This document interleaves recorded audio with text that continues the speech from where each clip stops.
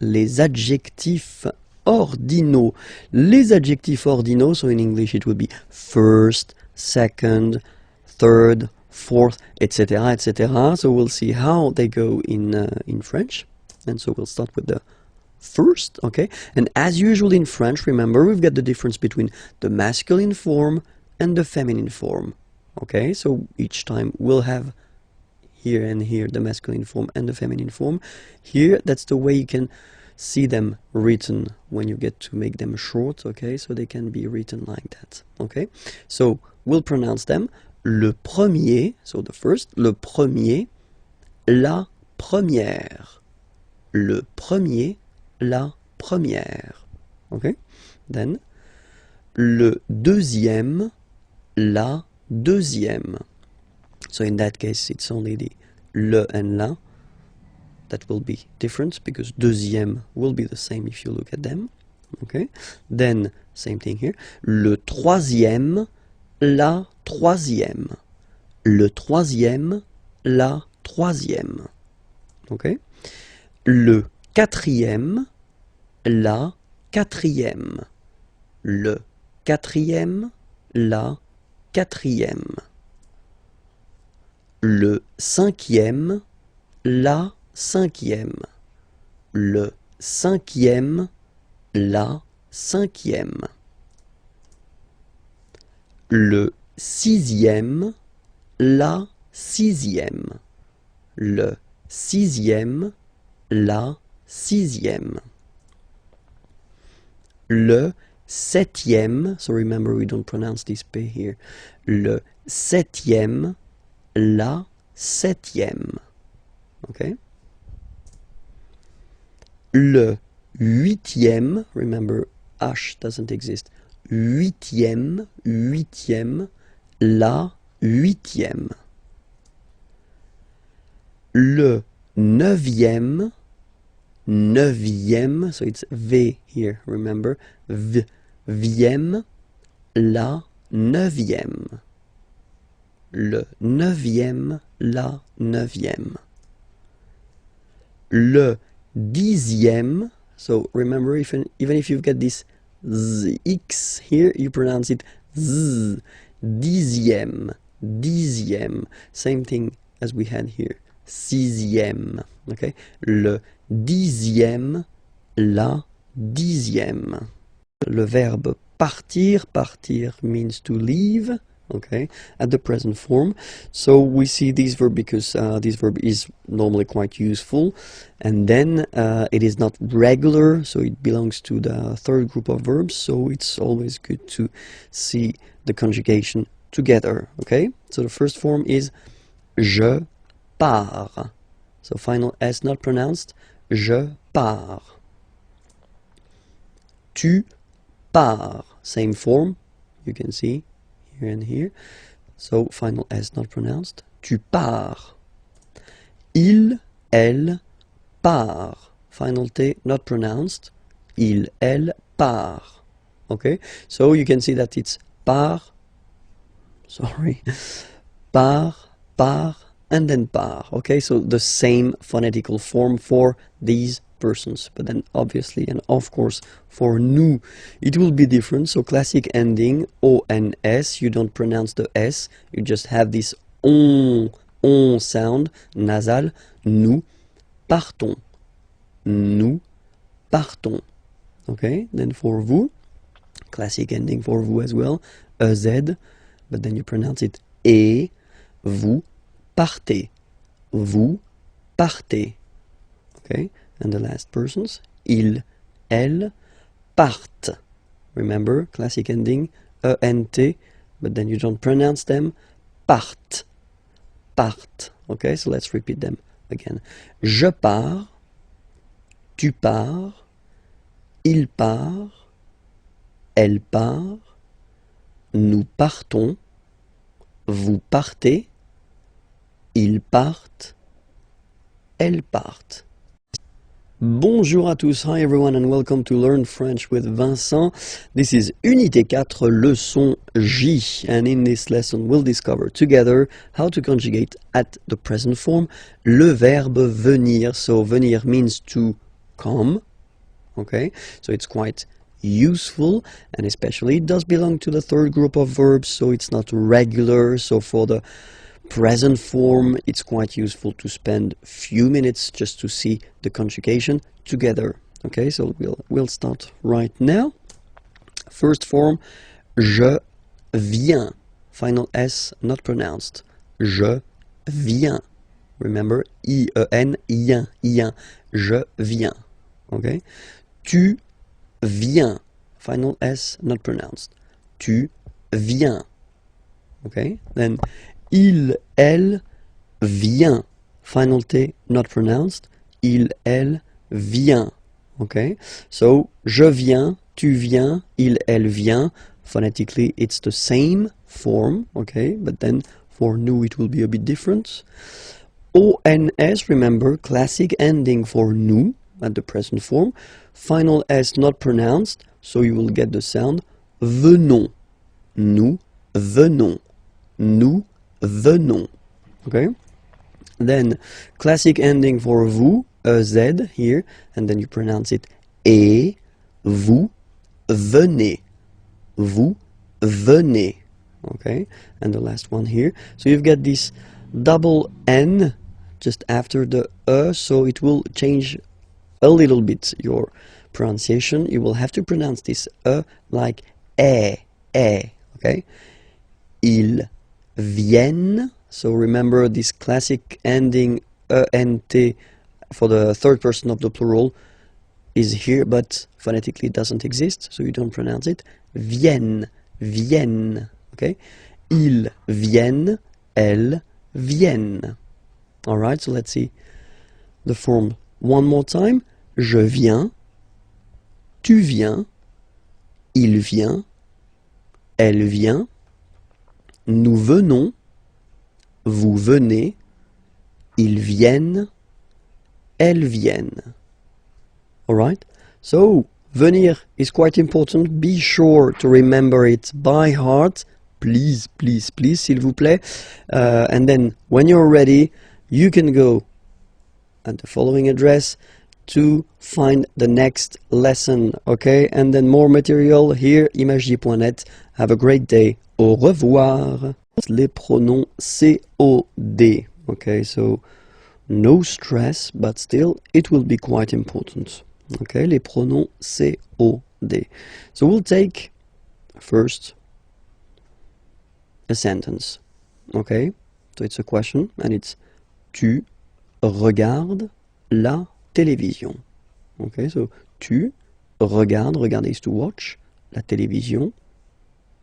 So if we look at this question, okay, and then we want to define all the elements, the first thing that we've got in this sentence is tu. Okay, so it's here, and it's sujet, so the subject of the sentence here. Okay, second part that we've got here is regarde. Okay, regarde here, and it's the verb, okay, that you've been conjugating. It's es, just because it's tu, all right? And the second part, or the third part here, so the last part, la télévision. So la télévision, that's what we will call complément, okay, because it's a complement, it will complete the sentence here by giving some information. It's objet, it doesn't have anything to do because it's la télévision, okay, so it's not an object like that, but it's what we call grammatical object, okay, and we say that it's direct because you don't have any preposition between the verb and this complément, okay, so no preposition, so it's direct, okay. So why do we say that it's quite important to use les pronoms COD? Just because when you've got a question, so if someone is asking you, tu regardes la télévision, okay, the first option would be oui, je regarde la télévision. So of course it's possible to repeat, I mean, this part, la télévision, okay, but then if we are honest, then in most of the cases we won't repeat la télévision. In that case we will use what we call pronouns, okay, just to avoid repeating this word. Okay, so let's see these pronouns together. So as usual we will have the difference between the masculine, the feminine and the plural. Okay, in that case here we'll start with the masculin singulier. Masculin singulier will be first le, or then, as usual, if we've got a vowel coming after, the e will disappear, so it will be l apostrophe. Okay, le, or then l, like that. Okay, if it's feminine and at the singular form, so we're talking here about the third person of the singular, it will be la, or for the same reasons as previously, l apostrophe if you get a vowel after. Okay, and then for the plural form, so here we're talking about the third person of the plural, then it will be les. Okay, so let's repeat them one more time. So for the masculine singular form it's le, for the feminine singular form it's la. Okay, and then if they are followed by vowels, then you take e and a away, and then you get this l. Okay, and for the plural form here it's les. All right, so let's see that in action now. So if you get the same question, tu regardes la télévision. All right, so now we've got all the elements. So we know that tu was the subject, regarde the verb, la télévision complément d'objet direct, and that's the thing we want to replace. We don't want to repeat la télévision. Okay, so first what do we need to do is first to spot the gender of the word. We know that la télévision is feminine. Okay, so we've got all the keys necessary. Oui, je la regarde. So as I said a long time ago in a lesson, remember that in French the pronouns, like this one for instance, are coming before the verb. So that's the reason why you will have this la here before the verb. Oui, je la regarde. Okay? Let's take another question. And here you've got tu vas regarder la télévision. So what's the difference between the previous question and this question? Well, this is, and we saw that in a previous lesson, I guess it was on this unit, so you can check it if you're not sure about that. That's what we call the futur proche, so the near future. Tu vas regarder la télévision, you are going to watch. Okay, so that's the near future. Tu vas regarder la télévision. Okay, and then here, if you look carefully, well, you've got two verbs, and that's the important thing here. So if you will have a structure with two verbs and then you want to use a pronoun, this pronoun will come always before the second verb, like here. Oui, je vais la regarder. Okay, so I'm not telling you that it will come between the two verbs, because you can have many things between these verbs. Okay, so focus on this idea that it will come before the second verb. Oui, je vais la regarder.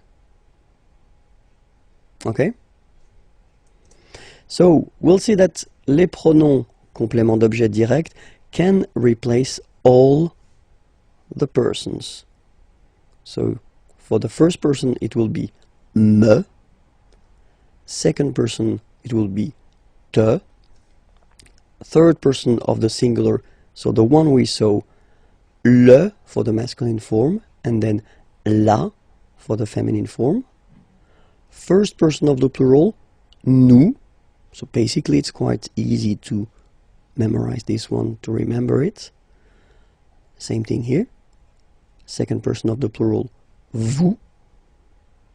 And then third person of the plural, les. Alright, so me, te, le, la, nous, vous, les. Alright?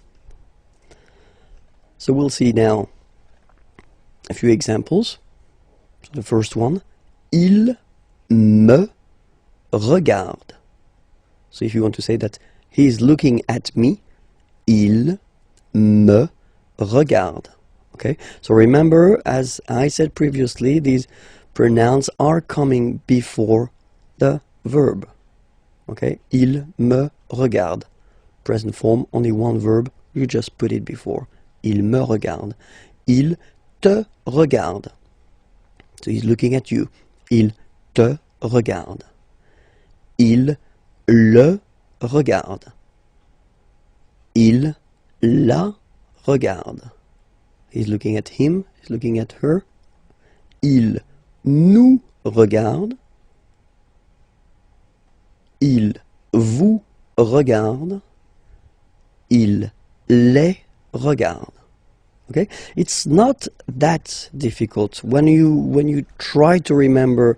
Well, first, of course, the pronouns, and then this idea that it will come before the verb. Well, honestly, it's not that tricky. Okay, I've been putting the same sentence, but then at this near future form. Okay, so just to show you, if you forgot it, that it should come before the second verb. Okay, so il va me regarder. So he's going to watch me, or to look at me. Okay, il va me regarder. Il va te regarder. Il va le regarder. Il va la regarder. Il va nous regarder. Il va vous regarder. Il va les regarder. Les pronoms COI. Okay, les pronoms COI. So, well, let's say that it's the second part of les pronoms CO, complément d'objet. Okay, so if you didn't watch the previous lesson, well, maybe it would be better to do so that you could understand maybe more clearly the whole thing. Okay, but then still we're starting right now. So, les pronoms complément d'objet direct. So, we'll start with une question, a question. Okay, so we'll see. It's a basic question. Okay, you get tu parles à ton frère. Okay, parler is to talk. Tu parles, you talk to your brother, à ton frère. Okay, so if we have a look at the elements in this sentence, the first part or the first element is tu, okay, and that's the subject of the sentence, tu, all right. Then the second element is parle, okay, and that's the verb. So it's ending like that because you've been conjugating this verb according to tu, okay, but it's a verb here. And then we've got this last part here, à ton frère. So that's what we call complément, so it will come to complete the sentence, okay, and it's objet, okay, so be careful, it's really what we call a grammatical object. So it's not an object, because in that case it's a good example because it's a person, okay, but then it's a grammatical object, and it's indirect because you've got this preposition à here, okay. So in the previous lesson we saw the direct ones, okay, they were without any preposition, okay, but then in this lesson it's indirect because you've got the preposition à here, okay, and it will change the things. So let's see the question. You can ask the question, so it's the same. Tu parles à ton frère, okay, and then the answer that you could give, of course, would be oui, je parle à mon frère.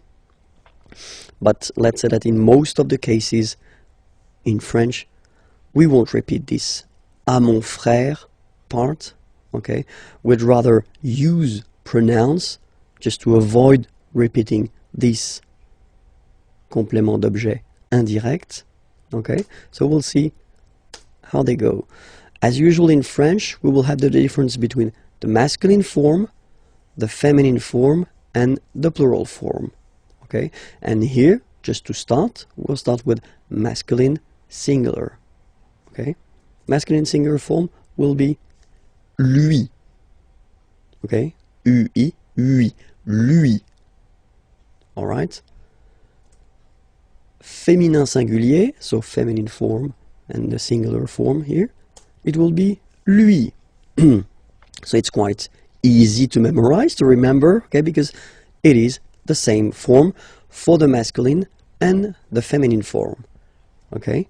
And then for the plural form, so third person of the plural, to be more precise, it will be leur, okay? So masculine singular, third person of the singular, lui, féminin singulier, feminine singular form, third person of the singular, lui, and then the plural form, third person of the plural, leur, okay? Let's see now the same question, okay? Tu parles à ton frère, okay? And the idea in that case, of course, is to avoid repeating this part here, so complément d'objet indirect, and to replace it with the pronoun, okay? So first we know that it's indirect because we've got the preposition here. We know here that it's masculine because it's brother, okay? And then we've got the information here because it's ton, all right? So we've got all the elements just to reply using the pronoun. Oui, je lui parle, okay? So the only thing you should really think about here is the position. So you should remember, as I said previously, that the pronouns in French will be placed before the verb. So, je lui parle.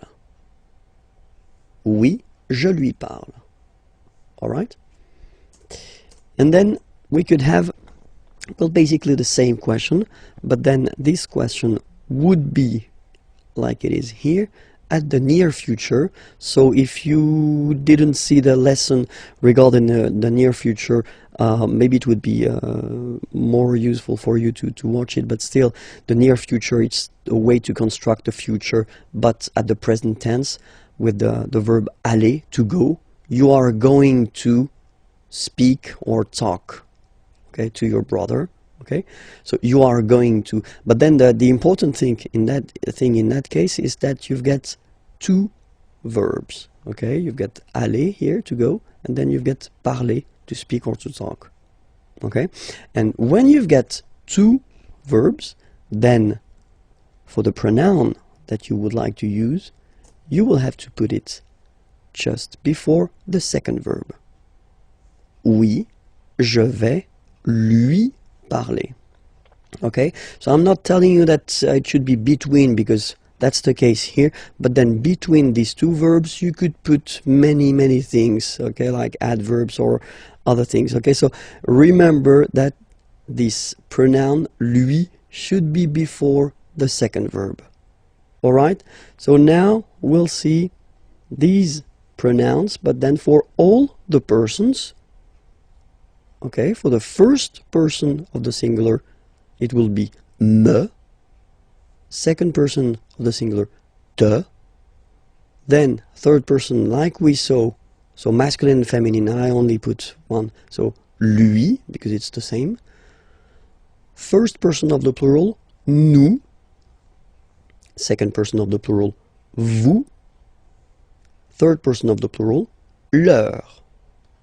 Okay, me, te, lui, nous, vous, leur. All right? So let's see examples now. So he's talking to me. Il, me parle. Okay, remember, me, and then before the verb, il me parle. He's talking to you. Il te parle. Il lui parle. I don't know why lui is still white. Well, maybe it was a mistake from my... Yeah, it is a mistake. It should be orange, but then still. Il lui parle. Okay. Il nous parle. Il vous parle. Il leur parle. Alright? Il me parle. Il te parle. Il lui parle. Il nous parle. Il vous parle. Il leur parle. Okay, so these examples are with one verb, okay, and then I've been rewriting the same sentence, but then at the near future, okay, with the two verbs, and then we can see how they go now. Il va me parler. He's going to talk to me. Il va me parler. So remember, you know, me before the second verb. Il va te parler. He's going to talk to you. Il va lui parler. He's going to talk to her, or he's going to talk to him. Okay. Il va nous parler. He's going to talk to us. Il va vous parler. He's going to talk to you. Il va leur parler. He's going to talk to them. Okay. Il va me parler. Il va te parler. Il va lui parler. Il va nous parler. Il va vous parler. Il va leur parler. Bonjour à tous, hi everyone, and welcome to Learn French with Vincent. This is Unité 4, leçon M. And in this lesson we'll see how to conjugate together le verbe vouloir. Vouloir means to want, and it belongs to the third group of verbs in French, so irregular. So that's the reason why I think it's quite good to see the conjugation at the present form together. So here it goes. Vouloir, first person, je veux. Final X not pronounced. Je veux. Tu veux. Final X not pronounced, the same form. Il veut. Final T not pronounced. Elle veut. Okay, so here, so far we've got one phonetical form, it's veut. Then for nous, classic ending, ONS, don't pronounce the S, just pronounce the on. Nous voulons. Nous voulons. Same thing here, classic ending EZ for vous, but then you pronounce it et. Vous voulez. Vous voulez. Vous voulez. And the last one, here, EU, and then ENT, classic ending, but then you don't pronounce it, so you get veulent, veulent. Ils veulent, elles veulent. Ils veulent, elles veulent. Okay, so let's repeat it one more time. Je veux, tu veux, il veut, elle veut, nous voulons, vous voulez, ils veulent, elles veulent. So that's it for this lesson. It was leçon M. Well, you can find more lessons right here. IMAGIERS is the name of the channel on YouTube, and then more material can be found there at imagier.net. Have a great day. Au revoir. Le verbe savoir. Savoir means to know, and it's quite useful, and but then it is irregular, so it belongs to the third group of verbs, so it's quite good to see the way to conjugate it together, okay, at the present form, and we'll see it right now. Okay, so let's start now. Je sais. Okay, final S not pronounced, and then you get this A-I-E. Okay, je sais. Sais. Okay. Tu sais. Same form. Final S not pronounced. Tu sais. Il sait. Final T not pronounced. Elle sait. So one phonetical form so far. Nous savons. So classic ending for nous, O-N-S. You don't pronounce the final S. Nous savons. Nous savons. Okay? Then vous savez. classic ending for vous, EZ, but then phonetically it's et, vous savez, savez.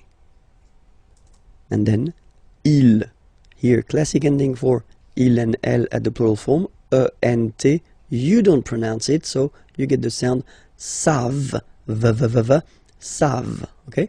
Ils savent, elles savent. So let's see that one more time. Je sais, tu sais, il sait, elle sait, nous savons, vous savez, ils savent, elles savent. Il y a, so we saw it in a previous lesson quite shortly. So il y a means there is or there are. But then in French we will have only one form, il y a. Okay? So let's see, for instance, here a question. Est-ce qu'il y a un magasin dans le quartier? Okay? Est-ce qu'il y a? So, is there un magasin, a shop, dans le quartier, in the neighborhood? Okay? Est-ce qu'il y a un magasin dans le quartier? All right? So the answer would be oui, il est juste ici. Yes, it is right here. Oui, il est juste ici. Okay? So in that case, we've been using this il y a, there is, okay? Just because un magasin, well, it's singular. Okay, so it's basically there is a shop, there is something. Okay? Let's see now. Here, same thing. Il y a une piscine, a swimming pool, dans cette ville. Il y a une piscine dans cette ville. Alright? So you can see that in the first example, I've been using this est-ce que. You remember we saw that previously, that you can add if you want to ask a question, okay? Or then it's possible here just to keep the same order. There is, il y a, okay? Une piscine, a swimming pool, dans cette ville, in this town, okay? But then don't forget to raise your voice at the end because it's a question. Il y a une piscine dans cette ville? Il y a une piscine dans cette ville? Okay, just a little bit to make it clear that it's a question, okay? So answer, oui, elle est à côté de la mairie. À côté, remember it was next or near, okay? And then la mairie, city hall. Oui, elle est à côté de la mairie. Alright? So in both cases here, il y a, just because it was masculin singulier, okay? And then here, il y a une piscine, féminin singulier. Alright, and we'll see now the other option that we would have to ask correctly the question. So first, look at it. Il y a, actually, you should change the order and put it like that. And the way you will pronounce it is y a-t-il, y a-t-il. Okay, so that's the correct form to ask a question with il y a, so the formal form if you want. And then des toilettes, here it's the plural form, okay, toilets, okay. So it doesn't really change because it will stay il y a, okay, but then here, of course, the order is changing, so that's the reason why it can be a bit tricky to notify the fact that basically it doesn't change even if it's plural here, okay. Dans ce restaurant, in this restaurant. Y a-t-il des toilettes dans ce restaurant? Y a-t-il des toilettes dans ce restaurant? Okay, and then the answer, oui, elles sont juste à droite. Okay, droite, remember, it was on the right. À droite, on the right. Just on the right. Oui, elles sont juste à droite. Okay, so to resume the whole thing, remember this il y a will be used so for there is, so like here, un magasin, a shop, so it's the singular form, okay? Or then here as well, il y a, there is, une piscine, a swimming pool, but still it will be also used as like that, il y a, okay, or then in the other order here, for the plural form, okay? It doesn't change. So that's one interesting thing in French. For once, it's easy. It doesn't change. Il y a plus singulier or then il y a plus pluriel. Okay? And in this unit, we'll discover together le passé composé. So le passé composé is a past tense, and it's probably the one that you will use in most of the cases, because that's the past tense that we tend to use to express what we've been doing for the weekend, or normally the past that is not that far. If you're talking about your childhood or something really far, we will normally use another tense that's called l'imparfait, that we'll see a bit later. So now in this lesson we'll focus on le passé composé.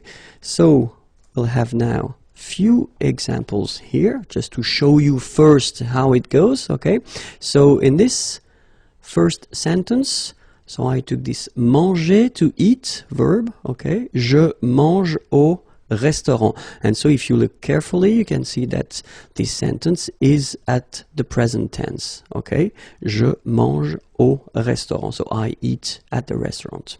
Okay, and then here I wanted to show you what this passé composé form looks like. Okay, so you can see that you've got first here the verb avoir at the present form. Okay, so it goes like j'ai, and then the second part, so because that's the main concept of this passé composé. Composé means composed, so you will have two parts, okay? And this is the second part here, and that's what we call participe passé, so past participle, and it goes like manger with an accent here at the end, okay? So we'll see why in a few minutes, okay? So the rest doesn't change, okay? And then you've got this j'ai mangé au restaurant. Well, it's the sentence, same sentence, but it's at the past tense. So it could be like yesterday, maybe last weekend. Okay? Another example here. Tu regardes la télévision. Okay? Remember, regarder is to watch. Okay? So you are watching the television. Tu regardes la télévision. So that's here the present tense. Okay? And so if we want to put the same verb at the past tense, well, basically we've got to respect the same rule that we had previously. Here you see we had avoir, so at the first person for je, and then here we've got avoir at the second person for tu, you, okay, and it's at the present form here, tu as, and then same thing here, you will have to put this participe passé form, okay, past participle, with an accent here because it belongs to the first group. Tu as regardé la télévision. Okay? So of course, I know that many of you will say, it looks so simple, it's not possible to be so simple in French. And that's true. We will have exceptions. And here we've got a good example.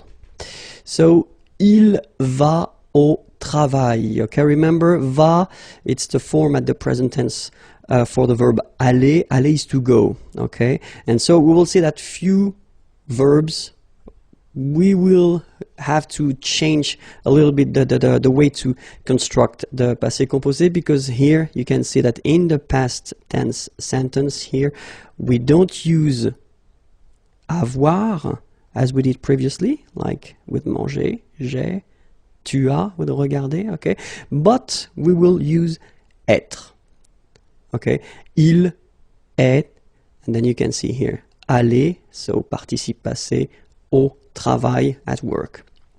Il est allé au travail. Okay, and this will be, well, the first difficulty of the passé composé form. So you should really think about the fact that, well, most of the verbs will be constructed with avoir, okay, and the one that you will construct with the être will be the exceptions, so you will have to remember them by heart, of course, okay, so we'll make a list after.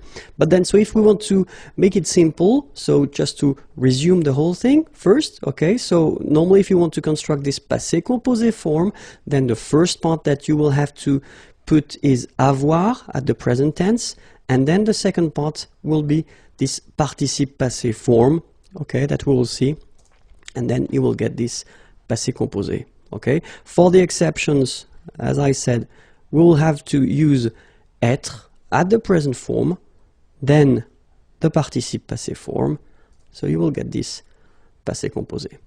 Okay? Now, let's see the verbs that will require être at the passé composé. The first one that we saw in the example that I gave you previously was aller. Aller is to go. Okay?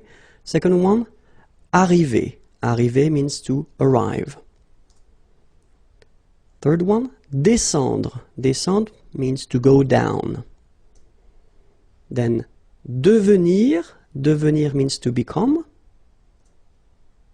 Then entrer. Entrer, to enter. Monter. Monter, to go up. Mourir. Mourir, to die. Naître. Naître, to born. Partir. Partir, to leave. Rester. Rester, to stay. Retourner. Retourner, to return. Sortir. Sortir, to go out. Tomber. Tomber, to fall. Venir. Venir, to come. Okay, so remember that all these verbs here that we saw will require the verb être at the passé composé form. Okay, so the others will require avoir. Okay, so you can see now that, I mean, most of the verbs will require avoir. Okay, and then these verbs will require être. Okay, so let's repeat them one more time. Aller, arriver, descendre, devenir, entrer, monter, mourir, naître, partir, rester, retourner, sortir, tomber, venir. Okay? So,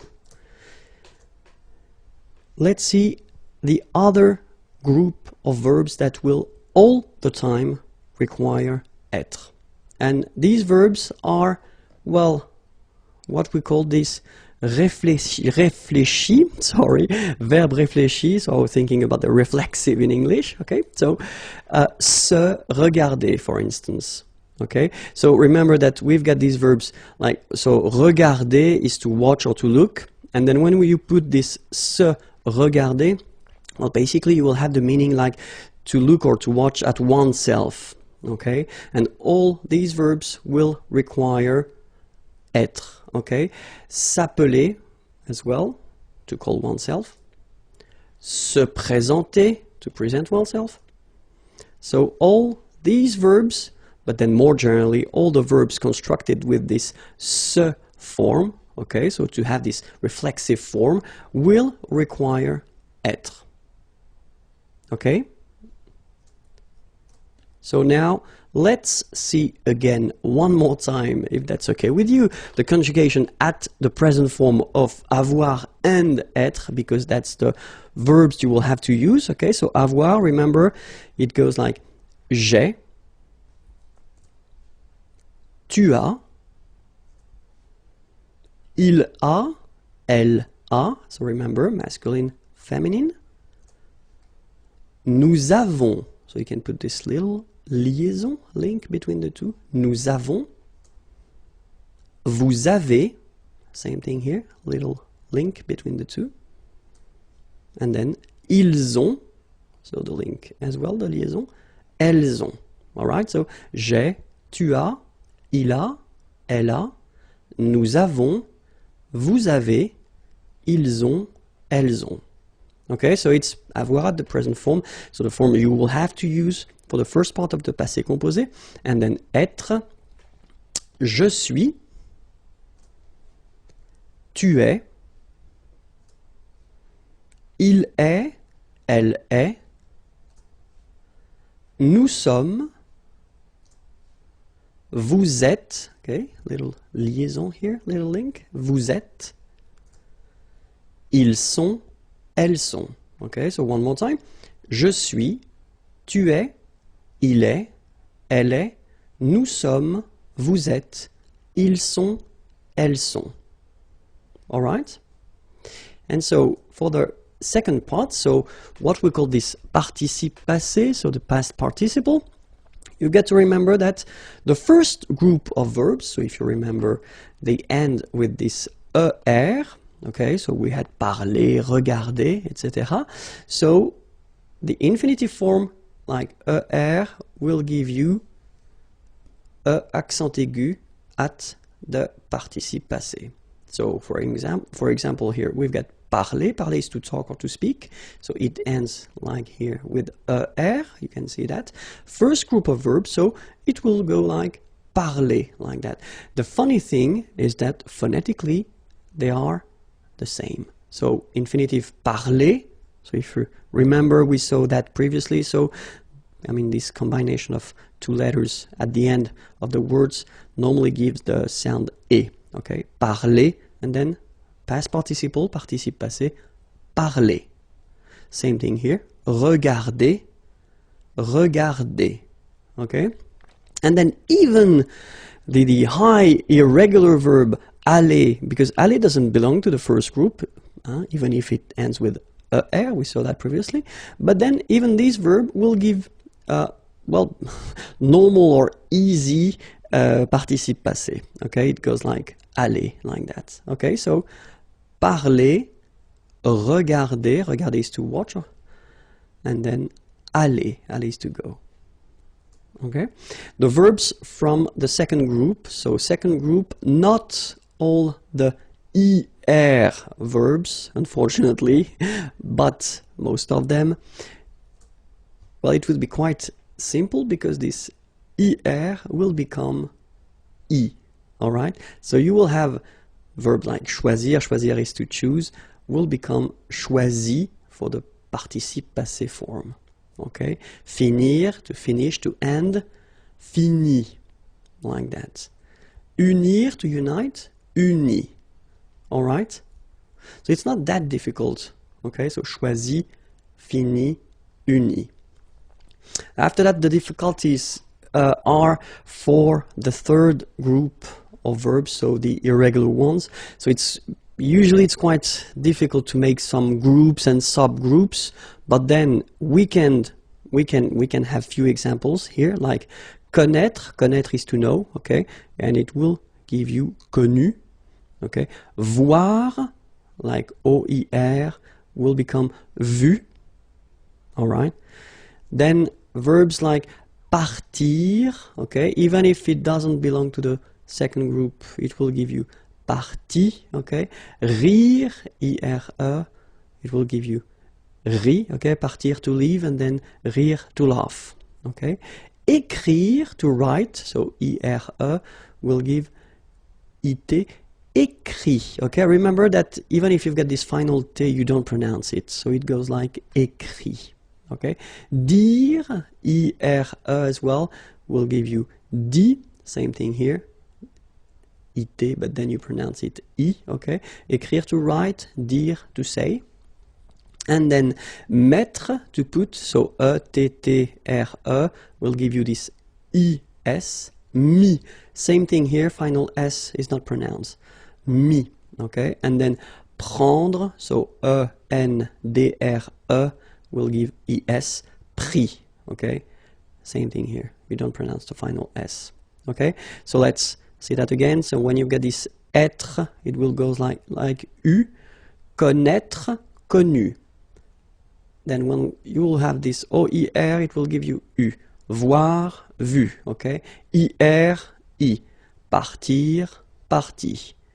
IRE will give you i, rire, ri, okay. IRE here, it, but then phonetically it's i as well because you don't pronounce the final t, okay. Écrire, écrit. IRE, it, same group. Dire, dit. Okay, then ETTRE will give you this ES, but then you don't pronounce the S, so you get I. Mettre, mi, and then ENDRE, ES, but then same thing here, the sound I. Prendre, prix. Okay, so this is normally the difficulty of the passé composé, to remember the participe passé form. Okay, in most of the cases I tend to tell my students that, well, they should learn them by heart, especially the irregular ones, because after that, I mean, the regular ones are quite easy to handle, but anyway, it's your shot. So let's see a few examples now. So if we take the verb parler, so parler, to speak or to talk, so it goes like j'ai parlé. Okay. Tu as parlé. Il a parlé. Elle a parlé. Nous avons parlé. Vous avez parlé. Ils ont parlé. Elles ont parlé. So if you look at it, it's not that difficult, you know. As I said, the only thing first that you should really remember, it's the verb avoir, but then I assume that at this level now it should be okay for you, and then you get to, after that, construct it and put this participe passé form. And for the regular verbs like parler, it's quite easy, and phonetically it's the same, so j'ai parlé. Okay, let's see now a few things that you've got to remember. So if you construct the passé composé form with the verb être, okay, so we saw the exceptions, I mean the verbs that are constructed with être, okay, you will have to remember one important thing. If you've got here the example of il est allé, okay, so you can see that aller goes like that without anything after, but if you look at the feminine form, elle est allée, so you can see that the difference between the two is that I've been adding this little at the end. So this is the thing that you will have to remember if you construct this passé composé form with être. You will have to put at the end of this participe passé form something according to the gender. So in that case it's the feminine form. You will have to put at the end, okay? Or, let's continue, if you've got the plural form like here, il, okay, masculine plural, and that's important, you will have to add this S at the end. And logically, for once in French, if you've got the feminine plural form, so elles here, elles sont allées, you will have to add first this so for the feminine, and then S for the plural. Okay, so that's the one, I mean, important thing that you will have to remember if you want to construct this passé composé form. Okay, keep in mind one thing. If you want to use French orally, so if you want only to talk, the good thing here, listen to me, il est allé, elle est allée, ils sont allés, elles sont allées. So the good news for you is that even if you write them differently, you will pronounce it the same way. So phonetically, it doesn't change at all. Okay? Here you've got aller, aller, even if you've got the final E, you don't pronounce it. Aller, even if you've got the S. Aller, even if you've got this ES. Okay? So doesn't change. But if you want to write correctly, you will have to remember that you put this final when you've got a feminine form, so feminine singular form. You will have to put this S if you've got the plural form, so masculine plural, and you will have to add this S if you've got the feminine plural form. Okay? Continuons. So, if we have the full thing for aller, it goes like je suis allé, tu es allé, il est allé, elle est allée, nous sommes allés, vous êtes allés, ils sont allés, elles sont allées. Okay? Let's see as well an example for all these reflexive verbs. Je me suis présenté. Tu t'es présenté. Il s'est présenté. Elle s'est présentée. Nous nous sommes présentés. Vous vous êtes présentés. Ils se sont présentés. Elles se sont présentées. Okay? So, the thing that we've got to keep in mind is, in most of the cases, you will have to use this avoir at the present form, then this participe passé form, and you will get this passé composé. Okay? In some cases, for the verbs, so the list of verbs we saw, and it's not a long list, so try to remember it, and all the reflexive verbs, you will have to use this être at the present form, then the participe passé. Then you will get this passé composé form. This lesson will work on le participe passé. So in the previous lesson, I introduced the passé composé form, okay? And if you remember, it was quite important to know how to construct this participe passé. So participe passé is a past participle in English. Just because, well, in most of the cases, it is easy for the regular group, so the two first group of verbs that we have in the French language, but for the rest of the verbs, it's a bit tricky, to be honest. Okay, so we'll see that together. But then, so as I said, for the first group, so the group of verbs ending with er, like that, it is quite easy because you only need to take this er away and replace it with accent aigu. Okay, so parler, to talk, to speak, will give you parler. Okay, the good thing for the phonetical part is that it is the same. Parler, parler, you pronounce it the same. Okay, regarder, so to watch, will give you regarder. Okay, and then even this aller verb, so irregular verb, but then it will behave like the regular verbs.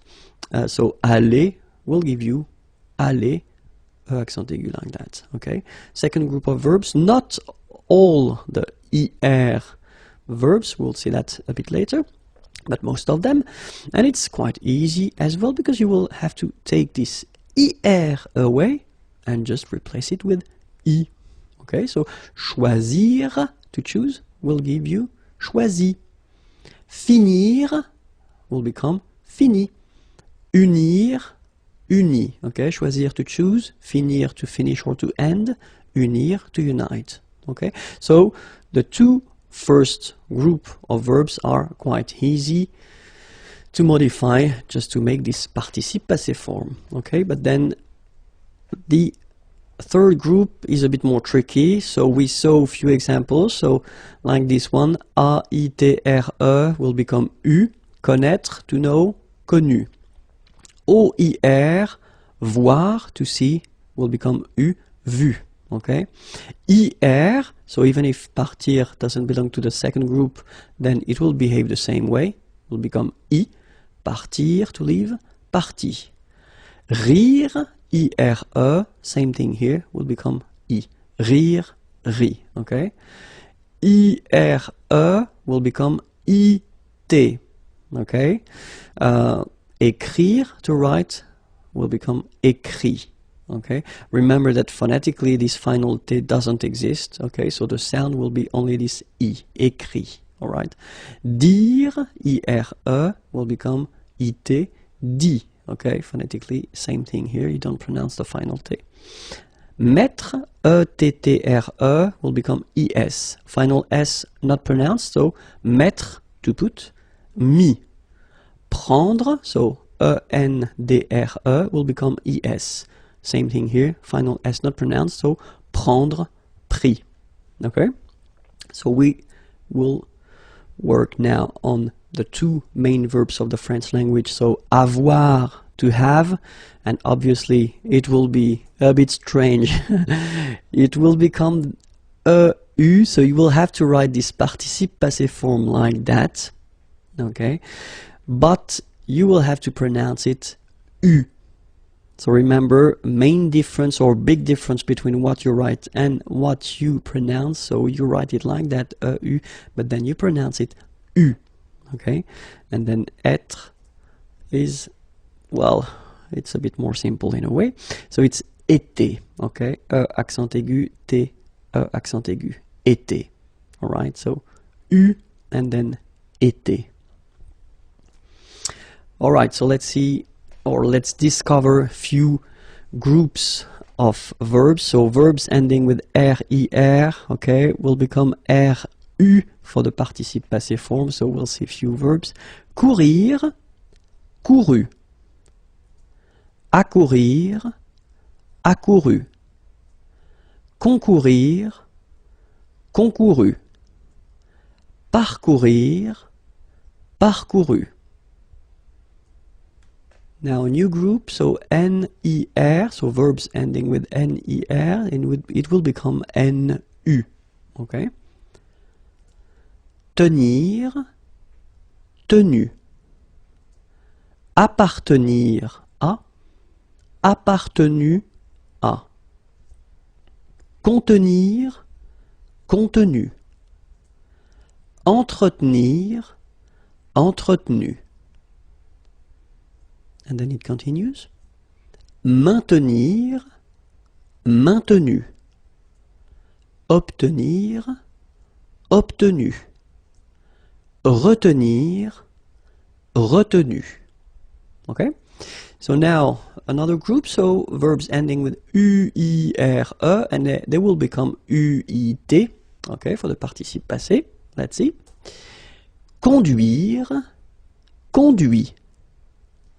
Construire, construit. Cuire, cuit. Détruire, détruit. Instruire, instruit.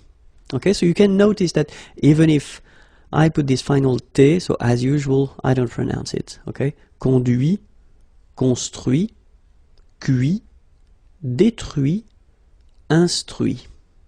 Okay, so a few more verbs. Introduire, introduit. Produire, produit.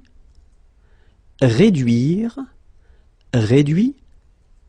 Séduire, séduit.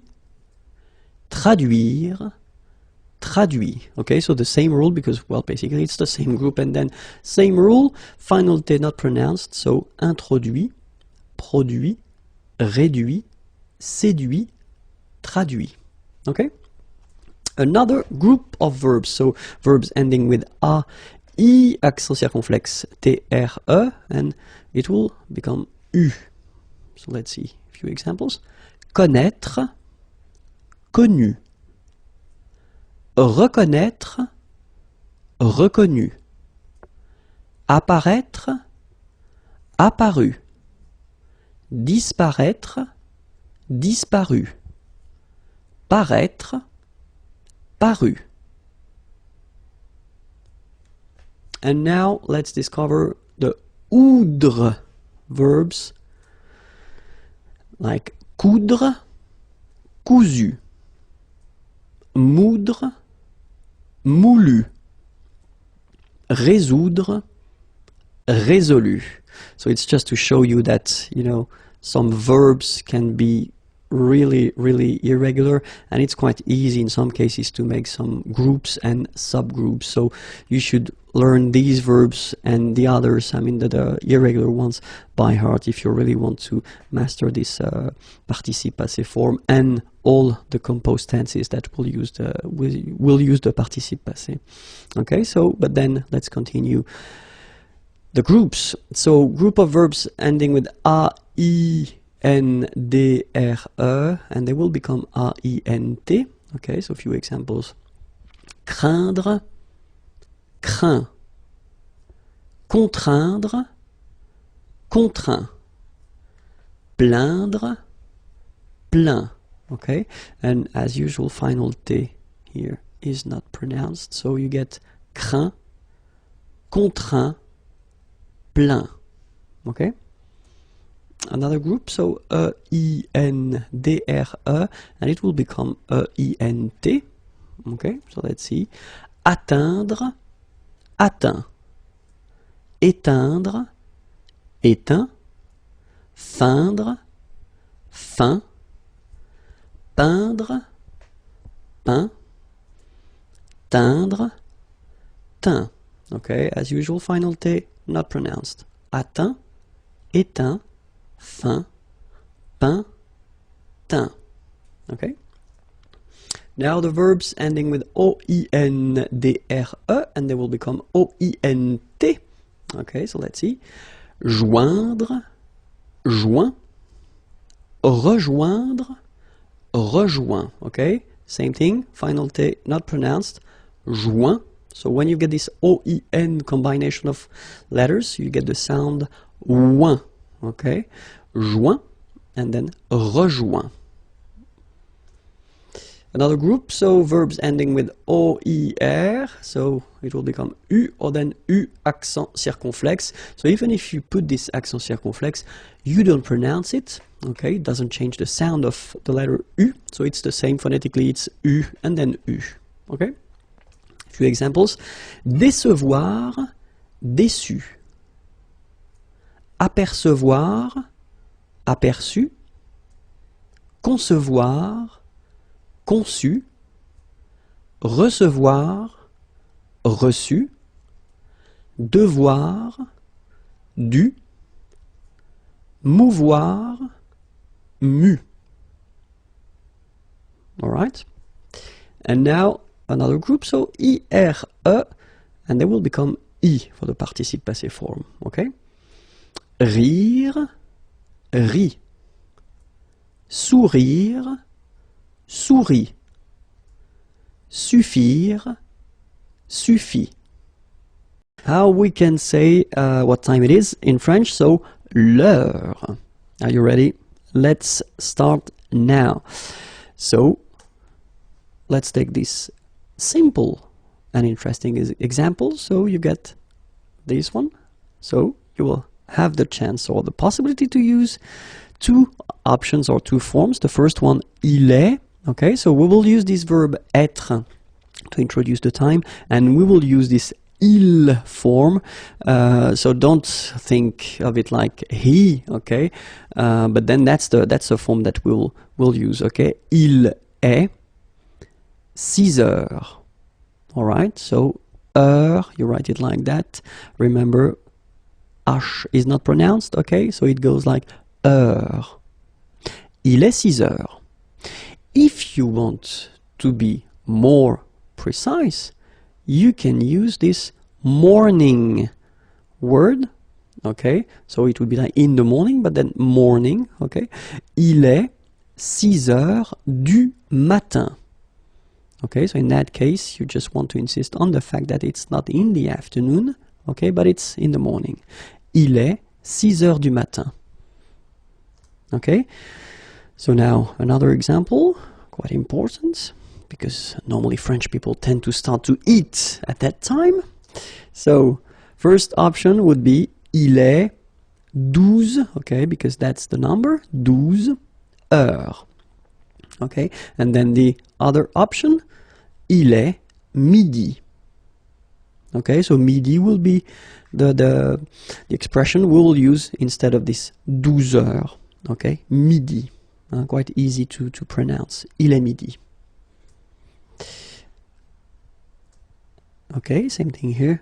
We've got two options. The first one would be il est 15 heures. Okay, because that's the number. 15, 15. Il est 15 heures. All right. And then the other option we will have is to use 3 instead of 15. Okay. And then we can put après-midi, afternoon. Okay. Il est 3 heures de l'après-midi. Il est 3 heures de l'après-midi. Okay, so first option, like the official one, il est 15 heures.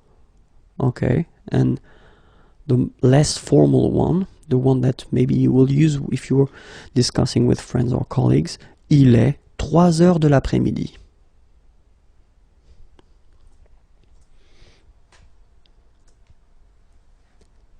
Il est 18 heures.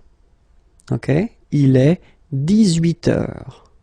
Alright, so that's the number, 18, okay? Or then you can use this 6, okay? And in that case, when we use this 6 heures, we tend to think that, well, that's the limit. It's not really the afternoon, it's the beginning of the evening, so we use soir. D'accord? Il est 6 heures du soir. First option, il est 18 heures. Second possibility, il est 6 heures du soir. Okay? And now, il est 21 heures. So you don't say un, you say une. So 21, just because heure is feminine. So that's the reason why you've got to put this feminine form here. Il est 21 heures. Alright? Or then the other option, il est 9 heures du soir. Il est 9 heures du soir. Okay? Here.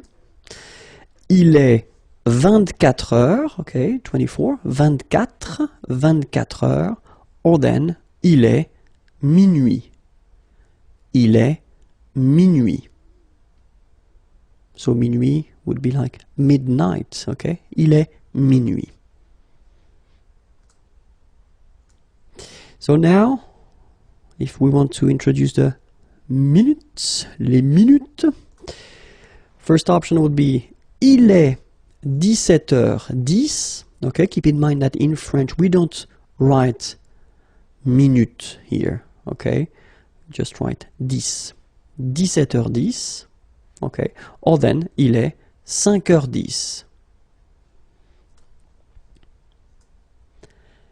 Il est 19h15. Okay, 15. 15. Or then we've got the other option. It's to use this écart. Écart. Il est 7h15. First one, il est 19h15. Or then, il est 7h15. Il est 15h30. 30. Or then, il est 3h30. Il est 3h30. And now, if we're going after 30, so, for example, here, we've got il est 7h35. So that's the first possibility, 35, 35. Okay, but then as in many languages, it's possible to say minus something. Okay, in that case, it would be 25. So you can say il est 8 heures moins, moins means minus, 25, 25. Il est 8 heures moins 25. Okay, and you can see that here as well, we don't use the minute word after. Just put the numbers. Okay, il est 8 heures moins 25. Il est 9h45. Il est 9h45. 45, 45. Or, other option, il est 10 heures moins le quart. Moins le quart. Il est 10 heures moins le quart.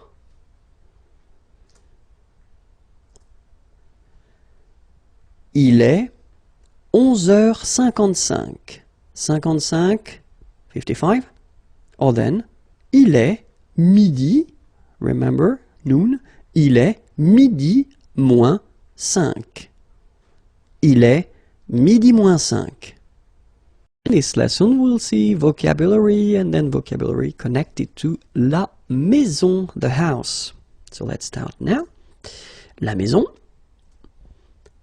L'appartement. L'appartement. L'étage. L'étage. L'escalier. L'escalier. La porte d'entrée. la porte d'entrée, le garage, le garage. Okay, so one more time. L'appartement, so it's the masculine form, by the way. L'étage, same thing here, masculine word. L'escalier, same thing here, masculine. La porte d'entrée, le garage. Okay, so let's continue now. La cave, les poubelles, la cheminée, l'ascenseur, le portail. Okay, so la cave, les poubelles. So here you've got the plural form, but then if you want to put the singular form, it would be la poubelle. Okay, so you know that, you know now, sorry, that it's a feminine word.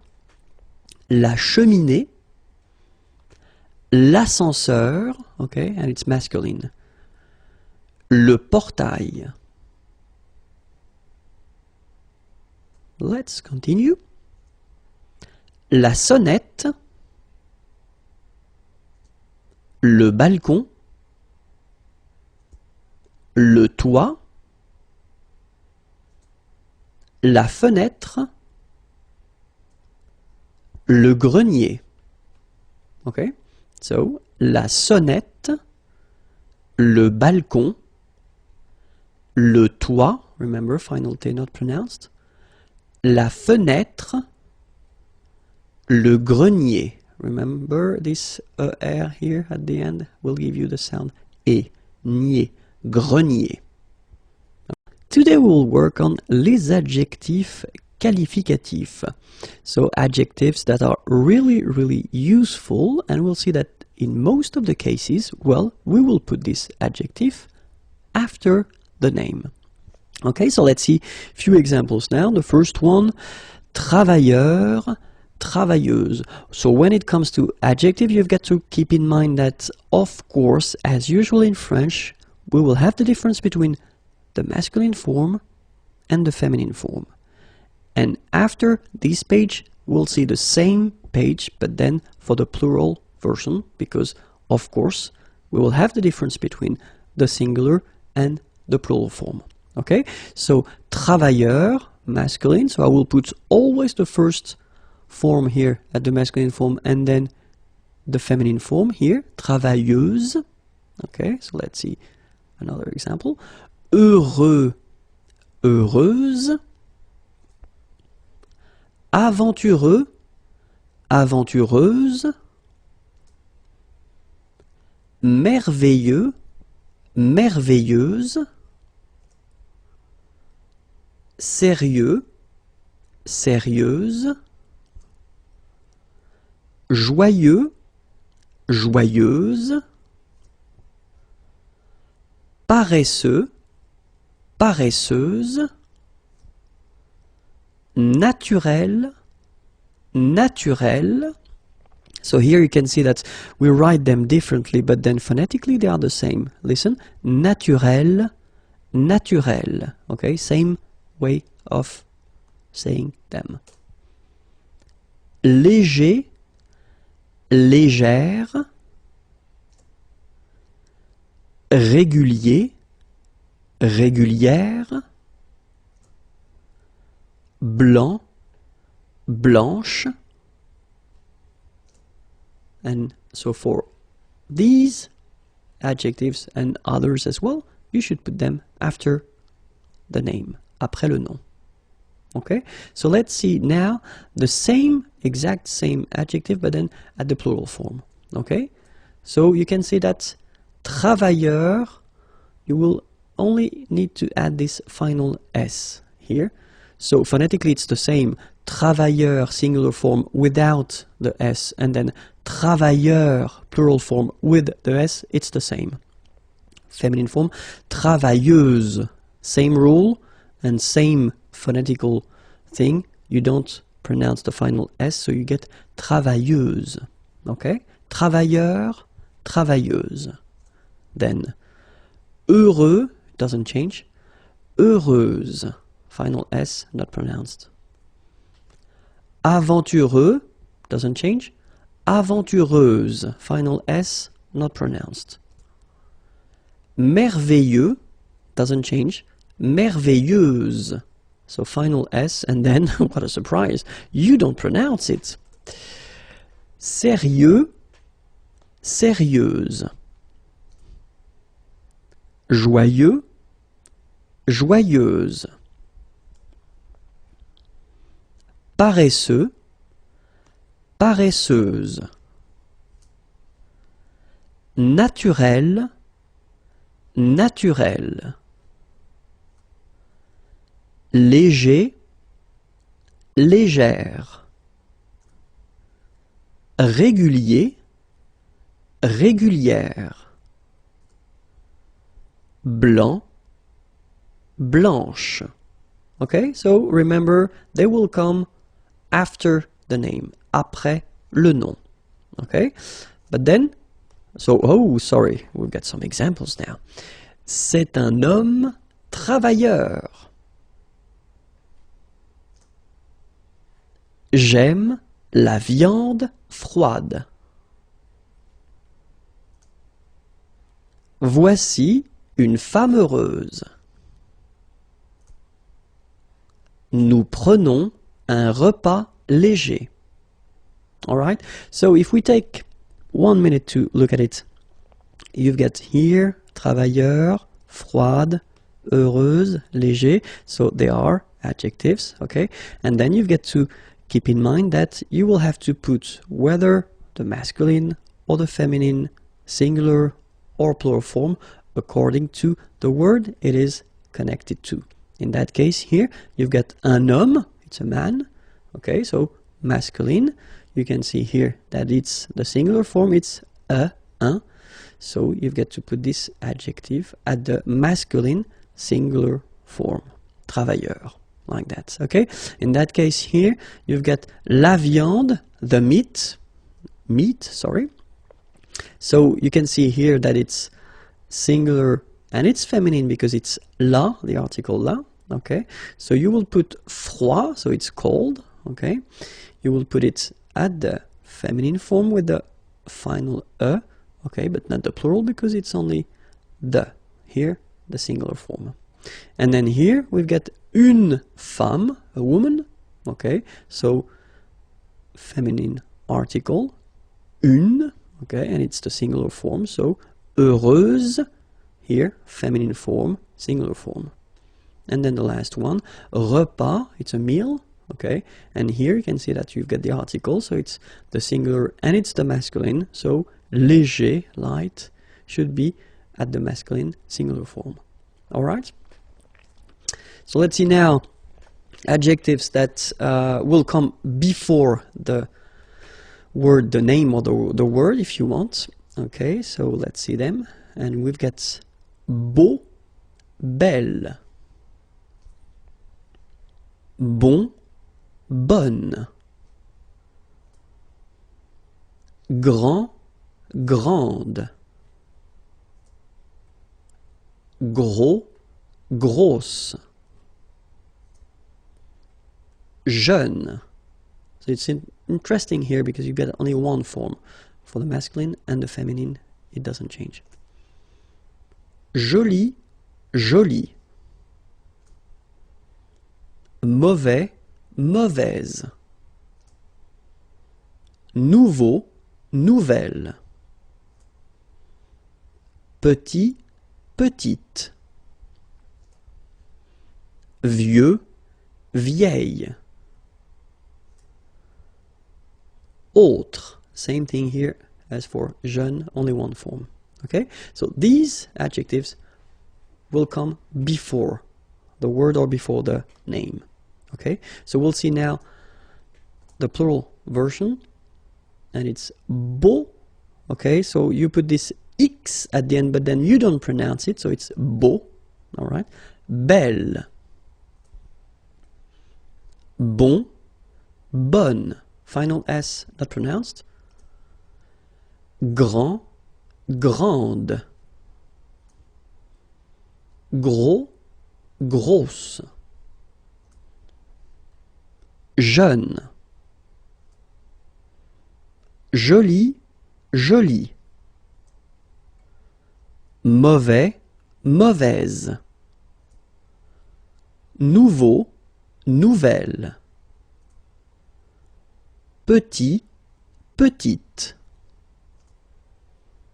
vieux, vieille, autre. All right, so let's see now. Important thing, so we've got some adjectives like beau, so the one we just saw previously, so beau, and then we will have this belle form as well for the masculine form. So let's see here the reason why. So in the first sentence, merci pour ce beau cadeau. So thank you for this beautiful gift.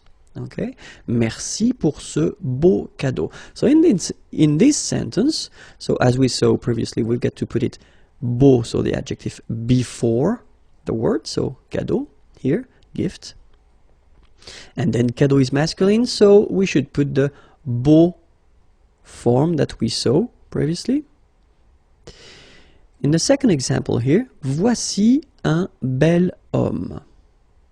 So you could ask me the question, why do you put this belle form instead of beau? Because homme, well, it's masculine, yes. The reason is that it starts with the sound O, because if you remember carefully, H is not pronounced, so H doesn't exist phonetically.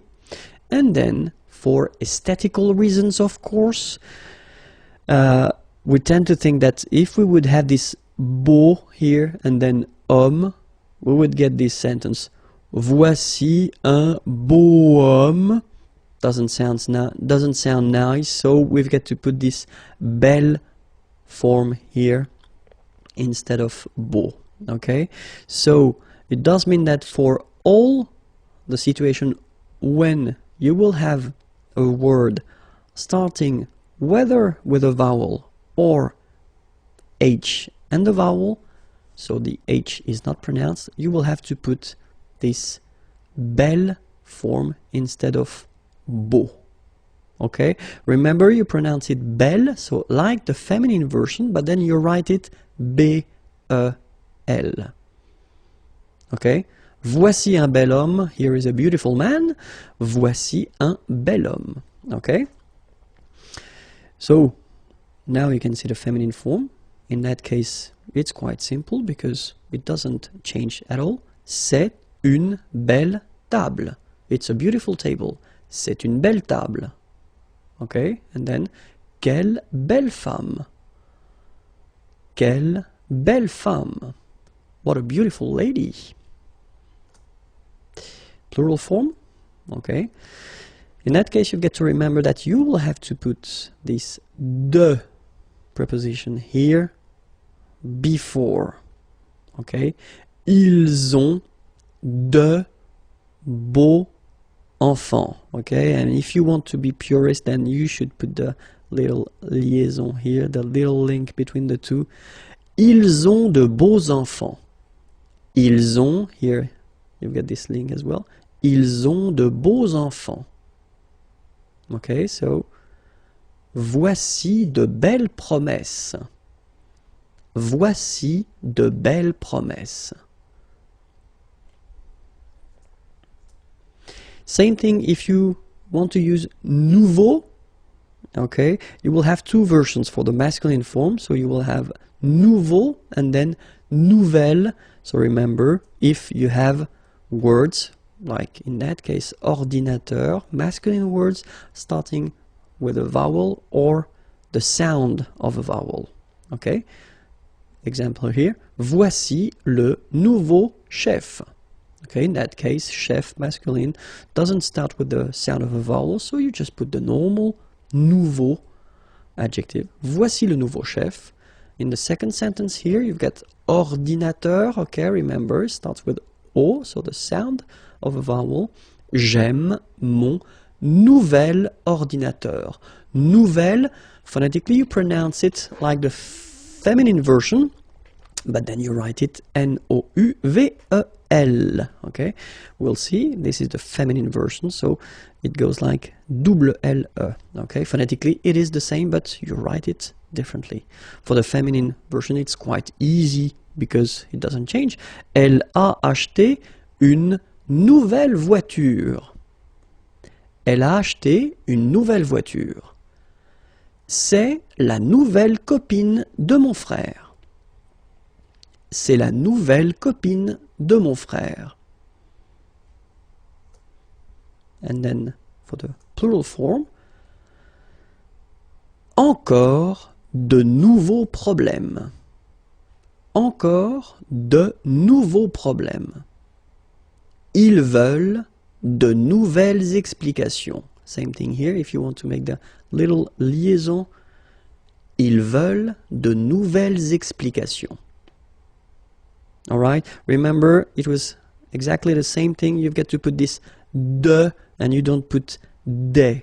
Okay, but you put de in both of the cases if it's for the plural form, whether masculine or feminine. You don't put des, but you put de. Okay, so let's see now vieux. So vieux behaves like the two previous adjectives we saw, so you will have one version for the masculine form, or two versions, sorry, for the masculine form, so this one, the official way, and then the second one for the verbs, or for the words who are starting with a sound of a vowel, like here, arbre. Okay, so for normal word, so like chien here, dog, so you don't have the sound of a vowel at the beginning, so il a un vieux chien. Okay, and here, c'est un vieil arbre. C'est un vieil arbre. Feminine form, vieille. Okay, j'ai une très vieille voiture. J'ai une très vieille voiture. C'est une vieille table. C'est une vieille table. And then for the plural form, voici de vieux journaux. So same rule, remember, if you want to put this des, you shouldn't put des but de instead. Okay, voici de vieux journaux. Okay, when you put the article les, it doesn't change and it's not a problem. J'aime les vieilles maisons. J'aime les vieilles maisons.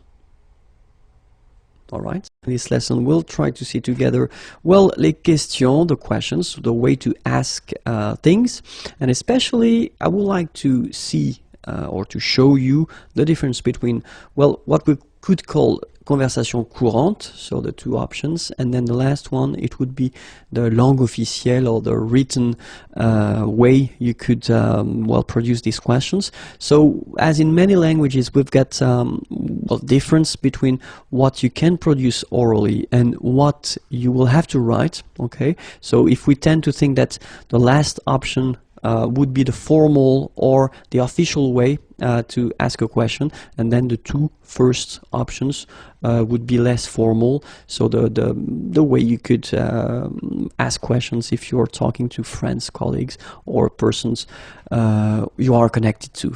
Okay, so let's start with the first example. So the first one, if you want to know, well, the name of who is the teacher of someone, okay, so the first option would be ton prof, c'est qui?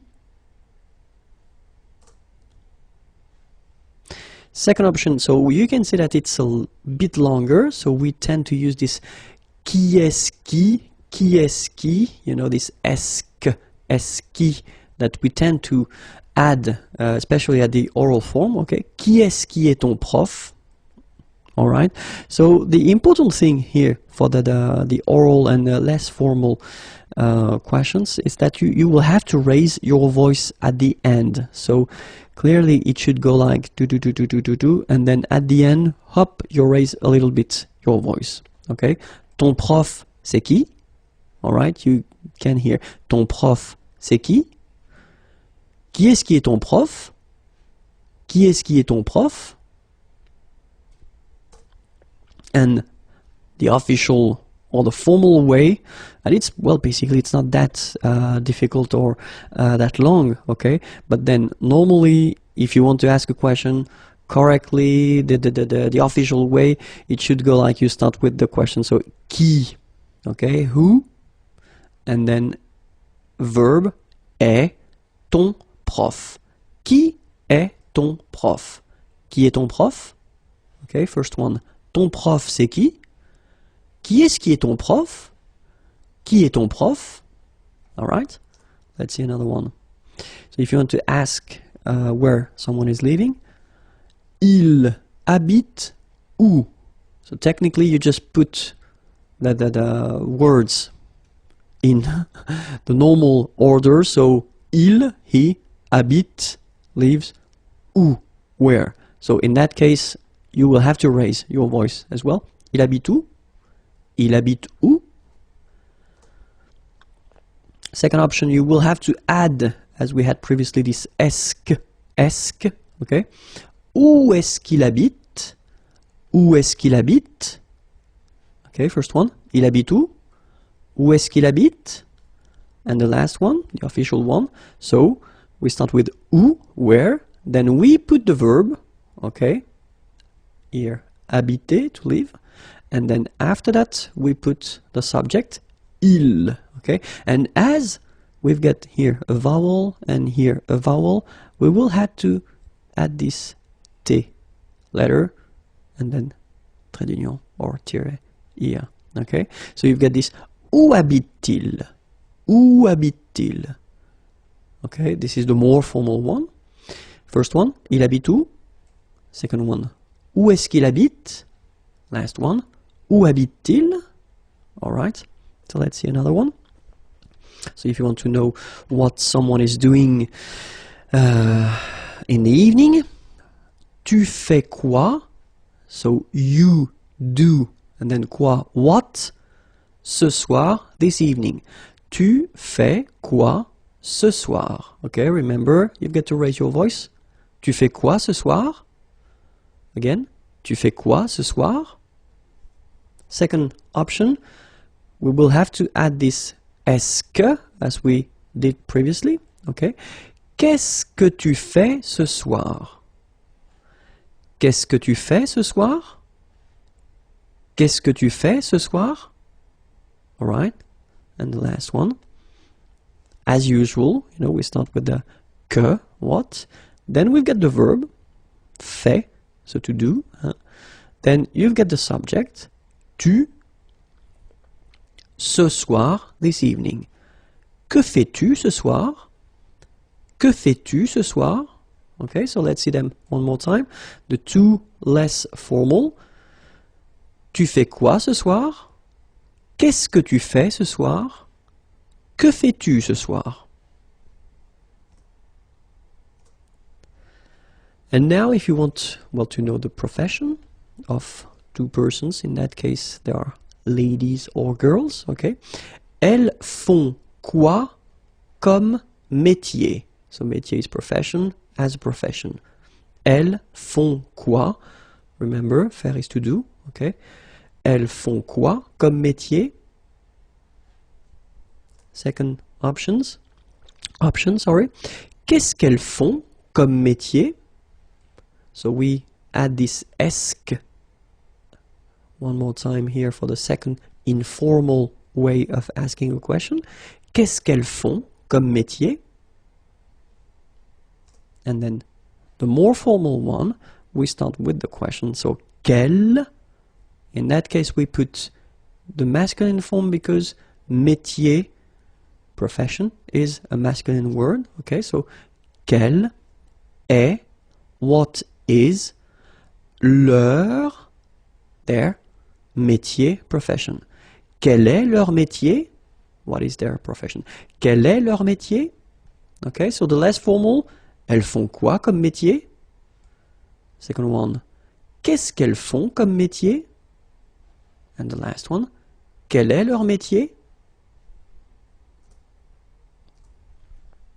So if you want the name of someone, remember that we use this s'appeler verb. Okay, so it's a reflexive verb. So that's the reason why you've got this vous. Okay, so the first way of asking the name of a person, well, you use this vous, okay, because it's the polite form anyway, because you don't know the person. So definitely you should use this vous, but then of course you can use this informal way of asking the name of a person. In that case, you just keep the normal order of the vous appelez. So you call yourself, and then comment, how. All right. Vous vous appelez comment? Remember, as usual, raise a little bit your voice at the end. Okay. Vous vous appelez comment? Vous vous appelez comment? All right.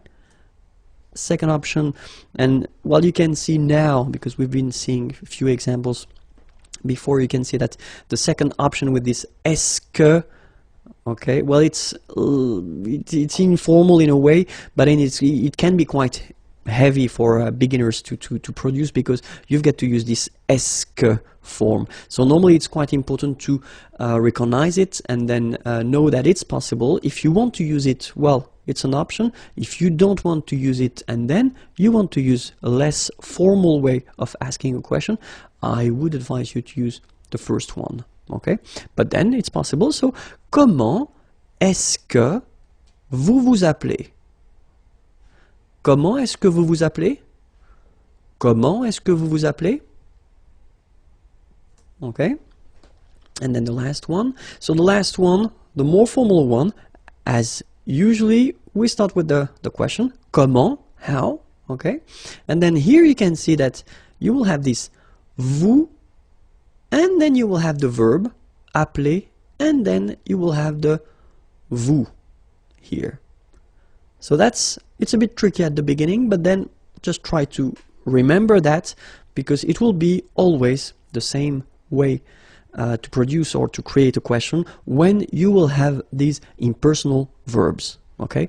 Comment vous appelez-vous? Comment vous appelez-vous? Okay, first one. Vous vous appelez comment? Second one. Comment est-ce que vous vous appelez? Last one. Comment vous appelez-vous? Okay? The passé composé form of the verb avoir. Avoir is to have, so it's quite important. So let's discover it together. First form is j'ai eu. Okay? Remember the difficulty with avoir at the past form. So first, remember that we saw in the previous lesson how to construct this passé composé form. So you've got to use whether avoir or être here. In that case, it's avoir at the present form. And then the second part, it's what we call the participe passé. Okay? And then, of course, for avoir, it's a bit tricky. You write it like that, eu, but then phonetically, what you will have to pronounce is u. Okay? So you get j'ai eu. All right? J'ai eu. Tu as eu. Il a eu, masculine form. Il a eu, feminine form. Elle a eu. So here, let's make the little liaison, the little link between everything. Nous avons eu. Nous avons eu. Vous avez eu. Vous avez eu. Ils ont eu. Elles ont eu. Okay, so let's see them one more time. J'ai eu. Tu as eu. Il a eu. Feminine form. Elle a eu. Nous avons eu. Vous avez eu. Ils ont eu. Elles ont eu. Le passé composé, and especially the form for être, the verb être. Être is to be, remember. So we saw previously how to construct this passé composé form, okay? So I won't explain that again. If you don't know how to make it, then check the previous lessons because you can find the passé composé lesson, okay? So we'll only focus on this form of être. Être is to be, okay? And the first form is j'ai été. J'ai été. Tu as été. Tu as été. So masculine form here. Il a été. Feminine form. Elle a été. And then here, we'll make some liaison. Nous avons été. Nous avons été. Vous avez été. Vous avez été. Ils ont été. Okay, so you make the little liaison here as well, between the on and été with the t. Ont été. Ils ont été. Elles ont été. Alright? So one thing that really you should remember is that even if it's être to be, then you will have to construct it with avoir. Okay? So, j'ai été, tu as été, il a été, elle a été, nous avons été, vous avez été, ils ont été, elles ont été. We will discover together the passé composé form of the verb aller. Aller is to go. Okay, and remember that aller is one of the tricky verbs in at the passé composé form because it will use être and not avoir as most of the verbs. Okay, so that's the reason why here you will have the form je suis allé. Okay, and then you can make the liaison here. Je suis allé. Je suis allé. Tu es allé. Tu es allé. Il est allé. Il est allé. You've got this little liaison between the two. Il est allé.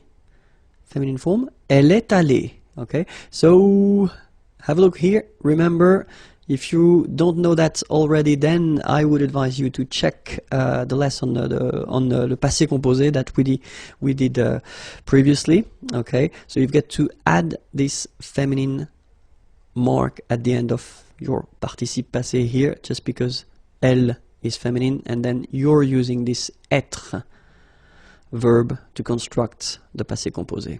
That's the reason why. Phonetically, it doesn't exist. You don't pronounce it, so you get elle est allée, and then for the masculine form, il est allé. So aller is pronounced the same way, but still you have to write it. Okay. Same thing that if you get to put the plural form, then you will have to add this s mark of the plural at the end of your participe passé form here. Okay. Nous sommes allés. You don't pronounce it. Okay, but you write it. Nous sommes allés. Vous êtes allés. Vous êtes allés. Same thing here. You put it, but you don't pronounce it. And then here, masculine form. Ils sont allés. So masculine plural. You put this S. Ils sont allés. Little liaison between the two. Ils sont allés. Elles sont allées. Feminine and plural here. Okay, S, you don't pronounce them, but still you've got to write them. And then this little liaison here. Elles sont allées. Okay, so let me repeat the whole thing for you. Je suis allé. Tu es allé. Il est allé. Elle est allée. Nous sommes allés. Vous êtes allés. Ils sont allés. Elles sont allées. The passé composé form of the verb parler. Parler is to speak or to talk. Okay, so let's discover it right now. First person, j'ai parlé. Tu as parlé. Il a parlé. Elle a parlé. Nous avons parlé. Vous avez parlé. Ils ont parlé. Elles ont parlé. Alright? So remember, passé composé, you've got to use two parts. The first one, avoir in that case, and then what we call participe passé. This participe passé form, as you can see, doesn't change for all the persons. You will have to put avoir at the present tense here. Okay? J'ai parlé, tu as parlé, il a parlé, feminine form, elle a parlé, nous avons parlé, little liaison here, nous avons parlé, vous avez parlé, same thing here, little liaison, ils ont parlé, same thing here, ils ont, elles ont parlé. Okay, so we'll just see one more time the passé composé form of finir. Finir is to finish or to end. Okay, and let's see how it goes. J'ai fini. J'ai fini. Tu as fini. Tu as fini. Il a fini. Feminine form, elle a fini. Nous avons fini. Nous avons fini. Vous avez fini. Vous avez fini. Ils ont fini. Elles ont fini. Okay, so let's see them one more time. Remember, as we saw previously, you've got avoir here, and then you've got fini. So this participe passé form, the second form that you've got to add to construct the passé composé, and fini doesn't change. It's here all the time, and it's written the same way, okay? J'ai fini, tu as fini, il a fini, elle a fini, nous avons fini, vous avez fini, ils ont fini, elles ont fini. Les unités de mesure. Okay, so let's start. 1 millimètre. Les millimètres. 1 centimètre. Les centimètres. 1 mètre. Les mètres. 1 kilomètre. Les kilomètres. 1 mètre carré. Les mètres carrés. 1 litre. Les litres. 1 gramme. Les grammes. 1 kilo. 1 kilogramme. Les kilos, les kilogrammes. Les faux amis, so they look the same in English and in French, but then the meaning is different. Okay, so let's start now. And then the first one, it will be travailler. Travailler. Okay, remember when you get this I and then double L like that and a vowel. I. Travailler.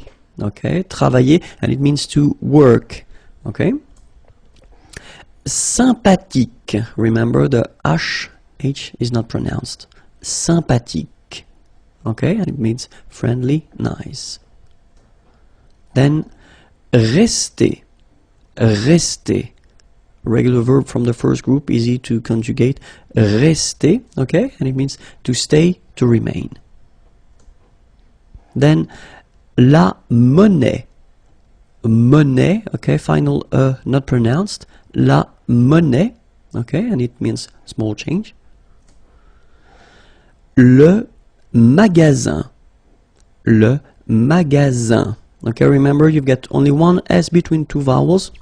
Then you get the sound Z, alright? And then the ending here is IN, so it's nasal, it goes in your nose, and it's un. Magasin. Okay, and it's shop. Alright? Then la librairie. Okay, remember I here, librairie, final not pronounced. La librairie. Okay, and it's a bookshop. Then la journée. La journée, final not pronounced, and it's day. Grand, final day not pronounced, okay? Gr, gr, gr, gr, and then the nasal en, grand, okay? And it means big or tall. Then gentil. So remember this final L is not pronounced. Gentil, gentil, and it's nice or kind. Then attendre, attendre. Remember, final you don't insist on it, it just gives you the possibility to pronounce the dr, dr. Okay, so attendre, attendre. Alright, and it's to wait. Bonjour à tous and welcome to Learn French with Vincent. This is Unité 5, leçon N. And in this lesson, we'll discover vocabulary regarding le corps humain. Le corps humain. So let's start now. La tête. La tête. L'épaule.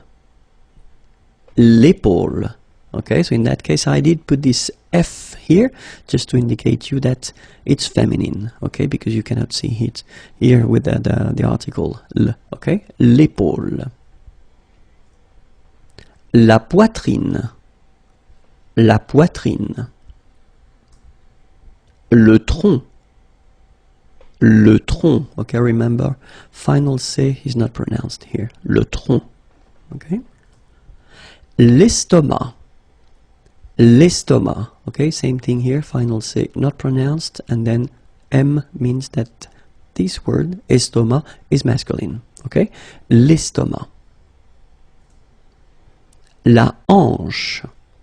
La hanche. Remember, H here is not pronounced, so you get the sound en, hanche at the beginning. Le poignet. Le poignet. So this combination of ET at the end will basically open the sound. So you get poignet. Okay, remember, G-N, poignet, le poignet. La cuisse. La cuisse. Double S and then two vowels before and after. It will give you a really strong S sound, okay? Cuisse, cuisse, la cuisse. Le genou, le genou. La jambe, la jambe. Okay, remember, A-M, when you combine these two, basically it's just like A-N, so it's nasal and it's en. Okay, so you get la jambe. La cheville. La cheville. Remember, double L like that after I, y. Cheville. Le pied. Le pied. Le dos. Le dos. Final S not pronounced. Okay? Le dos.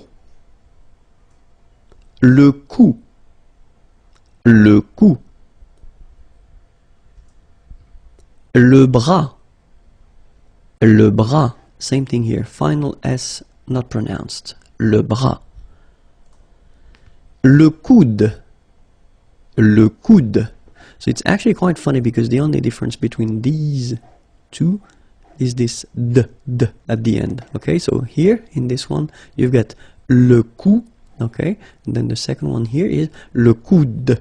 Okay, remember, you don't insist on this final E, it only gives you the sound of D at the end. Le coude, okay? Le nombril. Le nombril. Le doigt de pied. Le doigt de pied. La main. La main. So this combination A-I-N is quite interesting because it will give you the sound un. So it's really a nasal, it goes in your nose, okay? And it's un. Main. La main. Le doigt.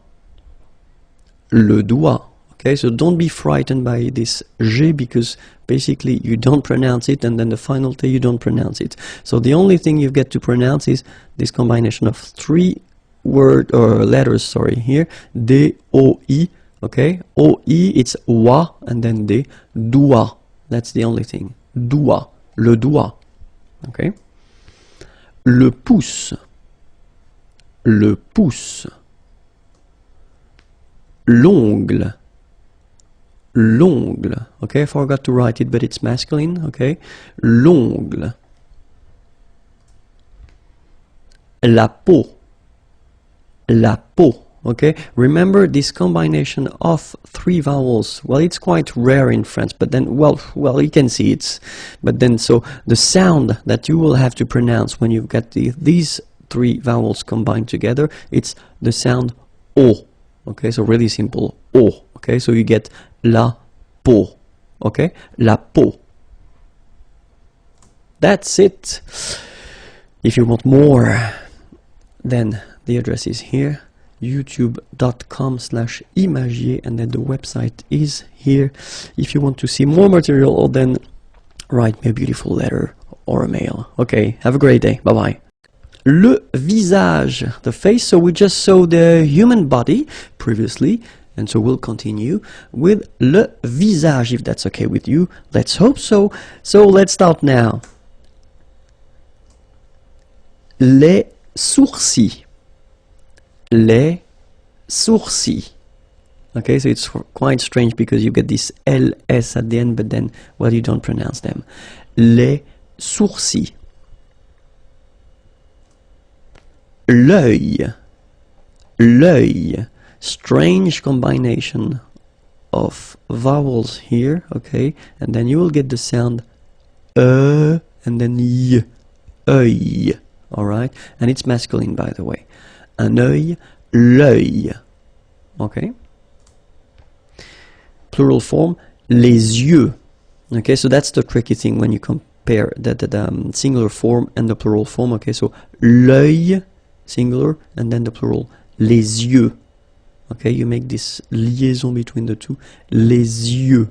Okay, final X not pronounced. Les yeux. Les cils. Les cils. Final S not pronounced. Les cils. La joue. La joue. Final E not pronounced here. La joue. La gorge. La gorge. Okay, remember when you get this combination G and O, you get the sound go, go. Okay, so gorge, and then G and E gives J. La gorge. La gorge. Le front. Final T not pronounced. Le front. Okay, remember this nasal on, le front. Le menton. Okay, same thing here. So you get two nasal, the first one here, en, and then the second one here, on. Le menton. L'oreille. Remember, when you get this I-L-L and then a vowel, it's y. L'oreille, alright, and it's feminine, by the way. Une oreille, l'oreille. Le nez. So remember when you get this combination, EZ here at the end of a word, it's E. Le nez, le nez. La bouche. So remember, CH combined together will give you this sh sound. La bouche. Okay? La lèvre. Remember, accent grave here. Really open. La lèvre. La lèvre. La bouche. Again, I don't know why. Don't ask me. I was tired when I made this one. So, la bouche. One more time. la langue. Remember when we've got this G and then U and then E, we get the sound G, G. Because when you combine this G and then E, remember it was the sound J. Okay, so you get to put this U between the two to get the sound G, G. So you get la langue, langue. Okay? La dent, final T not pronounced. La dent. Les cordes vocales. Les cordes vocales. So you can notice that as usual in French, you've got this mark of the plural at the end, S, and then S here as well, but you don't pronounce them, okay? Les cordes vocales. Indicateur de temps. So if you want to introduce some sentences or concept at the past, present, or future tenses, then you will have to use them. So let's start now with the past, le passé, okay? And then the first one is hier. Hier means yesterday, okay? Hier. So remember, this H here is not pronounced, okay? So hier.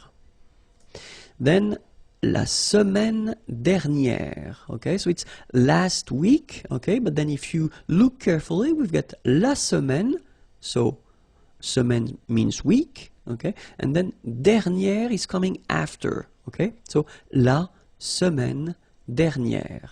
And in that case, if you look carefully as well, you get dernière, so it's the feminine form, because la semaine, la, is a feminine word. Okay, so la semaine dernière, last week.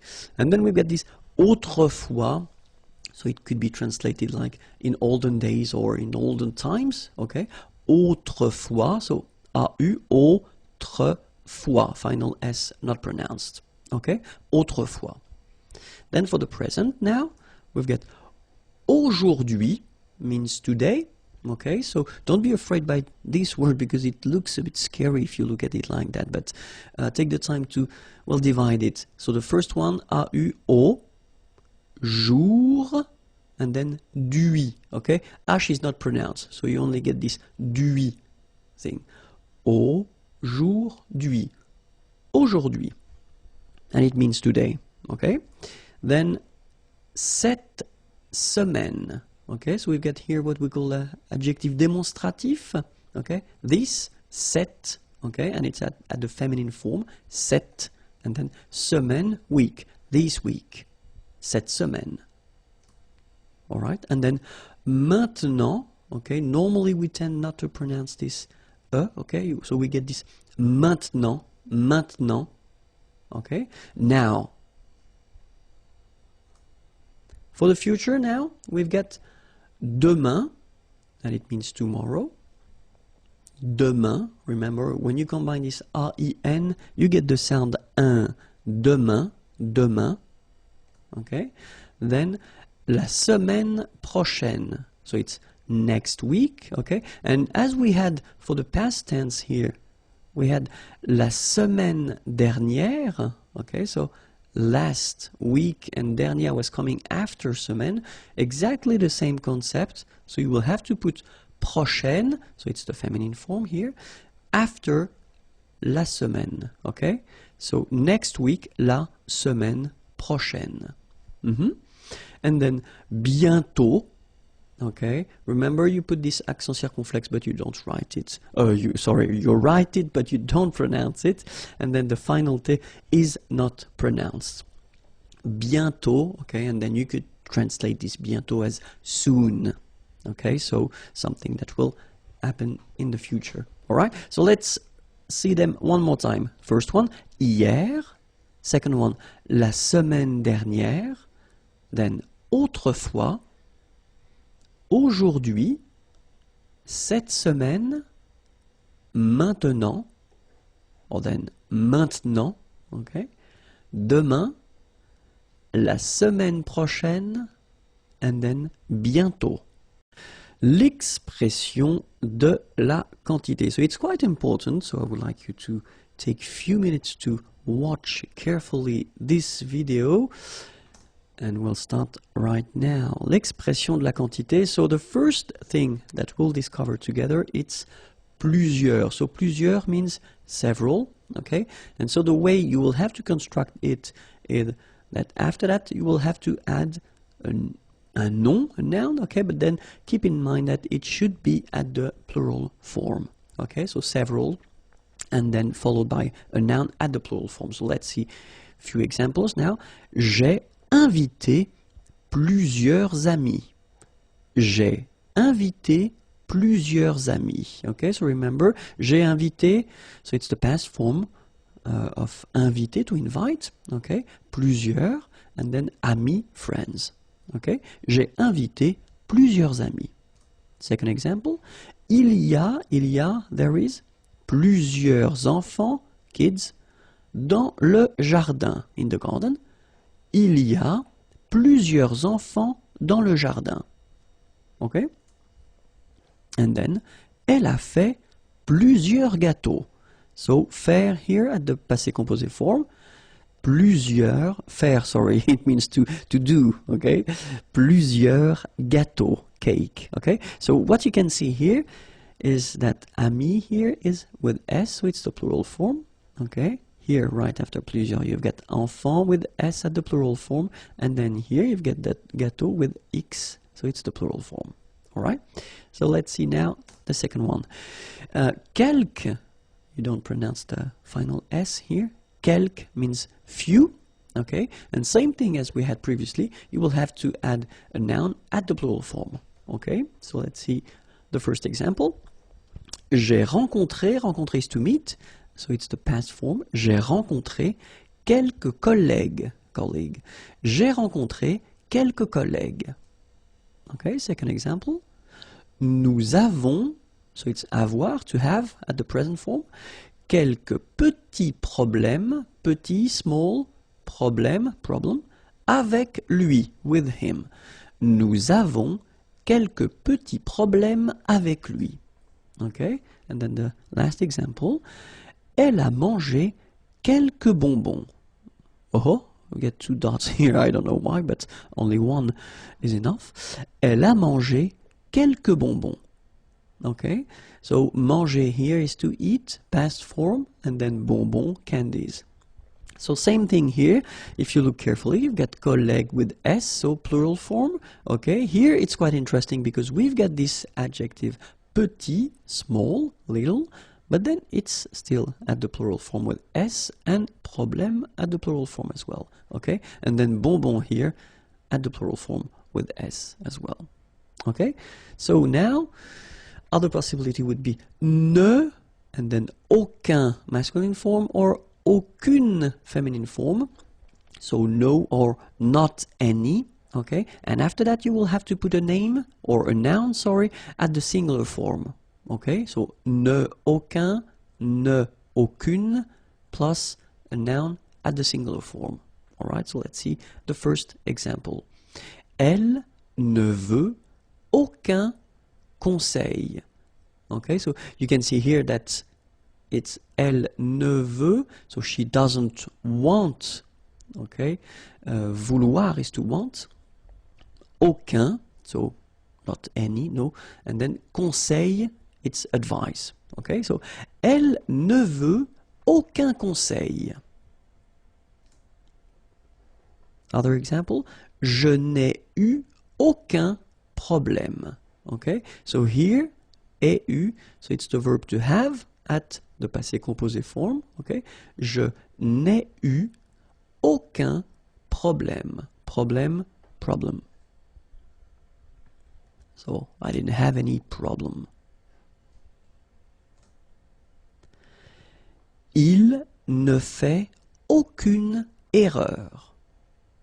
Il ne fait, faire is to do, and it's the present form, aucune erreur. Erreur is mistake. Alright? So, if you look carefully here, you get ne and then aucun. Okay, so that's the masculine form because conseil is a masculine word.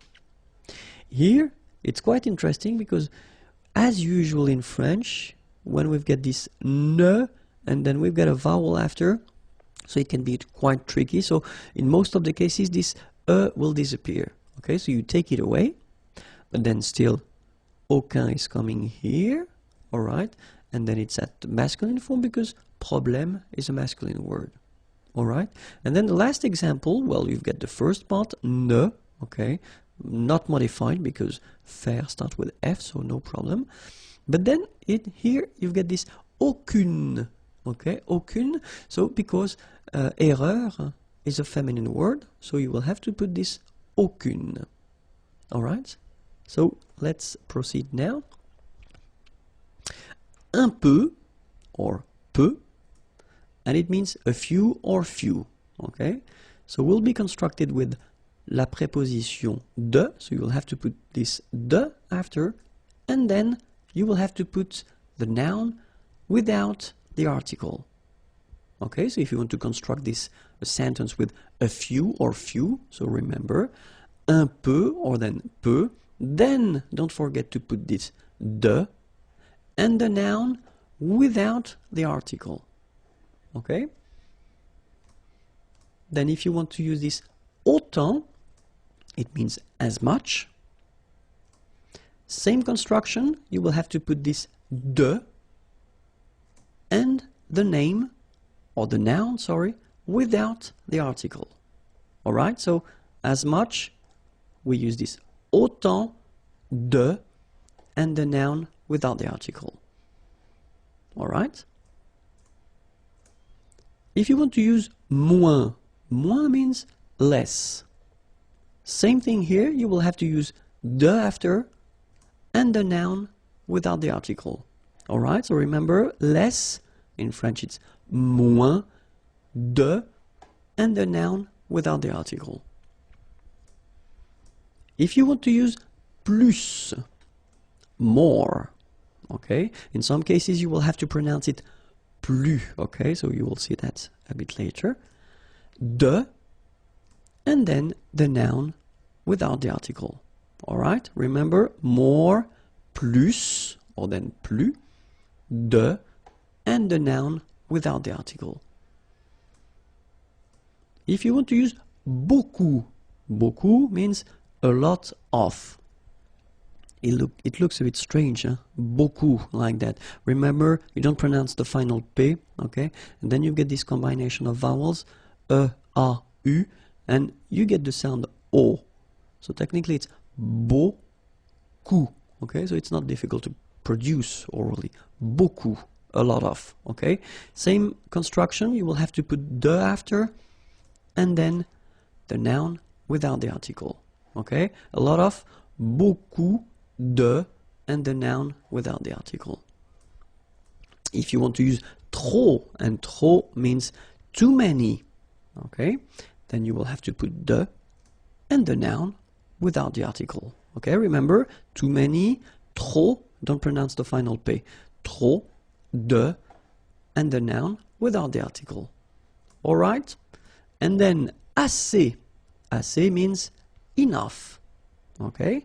Assez. Remember, two vowels here, a and then e, and then double s. So it's really strong, the s. Assez. Assez. Okay? Assez. So same construction, de and the name, or the noun without the article. Okay? So enough, assez, de, and the noun without the article. Well, we'll see few colors, les couleurs, okay, so not all the colors because we're just starting, okay, so let's see what we've got.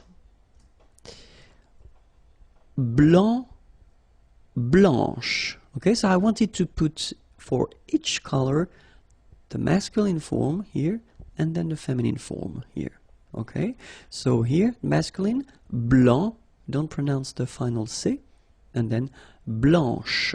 Okay, remember when you combine this CH, you get the sound sh, blanche. Okay, so blanc, blanche. Noir, noir. So it's quite funny because you will have to add this E at the end of noir for the feminine form, but then you don't pronounce it. Okay, so phonetically it is exactly the same. Noir, noir. Okay, Gris, don't pronounce the S, but then for the feminine form, grise. Remember? Grise. Alright? So when you add this E, basically it gives you the pronunciation or the possibility to pronounce the previous letter here. It's Z. Grise. Alright? So gris, masculine form, feminine form, grise. Bleu, bleu. So same thing that we had for noir, you just add this E at the end, but then you don't pronounce it. Bleu, bleu. Alright? So let's see them one more time. Blanc, blanche. Noir, noir. Gris, grise. Bleu, bleu. Okay? So let's continue. Bleu foncé. Bleu foncé. Okay, so foncé, this adjective, well, basically it will be like dark. Okay, bleu foncé. Bleu clair. So same thing here. This clair adjective is like light. Okay, bleu clair. Jaune. Okay, so it will be the same at the masculine and the feminine form. Jaune. Jaune.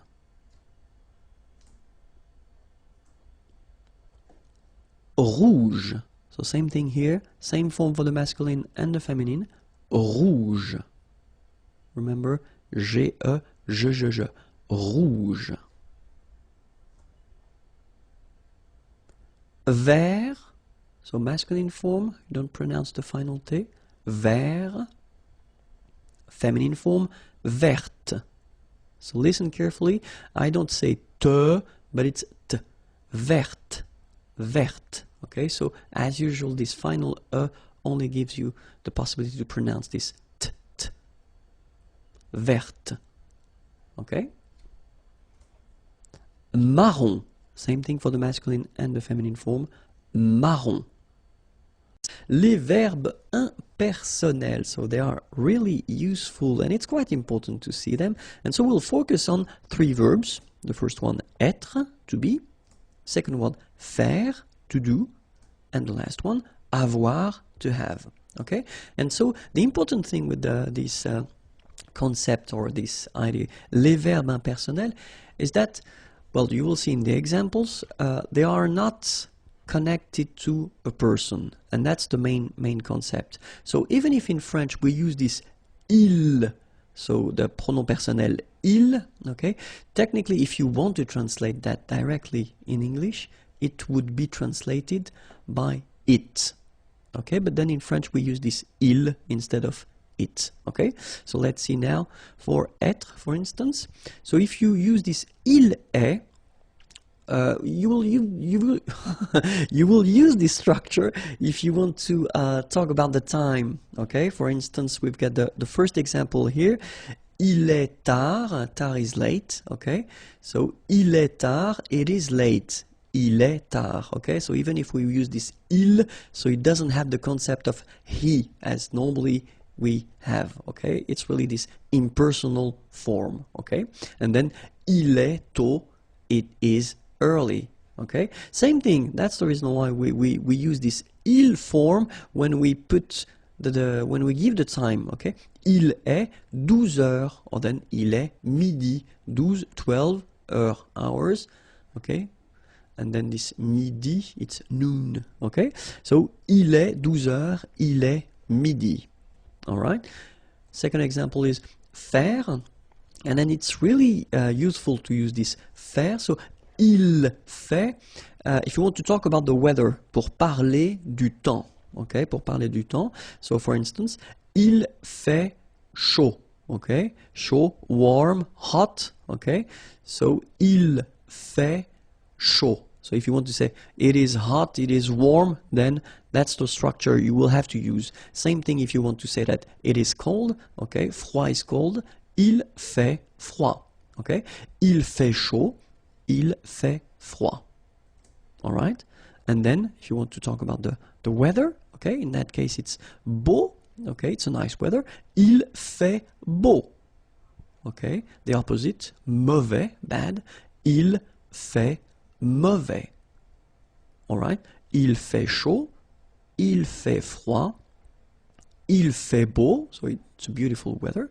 Il fait mauvais, it's a bad weather. Okay, and the last one, avoir. Avoir, so if you, well, we did introduce that a little bit earlier, but then this il y a structure is quite useful because you can, well, situer dans l'espace, parler du temps, parler de l'heure. So if you want to locate into space, say where things are, or then parler du temps, talk about the weather, or then parler de l'heure, talk about the time. So that's the structure you will have to use, this il y a, il y a. Okay, so let's see one example. Il y a un parc ici. Okay, so there is a parc ici, here. Il y a des nuages, clouds. Il y a des nuages. So even if we've got this il y a, okay, remember that it can be for the singular or then it can be for the plural as well. So this a won't change. Il y a des nuages. Il y a du soleil, sun. Il y a du soleil. So there is sun. Il y a de la neige. Snow. Il y a de la neige. Okay? And then, if you want to talk about the time or a period, il y a 15 ans. So in that case, it's quite interesting because when we use this il y a 15 ans, technically it's 15 years ago. So this il y a will mean ago. Il y a 15 ans, j'ai voyagé en Chine. Okay, voyager is to travel. You've got the passé composé form here. En Chine, in China. Il y a 15 ans, j'ai voyagé en Chine. So let's see them one more time. Il y a un parc ici. Il y a des nuages. Il y a du soleil. Il y a de la neige. Il y a 15 ans, j'ai voyagé en Chine. Les démonstratifs. Les démonstratifs, so we'll see two types of demonstrative. The first one will be adjectif, démonstratif, okay? And then the second one will be pronom démonstratif. All right, so let's start. So we'll see for the adjective démonstratif, the masculine singular form, feminine singular form, masculine plural form, and then feminine plural form. Okay? Masculin singulier, féminin singulier, masculin pluriel, and then féminin pluriel. So let's see how they are. So when we talk about les démonstratifs, technically it would be translated in English like this. Okay? But then of course we've got in French the difference between the masculine and the feminine form, and then masculine plural and feminine plural. Okay, so we'll see them now. The first one, so for the masculine, so this okay, adjective will be translated in French with ce, so it's the basic form, or cet. Okay, so you will have to use this second option here, this cet, when you will have a name or a noun after that will start whether with a vowel or then with h plus a vowel. Okay, remember this h letter in French is not really pronounced. Okay, so it does indicate to you that when you get a word starting with the sound of a vowel, then you will have to use this cet adjective. Okay, and then feminine form is cet, like that. So it's quite interesting because if you listen carefully, the masculine form here, cet, and the feminine form here, cet, you write them differently, but then you pronounce them the same way. Alright? For the plural form, so masculine plural, it would be c'est, okay? And then feminine plural, good news, it's the same. So we've got one form here, ce, and the option cet, when you've got a noun starting with a vowel after, and then cet, feminine form, And for the plural, you've got only one form, okay? And it's c'est. Okay, remember, open, c'est, okay? One example, ce livre. So this book, okay? Livre is book. Here, livre is masculine, so you will have to use the ce, okay? And then it doesn't start with the sound of a vowel, so it's the basic ce. This book, ce livre. And now we've got ordinateur. Ordinateur is a masculine word, means computer, okay? But then if you look carefully, it starts with O, okay, a vowel. So this ce ordinateur wouldn't be possible, so we've got to use the second option, as we saw previously, so it's cet, written like that, okay? Cet ordinateur, this computer. Third possibility here, we've got homme, man, okay? But then O is here, we've got this H letter. Remember, H is not pronounced, okay? So you've got the sound of O at the beginning of this word, okay? Cet homme, so that's the reason why you will have to use the cet. So it's masculine, but still cet homme. So now, feminine word, femme, woman. No problem about that because we've got only one option for this at the feminine form, and it's cette, written like that. Cette femme.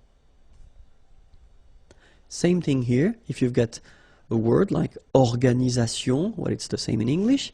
So it starts with a vowel, but it doesn't change anything for the feminine demonstrative here. Okay? Cette organisation. Cette organisation.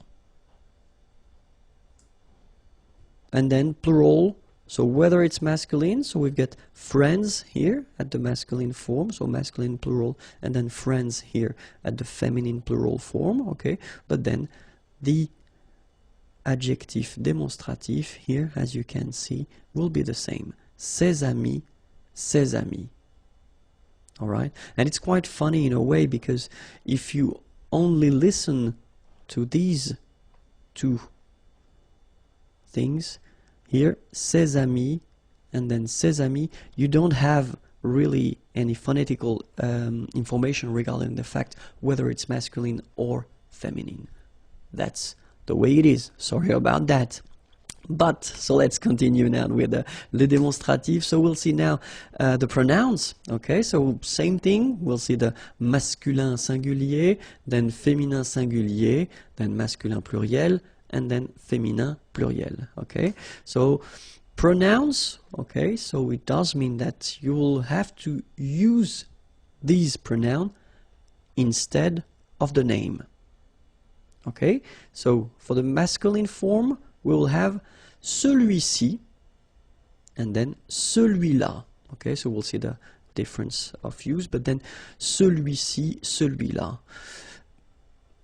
In English, it would be directly translated as this one, okay? So you don't want to repeat the name or the thing that was previously stated, so you use this one, okay? In English, it's easier. In French, it's a bit more tricky because we will have this celui, okay? And then ci and la, so you'll see that normally ci is coming first and then la is coming next, okay? Celui-ci, celui-là, this one, all right? Same thing with the feminine form, celle-ci, celle-là, all right? And then for the masculine plural, ceux-ci, okay, remember final X is not pronounced, so you get the sound ce, ceux-ci, and then ceux-là, all right? Feminine plural, celle-ci, okay, don't pronounce the final S, celle-ci, celle-là. Alright, so let's see a few examples now. So if you ask a question, quel est mon livre? Okay, what is my book, or which one is my book? Alright, and then the answer could be votre livre, your book, c'est celui-ci this one, okay? Votre livre, c'est celui-ci. Okay? And then normally when you talk or when you say that, you tend to indicate that with your finger as well. So you point the book. Votre livre, c'est celui-ci. Où est ma place? Where is my seat? Où est ma place? C'est celle-là. Okay? Same thing, you tend to point it at the same time. Okay? C'est celle-là.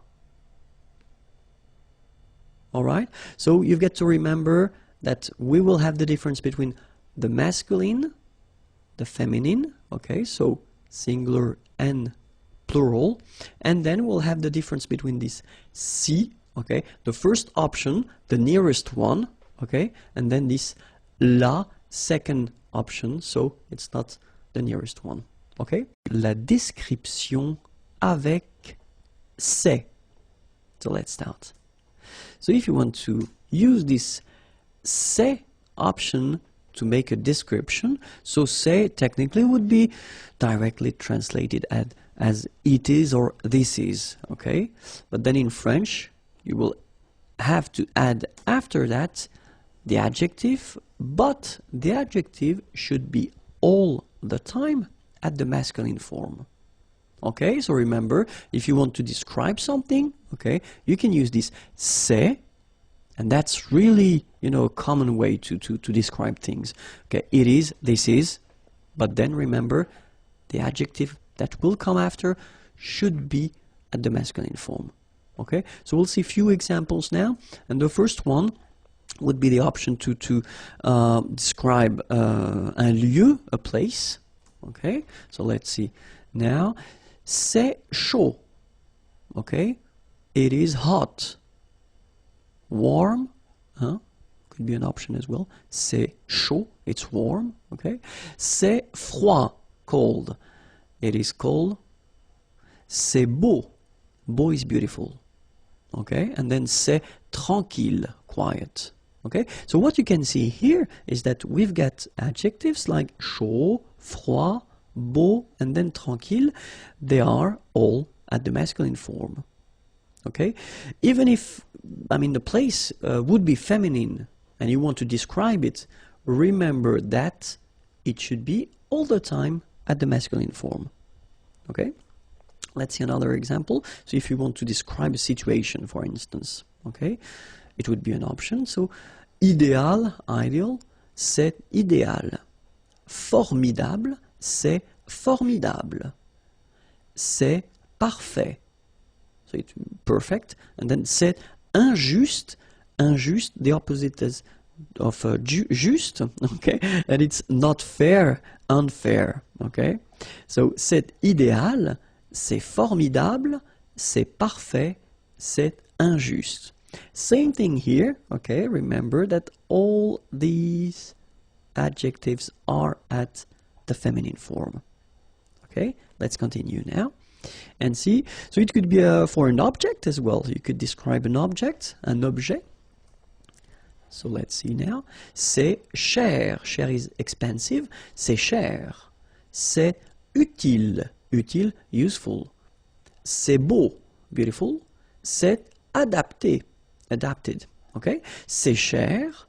C'est utile. C'est beau. C'est adapté. Remember, all these adjectives are at the feminine, the masculine form. I'm getting tired now. All right, so at the masculine form, like I did say previously. Okay, so let's see now another option. So if you want to describe a dish, okay, you're eating and you want to describe a dish, un plat, okay, so c'est très bon, okay, très is very, and then bon is good, okay, c'est très bon. C'est bon marché. Bon marché, it's actually quite interesting. I mean, this adjective here, so it's a composed adjective, and it means cheap, okay, c'est bon marché. C'est salé. So remember, it's quite important because we've got the same adjective here without the accent. So if you don't put the accent, it means dirty, and then you pronounce it sale, but in that case here, okay, you put the accent, and it's quite important because in that case it means salted, okay? Salé, okay? C'est salé. C'est délicieux. C'est délicieux, okay? And then same thing here. If you look, all these adjectives, they are at the masculine form, okay?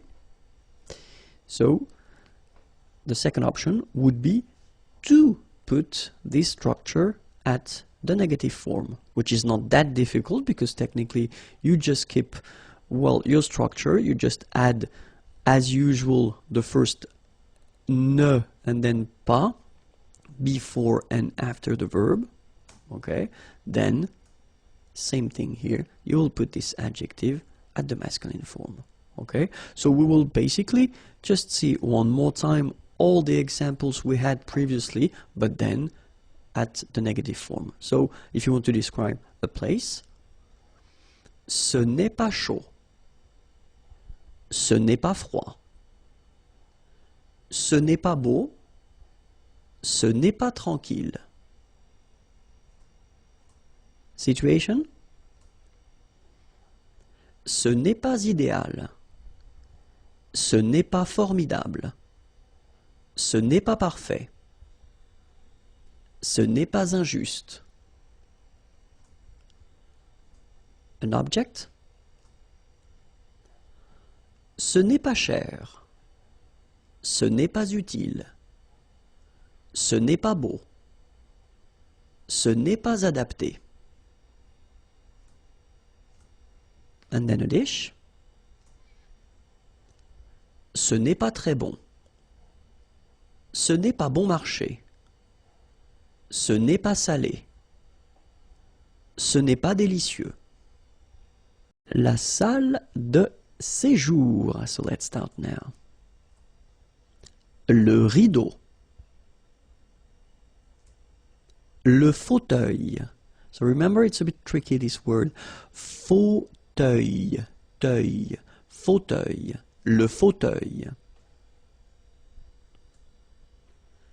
Le coussin. La cheminée. La télévision. Okay, one more time. Le rideau, le fauteuil, le coussin, la cheminée, la télévision. Le lecteur DVD. Le lecteur de CD. La table basse. Le lustre. Le cendrier. Okay, one more time. Le lecteur DVD. Le lecteur de CD. La table basse. Le lustre. Le cendrier. Le sol.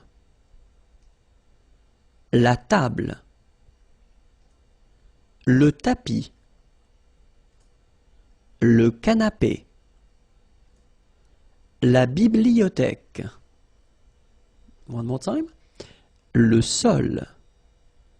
La table. Le tapis. Remember, final S not pronounced. Le tapis. Le canapé. La bibliothèque. La cuisine. So in the previous lesson we were in la salle de séjour, and now we're still in the house, but it's la cuisine. So let's discover what we have. La cuisine. Le congélateur. Le réfrigérateur. Le frigo. L'évier. L'étagère. Okay, so let's repeat them. La cuisine, le congélateur, le réfrigérateur, le frigo, l'évier, l'étagère, l'égouttoir, l'armoire murale, le four, la cuisinière, le lave-vaisselle. Okay, let's see them one more time. L'égouttoir, l'armoire murale, le four, la cuisinière, le lave-vaisselle, le chauffe-eau, la théière, la cafetière, la louche, l'entonnoir. Okay, let's see them one more time. Le chauffe-eau, la théière, la cafetière, la louche, l'entonnoir. Le décapsuleur,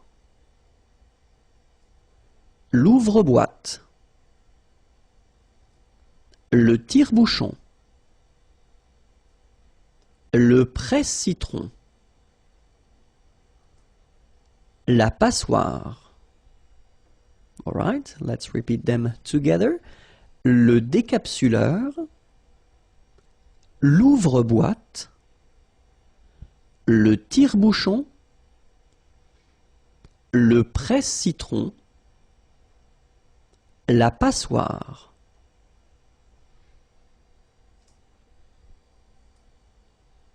La râpe, le couteau, le casse-noix, le hachoir, le rouleau à pâtisserie. Okay, let's see them. La râpe, le couteau, le casse-noix, le hachoir, le rouleau à pâtisserie. Les fruits et légumes, so fruits and vegetables. So I hope you're ready because we are starting right now. Les fruits. L'orange. So I did put this little F just to indicate you that it's feminine. Okay? L'orange. La pomme. La pêche. Le melon. Okay? So les fruits. L'orange. La pomme. La pêche. Le melon. L'ananas, le pamplemousse, la pastèque, la banane, la figue, all right? L'ananas, le pamplemousse, la pastèque, la banane, la figue. La prune, la mandarine, le citron, l'abricot, la cerise, la prune, la mandarine, le citron, l'abricot. So by the way, I didn't put it, but it's masculine, just for your information. La cerise,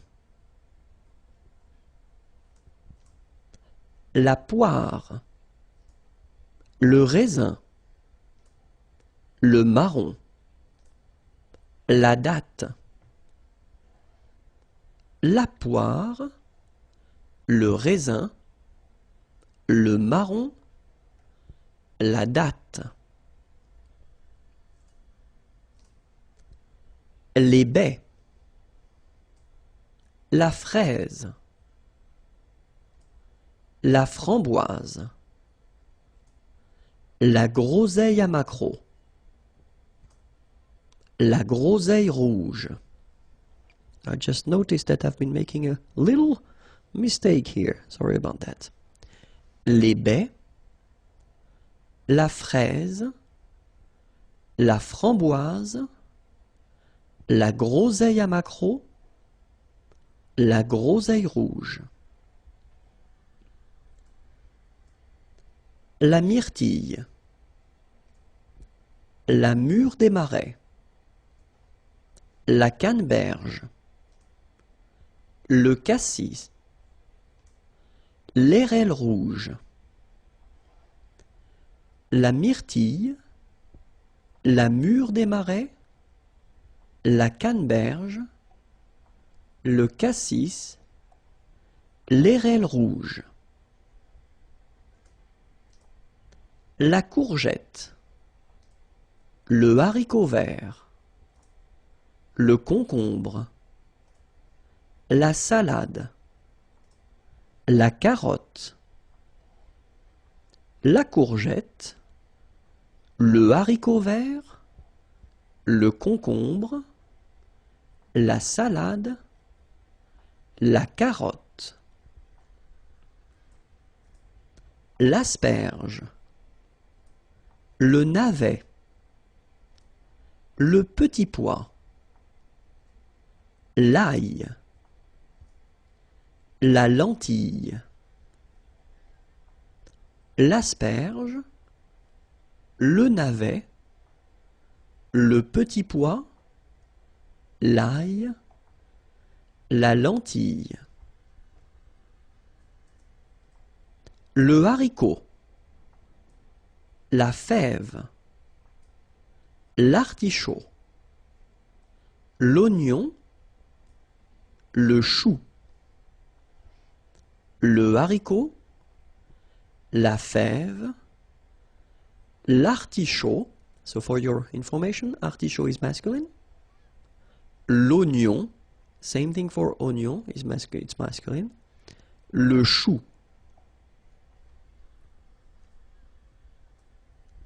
la tomate, le chou-fleur, la pomme de terre, le poivron, l'aubergine,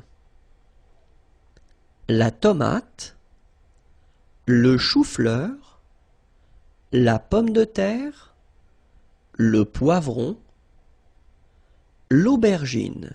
For your information, aubergine is a feminine word. L'épinard, le fenouil, le champignon. L'épinard, so it's masculine, le fenouil, le champignon. Bonjour à tous, hi everyone and welcome to Learn French with Vincent. This is Unité 6, leçon F. And in this lesson we'll discover together les comparatifs. So if you want to compare in French, well, this is the lesson you should definitely watch.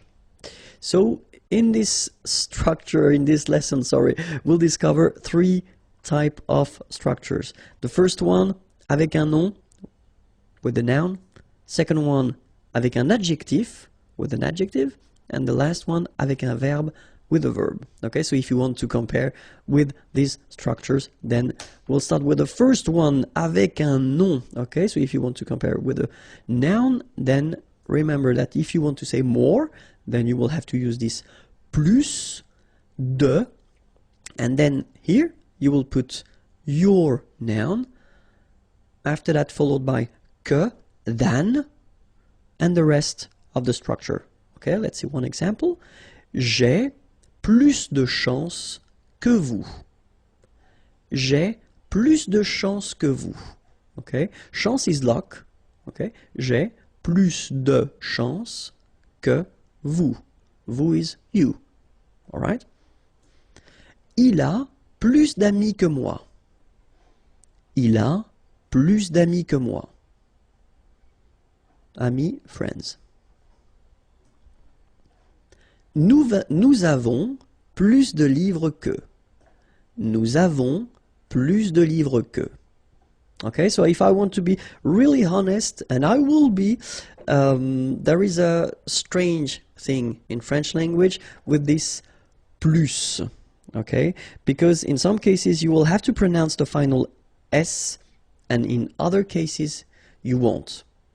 So what I would advise you to do, because we are at a beginning stage, it would be to pronounce it each time, especially with this type of structure. So if you want to construct it followed by a noun, then in that case my advice would be pronounce it. Okay. After that, if you get the chance to go in French-speaking countries or meet French-speaking persons, then you can listen to them and you will learn how to use it or not. Okay, but the first advice would be, if you're using this kind of structure with nouns, then pronounce it. Okay, so let's see now if you want to say as. Okay, so if you want to compare, so it would be autant de followed by the noun, then with this que, than, and you continue your structure. Okay, j'ai autant de chance que vous. Okay, so I kept exactly the same sentences just to make it more clear. Okay, j'ai autant de chance que vous. Il a autant d'amis que moi. Il a autant d'amis que moi. Okay, so as usual in French, you know, you've got this de here, but then if the word, you know, coming right after is starting with a vowel or sh plus a vowel, then you should definitely take this away, okay? Il a autant d'amis que moi. Nous avons autant de livres que, okay? And then same thing here, as you can see here, you've got this que, okay? But then followed by a vowel, in that case, needs to go away, and then you get this que, all right? Then if you want to say less, it's moins in French, so no discussion about the S here, don't pronounce it, okay? Moins de, and then you put your noun, que, than, and the rest of the structure. So let's see. J'ai moins de chance que vous. J'ai moins de chance que vous. Il a moins d'amis que moi. Il a moins d'amis que moi. Nous avons moins de livres que. Nous avons moins de livres que. Alright, so that's it. Now let's see if you want to compare and use a structure with an adjective. Donc avec un adjectif, okay. First structure, if you want to use this more, okay, so you will use this plus, and in that case you don't pronounce the S, okay, plus. Then you put your adjective, and after that you put this que, than, and the rest of the sentence. Okay, so let's see now. Elle est plus rapide que moi. Rapide is fast. Okay. Elle est plus rapide que moi. Il est plus fort que son frère. Fort is strong. Il est plus fort que son frère. Nous sommes plus intéressés que vous. Okay, and in that case, well, you make this little link, little liaison between the two, so you hear a little bit this S, okay? Nous sommes plus intéressés que vous. Alright, so let's see them one more time. Elle est plus rapide que moi. Il est plus fort que son frère. Nous sommes plus intéressés que vous. Alright? And then aussi, then you put your adjective, que, then, and the rest of the sentence. Okay, so the same examples. Elle est aussi rapide que moi. Il est aussi fort que son frère. Nous sommes aussi intéressés que vous. Okay, so I'll repeat them. Elle est aussi rapide que moi. Il est aussi fort que son frère. Nous sommes aussi intéressés que vous. All right? And then, moins, same thing here. Remember, we don't pronounce the final S. Then you put the adjective, que, than, and the rest of the sentence. Okay? Elle est moins rapide que moi. Il est moins fort que son frère. Nous sommes moins intéressés que vous. Okay, one more time. Elle est moins rapide que moi. Il est moins fort que son frère. Nous sommes moins intéressés que vous. Alright? And so the last structure, if you want to compare with a verb, then in that case, remember, plus will be with the S. So pronounce it plus que. Okay, let's see now. Elle parle plus que toi. Elle parle plus que toi. Il mange plus que son frère. Il mange plus que son frère. Nous voyageons plus que vous. Nous voyageons plus que vous. Okay, so let's repeat them. Elle parle plus que toi. Il mange plus que son frère. Nous voyageons plus que vous. And then, autant que. Alright? So it goes like, elle parle autant que toi. Il mange autant que son frère. Nous voyageons autant que vous. Alright, so let's repeat them one more time. Elle parle autant que toi. Il mange autant que son frère. Nous voyageons autant que vous. And the last one. Moins que. Elle parle moins que toi. Il mange moins que son frère. Nous voyageons moins que vous. One more time. Elle parle moins que toi. Il mange moins que son frère. Nous voyageons moins que vous. And this is it. Okay, the next lesson is here on YouTube/Imagier, and then the website is here, imagier.net. Have a great day. Bye bye. Bonjour à tous and welcome to Learn French with Vincent. This is Unité 6, leçon G, and in this lesson we'll see together, let me click, le passé composé of the verb faire. Faire is to do, and then we'll see together the passé composé form. So we did introduce the passé composé in the Unit 5, okay, but I just want to check and make it clear that everything is okay for you. So we'll start with faire. It will be quite fast, but still quite useful. Let's start. J'ai fait. Tu as fait. Il a fait. Elle a fait. Nous avons fait. Vous avez fait. Ils ont fait. Elles ont fait. Alright, so to make it clear one more time, remember that in most of the cases for the passé composé, you will have to use avoir at the present form, followed by this participe passé form. So if you're not sure how to construct that, check Unité 5 and then you will see the lesson that explains everything, okay? But then we'll repeat it one more time. J'ai fait. So remember, final T is not pronounced. J'ai fait. Tu as fait. Il a fait. Elle a fait. Nous avons fait. Little link between the two. Nous avons fait. Same thing here. Vous avez fait. And same thing here. Ils ont. Ils ont fait. Elles ont fait. Alright? So that's it. It was the verb faire at the passé composé. Really important. If that's okay with you and if it's clear, then you can continue. And the website is youtube.com/imagier. Or then more material, imagier.net. Have a great day. Au revoir. Well, basically it's for important verbs, and this one, venir, to come. is quite important, especially because it's a bit tricky in a way, so we'll see why. Je suis venu. Tu es venu. Il est venu.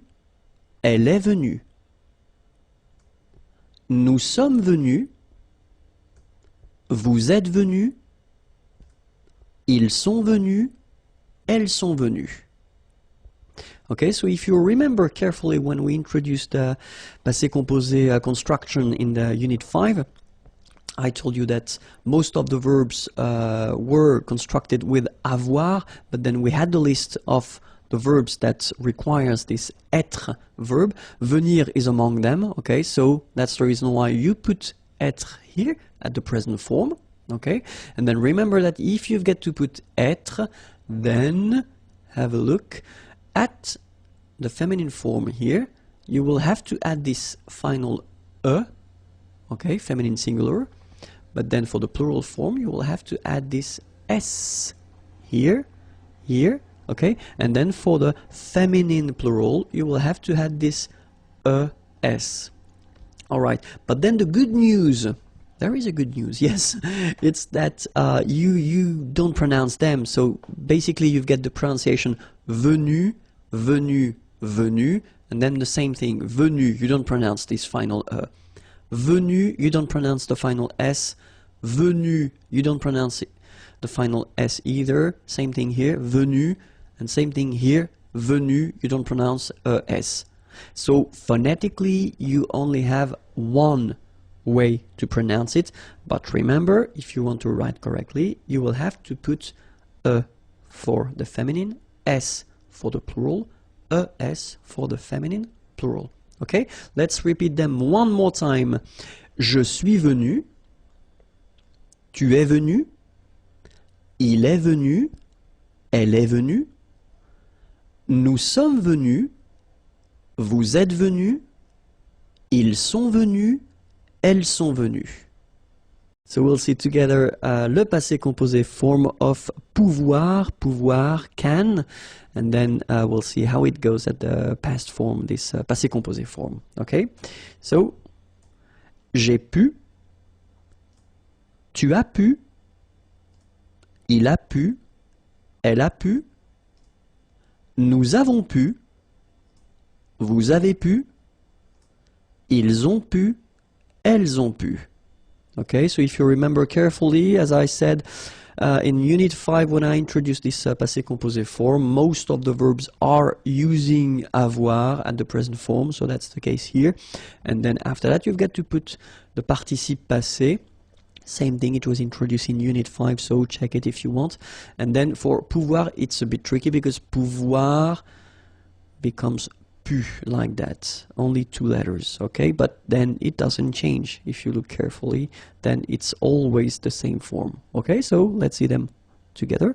J'ai pu, tu as pu, remember, you don't pronounce the S here, il a pu, elle a pu, nous avons pu, little link, little liaison between the two, nous avons pu, vous avez pu, same thing here, little liaison between the two, ils ont pu, same thing here, elles ont pu. Le passé composé, and the verb is attendre. Attendre is to wait, okay? And so we'll see the past form. So it's just some reviews that we are doing, but they are really important. So let's see how it goes now. J'ai attendu. Tu as attendu. Il a attendu. Elle a attendu. Nous avons attendu. Vous avez attendu, ils ont attendu, elles ont attendu. Alright, so if you remember, when I introduced the passé composé form, I told you that most of the verbs are using this avoir verb at the present form and then the participe passé. Okay, in that case, attendre becomes attendu at the participe passé, and then that's the form you will have to add at the end, and it doesn't change here. As you can see. J'ai attendu, tu as attendu, il a attendu, elle a attendu, nous avons attendu, so 2 liaisons here, nous avons attendu. Nous avons attendu, Vous avez attendu, same thing here. Vous avez attendu, ok? Vous avez attendu, then same thing here. Ils ont attendu, ok? Liaison here as well. Ils ont attendu, ok? But make it fast. Ils ont attendu, elles ont attendu.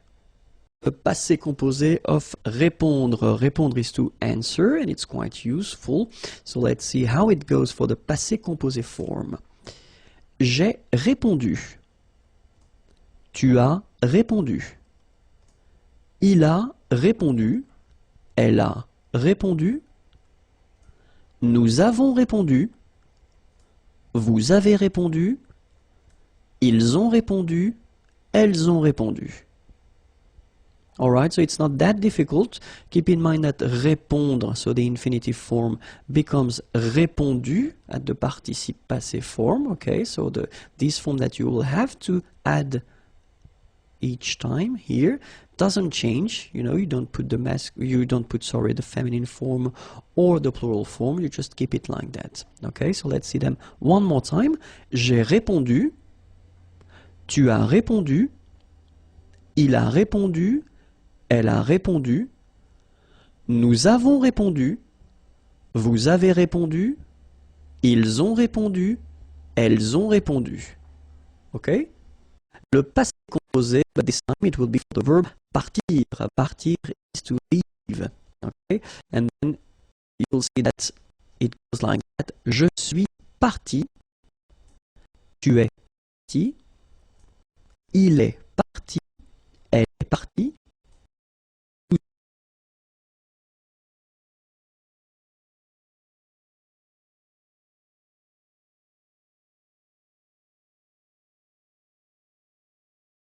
Nous sommes partis, vous êtes partis, ils sont partis, elles sont parties. Okay? Remember, partir belongs to this group of verbs that requires to use être instead of avoir for the passé composé form. And for that reason, you will have here, for example, when you've got the feminine form, you will have to put this final e at the end of your participe passé form. Okay? If that's plural, like it is here, you will have to add s. Okay? And if it's feminine plural, you will have to add this es at the end of your participe passé form. But when it comes to phonetics, so what you will pronounce, the good news is that you won't pronounce these es or es. Okay, so it will go like parti, parti, and then here same thing, parti, parti, and parti. Okay, so phonetically it's not that difficult, but then if you want to write correctly, remember to put e for the feminine form, s for the plural form, es for the feminine plural form. Okay, so let's see that together. Je suis parti, tu es parti, il est parti, elle est partie, nous sommes partis, vous êtes partis, ils sont partis, elles sont parties. Okay, that's it. youtube.com/imagier. Next lesson is waiting for you, and then the website is here, www.imagier.net. Au revoir. Le passé composé of the verb savoir. Savoir is to know. It's quite used and quite useful. Okay, but then keep in mind that this lesson regarding passé composé is the last one. Okay, so if you're not sure how to make it, remember that in Unit 5 I did a big lesson regarding le passé composé. And then in Unit 6, few verbs were, well, it was possible to see them, okay? But then after that, we won't see le passé composé again. Alright, so let's start now. Le passé composé, savoir, goes like j'ai su. Tu as su. Il a su. Elle a su. Nous avons su. Vous avez su. Ils ont su. Elles ont su. Alright, So for the last time, in most of the cases for the verbs, we will use avoir and then we'll use the participe passé form. In that case, savoir becomes su. Okay, so that's the reason why that's the form that you will see at the end of each forms here. Okay, and then avoir should be at the present form. All right, j'ai su, tu as su, il a su, elle a su, nous avons su, vous avez su, ils ont su, elles ont su. Futur simple, so basically it's the future tense, okay? When you want to express something that you will do, let's see how we will make it in French. So we'll see the difference between the three groups of verbs that we've got in French. The first group is ending with er. Remember, parler, to talk, to speak. So the idea is that in that case, for this group, you don't change anything. So you just keep the basic form, the infinitive form, all right? And after that, you will put at the end ai for je. Okay, so this will be your ending. So you just don't touch the verb, don't touch the infinitive form, you just put at the end this ending, okay? Second group of verbs, finir, to finish, to end. Well, the good news is that it will behave the same way as for the first group of verb. You don't modify anything, you just keep your infinitive form and you will put the ending ai here as well. So you get je parlerai and then you will get je finirai. So it's not that difficult for these two first group, okay? The third group, it's a bit more tricky, of course, as usual, because we're talking about irregular verbs, okay? But still, I took this lire. Lire is to read, okay? And then you can see that it's ending with this so the vowel okay? As usual, what we'll do, we'll take this away. So we get now L-I-R, and after that, we just put the ending. Je lirai. Alright? So it will apply for most of the verbs. Of course, because it's French language, it's not all the verbs. We've got exceptions, but we'll see the exceptions a bit later in this lesson. But still, that's the idea of constructing it. If it's ending with this vowel, take it away. Alright? You get that. And after that, you just put the ending. Alright? So, let's see. The ending for je will be ai. Alright? And you pronounce it e. Remember, open e. Okay? The ending for tu will be as. You don't pronounce the s, so you pronounce a. Alright? The ending for il, elle will be a. Okay? Phonetically, exactly the same thing as for tu. Okay? A. The ending for nous will be ons, as usual. Okay? Remember, you don't pronounce the final s, you get the on sound. Okay? Nasal in your nose, on. Alright? The ending for vous will be, as usual, a z, but then you pronounce it e. Okay? And then the ending for il, elle will be ont. You don't pronounce the final t, so you get the nasal on.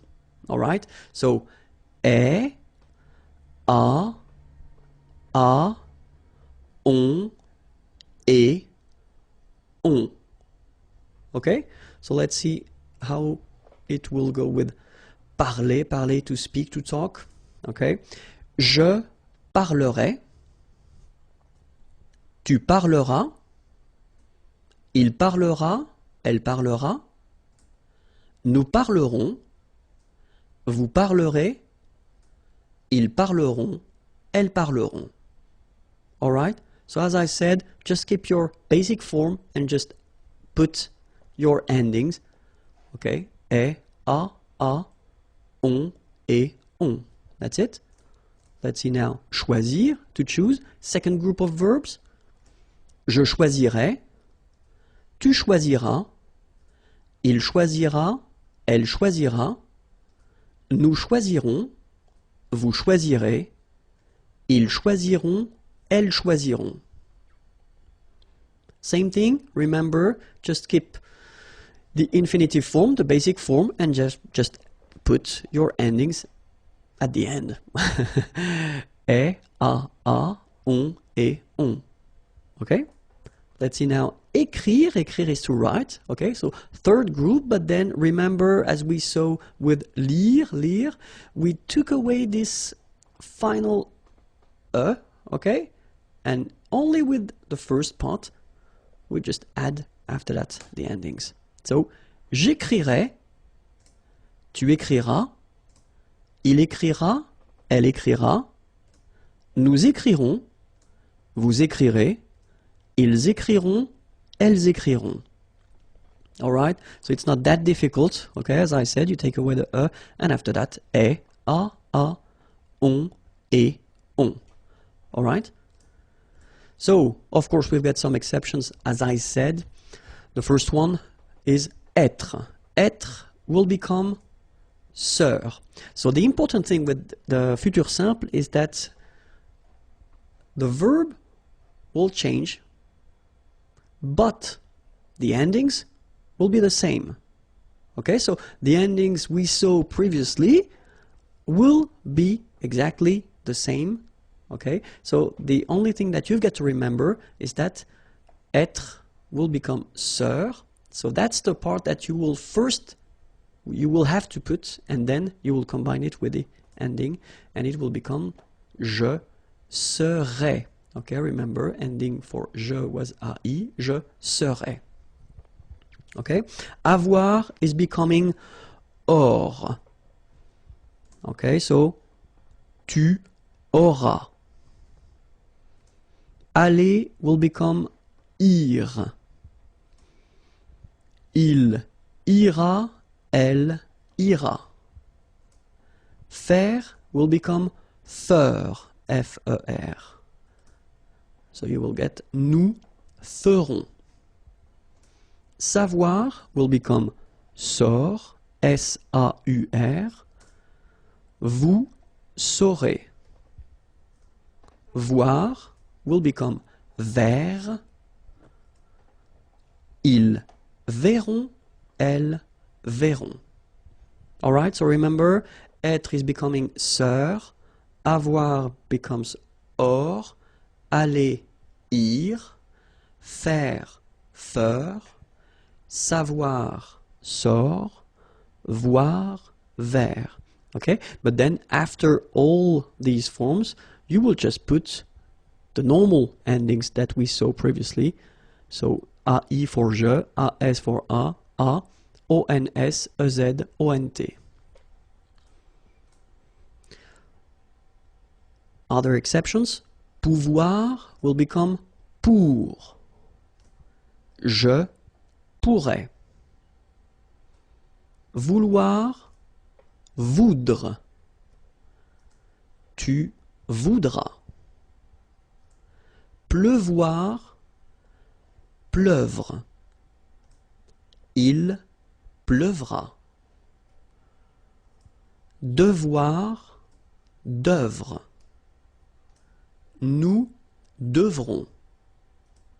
Venir, viendre. Vous viendrez. Courir, court. Il, elle courront. Okay? So pouvoir is becoming pour, and it means can. Vouloir, voudre, to want. Pleuvoir, to rain, pleuvre. Devoir, to have to, d'œuvre. Venir, to come, viendre. Courir, to run, court. Okay? And then, as we saw previously, you only add after the endings.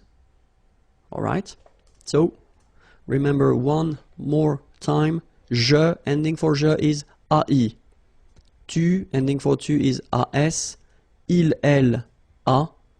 Nous, ONS. Vous, EZ. Il, elle, ONT. Okay? So, est, a, on, et, on. Le pronom complément en. So let's see now. We can use this pronom complément en whether with an article partitif, so this some concept, or then it can be an article indéfini, a.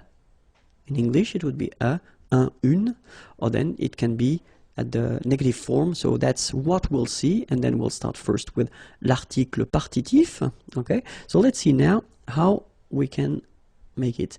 So if you have a question like Nicolas mange du pain, so of course first possibility that you could have would be to answer oui, Nicolas mange du pain. So manger is to eat, du pain, some bread. Okay, in that case, that's really the partitive form. Okay, so you don't want to specify the quantity, but it's some. Okay, so of course, the first option that you would have would be to answer like that. Oui, Nicolas mange du pain. So you repeat everything.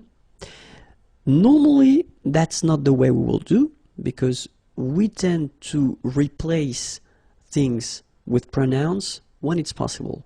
Okay, so the first option would be to replace Nicolas in that case. You don't want to repeat Nicolas, so you can say oui, il, he, instead of Nicolas because it's masculine, mange du pain.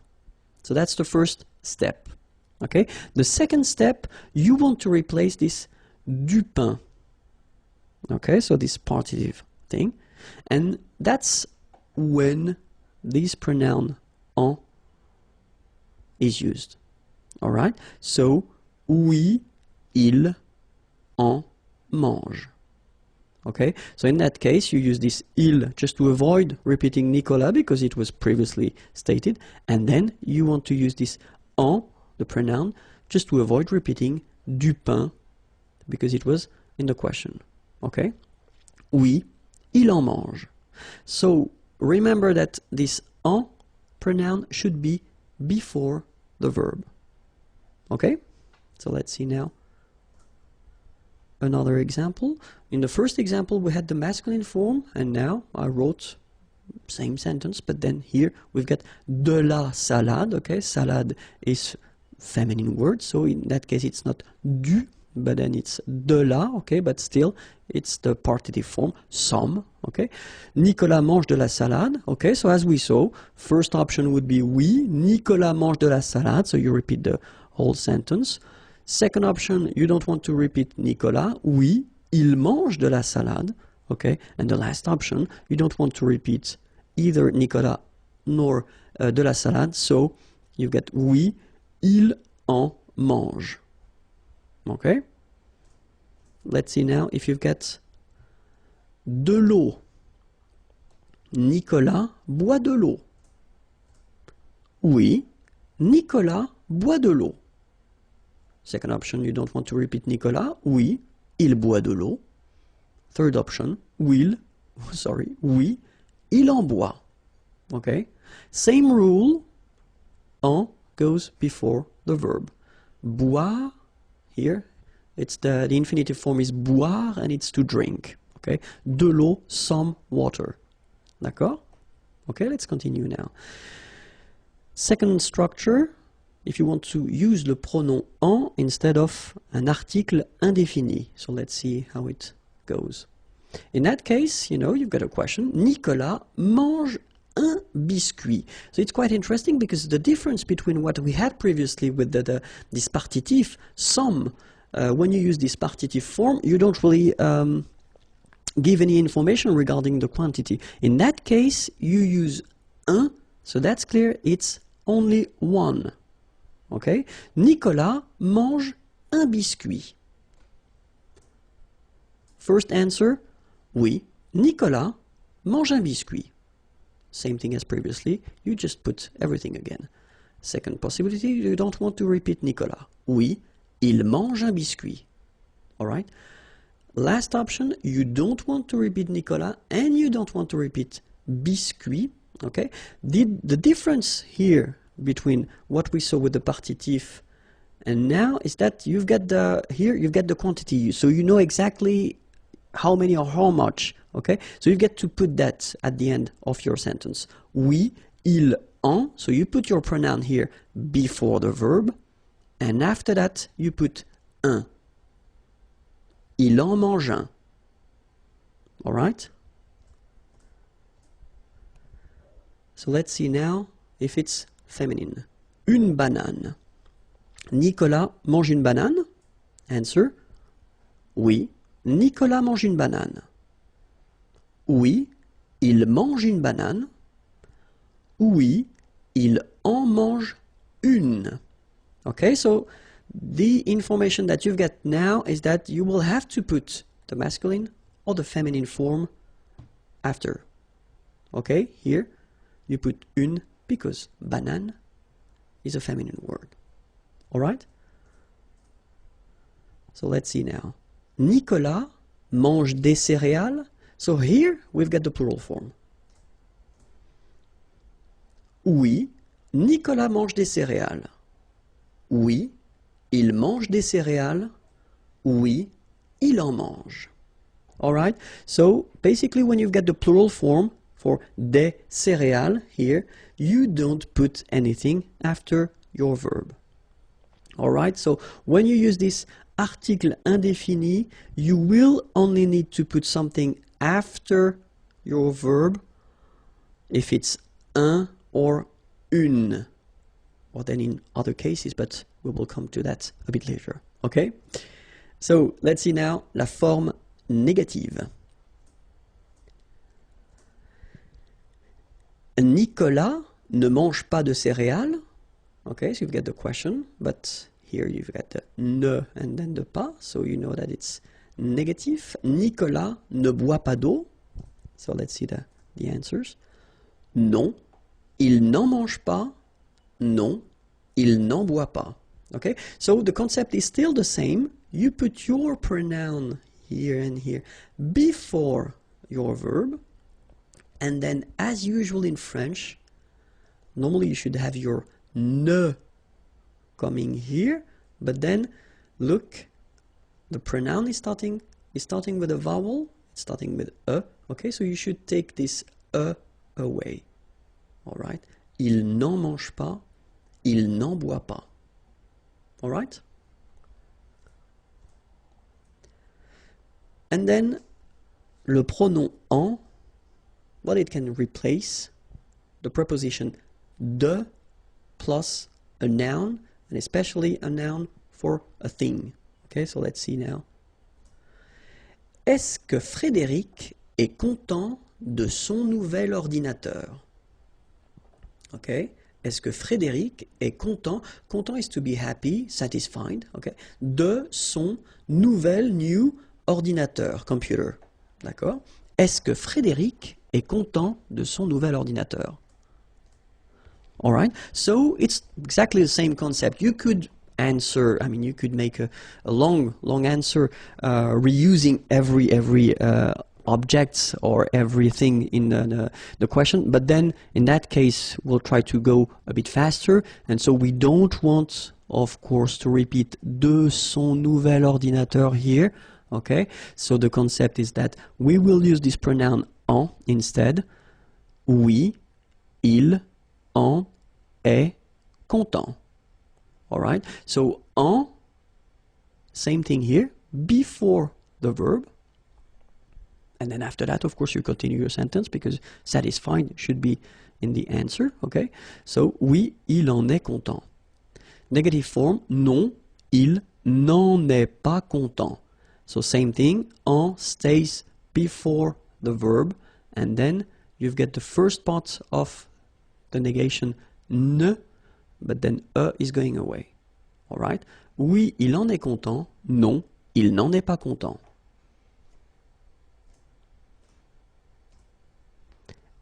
Est-ce que Frédéric parle de son chef? Oui, il en parle. Non, il n'en parle pas. Okay, so same thing, same concept, just put it before the verb. Okay, when you've got the negative form, then you should take this away from the first part of your negative form. Il n'en parle pas. est-ce que Frédéric a besoin de notre aide? Okay? Avoir besoin, it's to need. Okay? Notre aide, our help. Est-ce que Frédéric a besoin de notre aide? Same thing here. We don't want to repeat de notre aide. So, oui, il en a besoin. Non, il n'en a pas besoin. All right? And now, let's see how it goes when you construct it with one verb, avec un verbe, with two verbs, avec deux verbes. And then if you construct it with one verb composed, like for the passé composé, for instance. So let's see now, avec un verbe, with one verb. So you've got a question. Laurent prend un biscuit. Oui, il en prend un. Non, il n'en prend pas. So remember, we saw that previously. Huh? If you've got un biscuit, in that case you've got to state the amount here, un. Okay, so in that case it's masculine, un biscuit, so it's un. Oui, il en prend un. Okay, so you put en before the first verb. Non, il n'en prend pas. Laurent prend deux biscuits. Oui, il en prend deux. Okay, so in that case you've got to put the amount. Il en prend deux. So it would be the same if you would have trois biscuits, three. In that case you would put oui, il en prend trois. But then keep in mind that if you put the negative answer, non, il n'en prend pas. So you don't need to state the amount. Okay, il n'en prend pas. Now we'll see the same structures but with two verbs. And so the best way to construct with two verbs, if you want to make examples like that, is to construct that with the near future. Laurent va prendre un biscuit. Is going to take a biscuit. Laurent va prendre un biscuit. Oui, il va en prendre un. So the interesting thing here is that if you look carefully, you've got first aller here, so the first verb is here, and then you've got the second verb here. So it's at the infinitive form because that's the rule in French. When you construct with two verbs, the second one will be at the infinitive. And keep in mind that your pronoun, en here, should be before the second verb.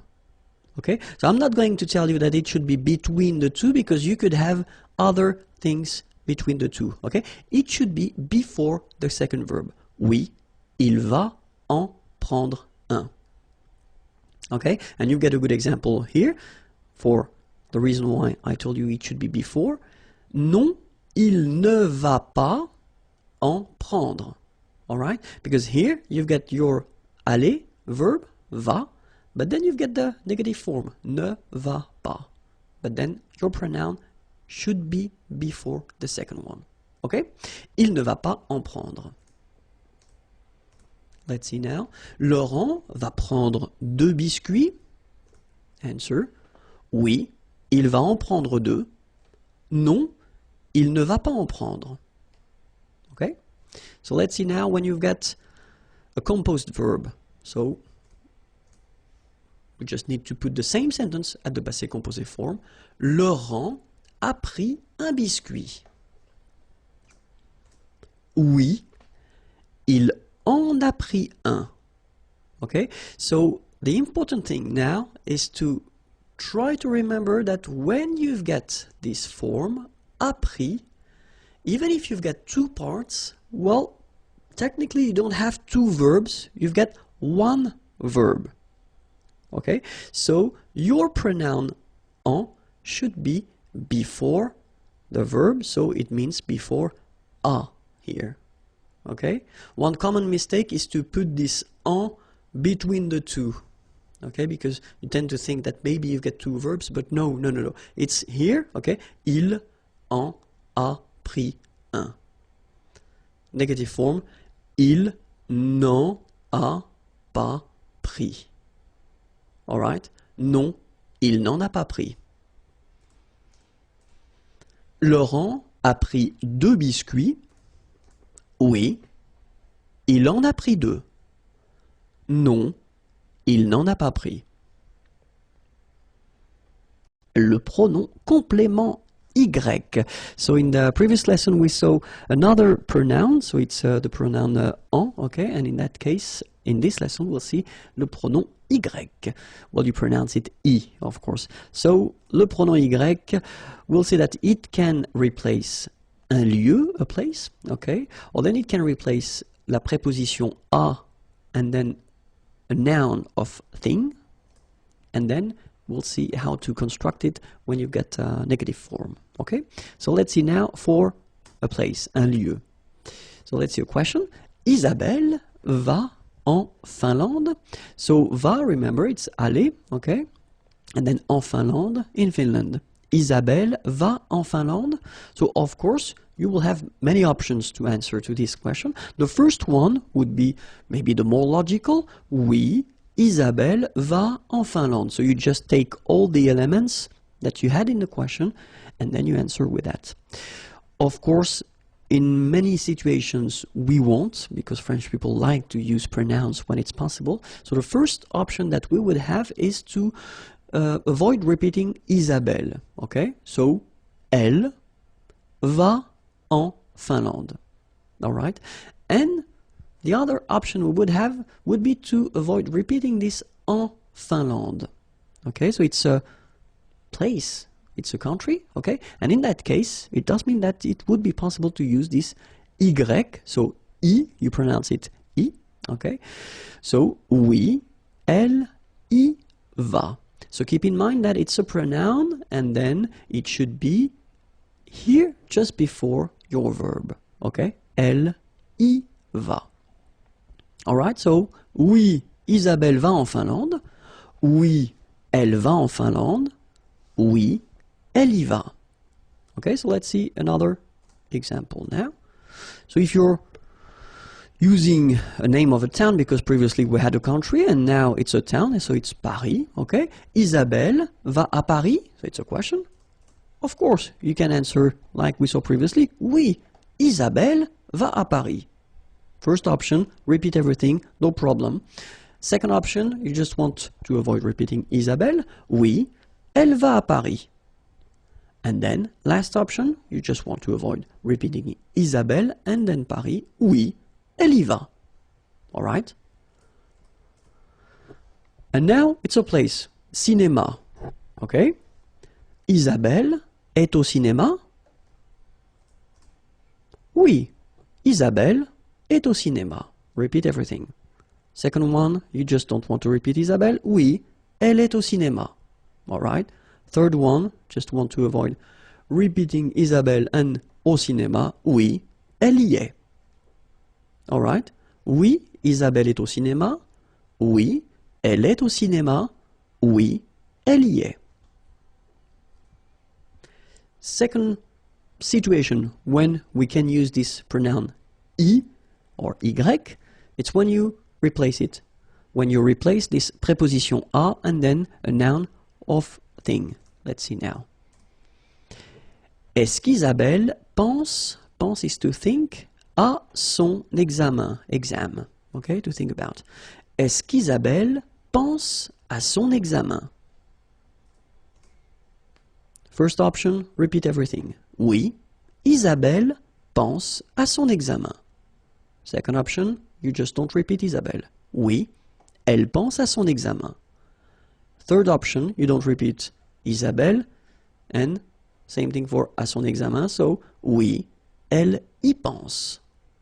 Alright, same concept, remember, y should come before the verb.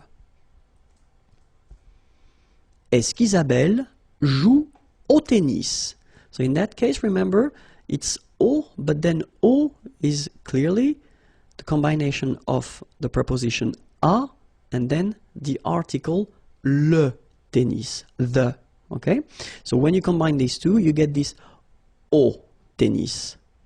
So still, it does give you the information that it is the preposition which is modified. So still, it's possible to use this pronoun.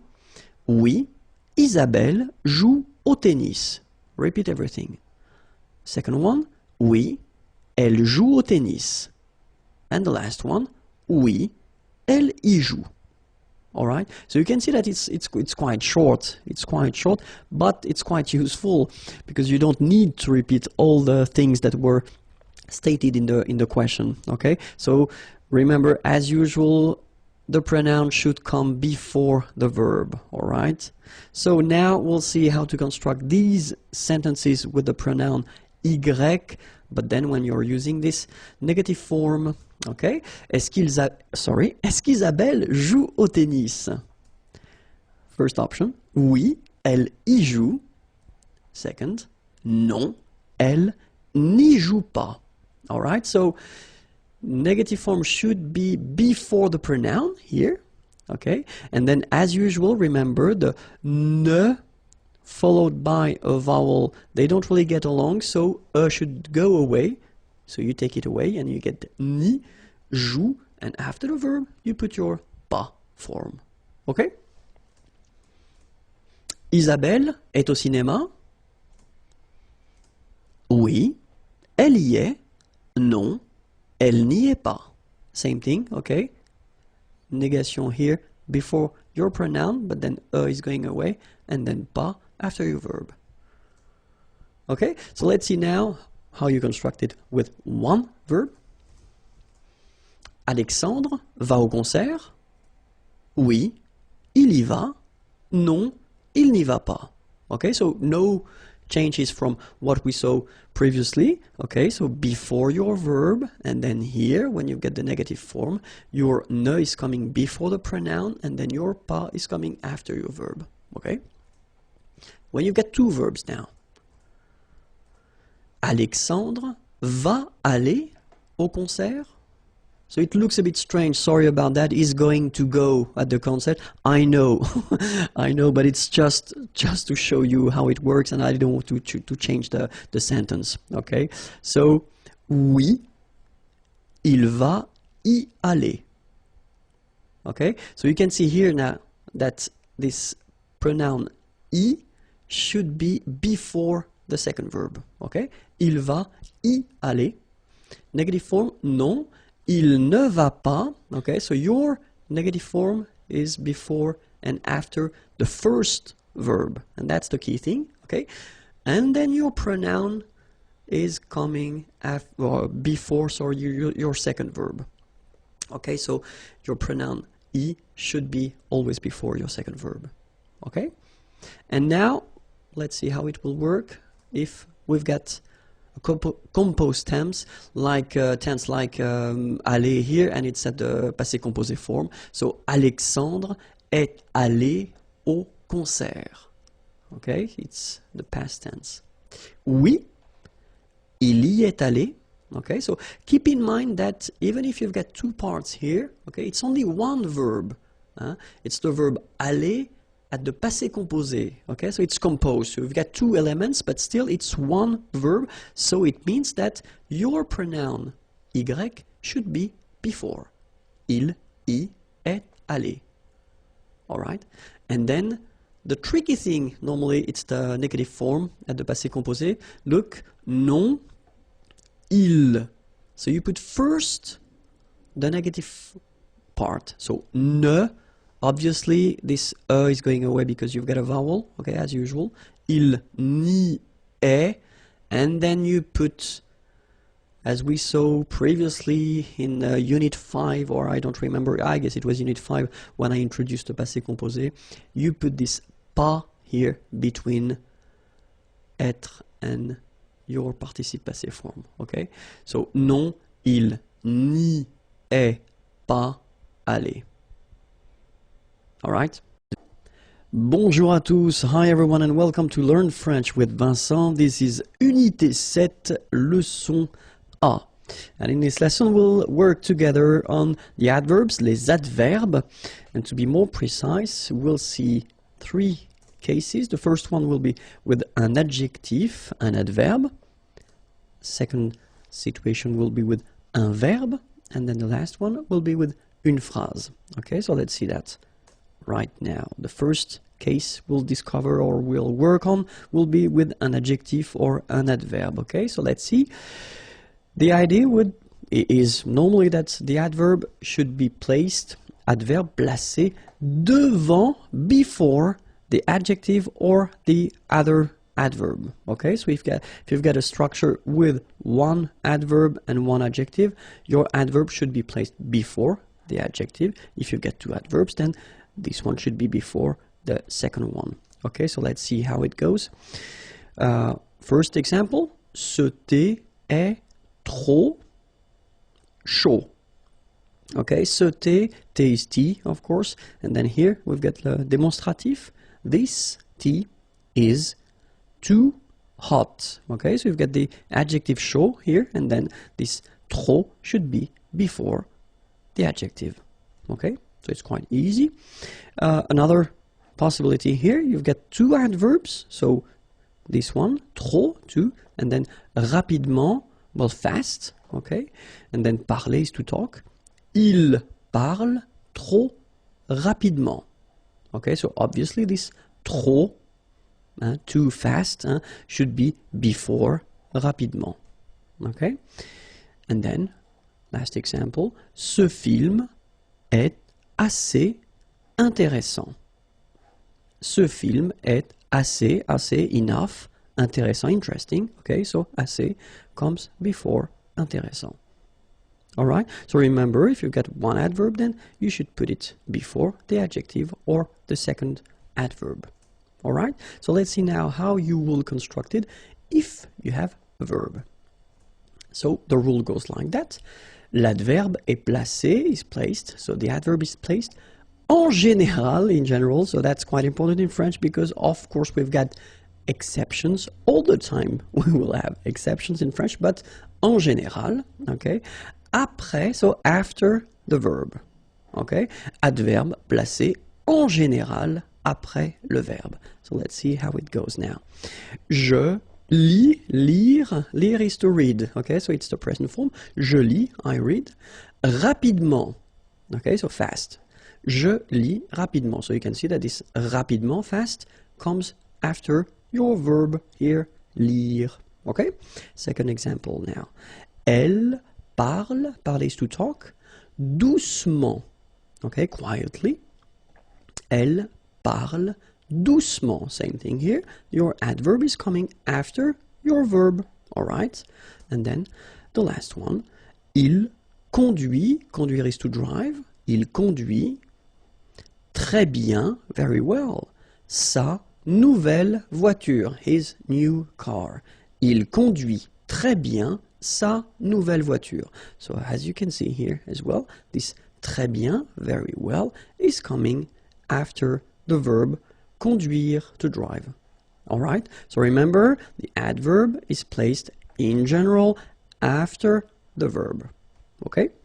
And then be careful, of course, if you construct it at the passé composé tense. So remember, we saw that previously. You should check the unit 5 if you want to know how to construct this passé composé. But then for the passé composé, we will have, of course, some exceptions. The exceptions are assez, enough, beaucoup, a lot, bien, well, déjà, already, mal, bad, mieux, better, trop, too much, too, okay, toujours, always, and then presque, almost. Okay, so assez, beaucoup, bien, déjà, mal, mieux, trop, toujours, presque. So try to remember them, and then in the next page I will show you how they change. So if you take this trop, remember it was too much. So je parle trop, I talk too much. So if we've got the present form as we do here, basically it does respect the rule as we saw previously, so it comes after the verb. Okay, je parle trop. But then, if you put the same sentence at the passé composé form, okay, so remember passé composé, you've got avoir or être, and then after that you get this participe passé form, all right? So you will have to put this adverb, trop, between the two here. J'ai trop parlé. All right? Let's see now another example. Il se repose. Se reposer is to rest. Okay? Il se repose beaucoup, a lot. And then, if you put the same sentence at the passé composé form, il s'est beaucoup reposé. All right? Il s'est beaucoup reposé. So remember, present here, present form, you've got this adverb, it's coming after the verb, but then here, it must be here, so between the two. Okay? Another example. Je dors mal. So dormir, it's to sleep. Okay? Mal, bad. Passé composé form, j'ai mal dormi. So same thing. Doesn't come after, but it's right here. Okay? Elle sourit toujours. Sourire, to smile, toujours, always. Present form, elle sourit toujours. And then, passé composé form, elle a toujours souri. Alright? And now, let's see if you want to make a sentence. Because you will have to remember that in some cases, well, the place of the adverb can change. Est variable. Okay? So let's see. You've got an example here. Malheureusement, so malheureusement means unfortunately, malheureusement, elle a perdu ses clés. Perdre, it's to lose, okay? Ses clés, her keys, okay? And it's the passé composé form. Malheureusement, elle a perdu ses clés. Okay, so that's one option. So you can start here, as you can see. You start with the adverb, and then you continue your sentence. All right? But then, it would be possible as well to change the order and to start like elle a perdu ses clés, malheureusement. Okay, so you can see that it's possible to start with the adverb, or then you can end with it as well. So it's possible to move the adverb. In this case, it doesn't need to be at the right beginning of the sentence. Okay, we'll see another example. Récemment, récemment means recently. Il a décidé, okay, décidé to decide, de changer, to change, de travail. Travail is work. Okay? Récemment, il a décidé de changer de travail. Okay? And it will be the same here. If you look carefully, you can start with il a décidé de changer de travail. So the same portion that we had here. You can start with it. And then you put récemment at the end. Okay? So in some structures, well, keep in mind that it's possible whether to start with the adverb or that to end with the adverb if you want. Okay? Well, it's for once, it's quite easy in French. All right? Okay, so I hope it was clear. So it was the first lesson of Unit 7, Unité 7. If you want more lessons, well, you can find them here. And then the website is waiting for you, imagier.net. Have a great day. Bye-bye. In this lesson, we'll try to focus on what we call les adverbes de manière, and especially the way to construct them. Okay? So the rule goes like, if you've got, or if you want to construct an adverbe de manière, first you've got to know, well, the adjective at the masculine form. Then you will make it or modify it and put it at the feminine form. And after that, you will add M-E-N-T. And when you add this M-E-N-T at the end of your feminine form of the adjective, then you will get the adverb. Okay, so it sounds quite easy. It is not that difficult, okay, but then we'll have a look. So we'll take a first example, easy one, and this is parfait. Okay, parfait means perfect in English. Okay, it's not that far.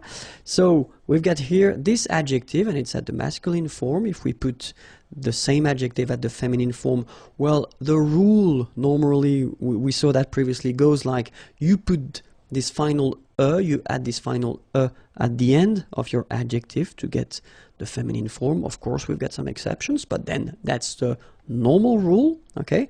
And so based on this form, as we saw, you just add M-E-N-T, and then you get your adverb parfaitement, okay? In English it would be perfectly, okay? So parfait, then parfaite, parfaitement.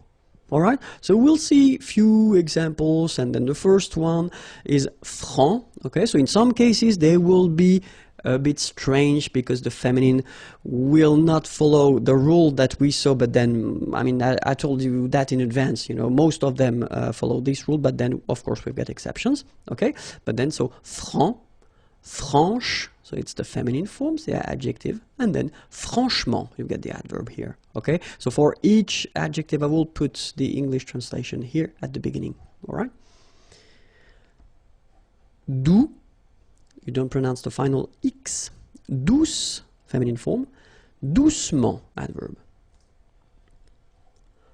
Parfait, parfaite, parfaitement.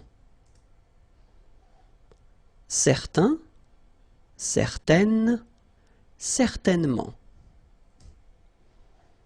Joyeux, joyeuse, joyeusement. All right, so let's repeat them one more time.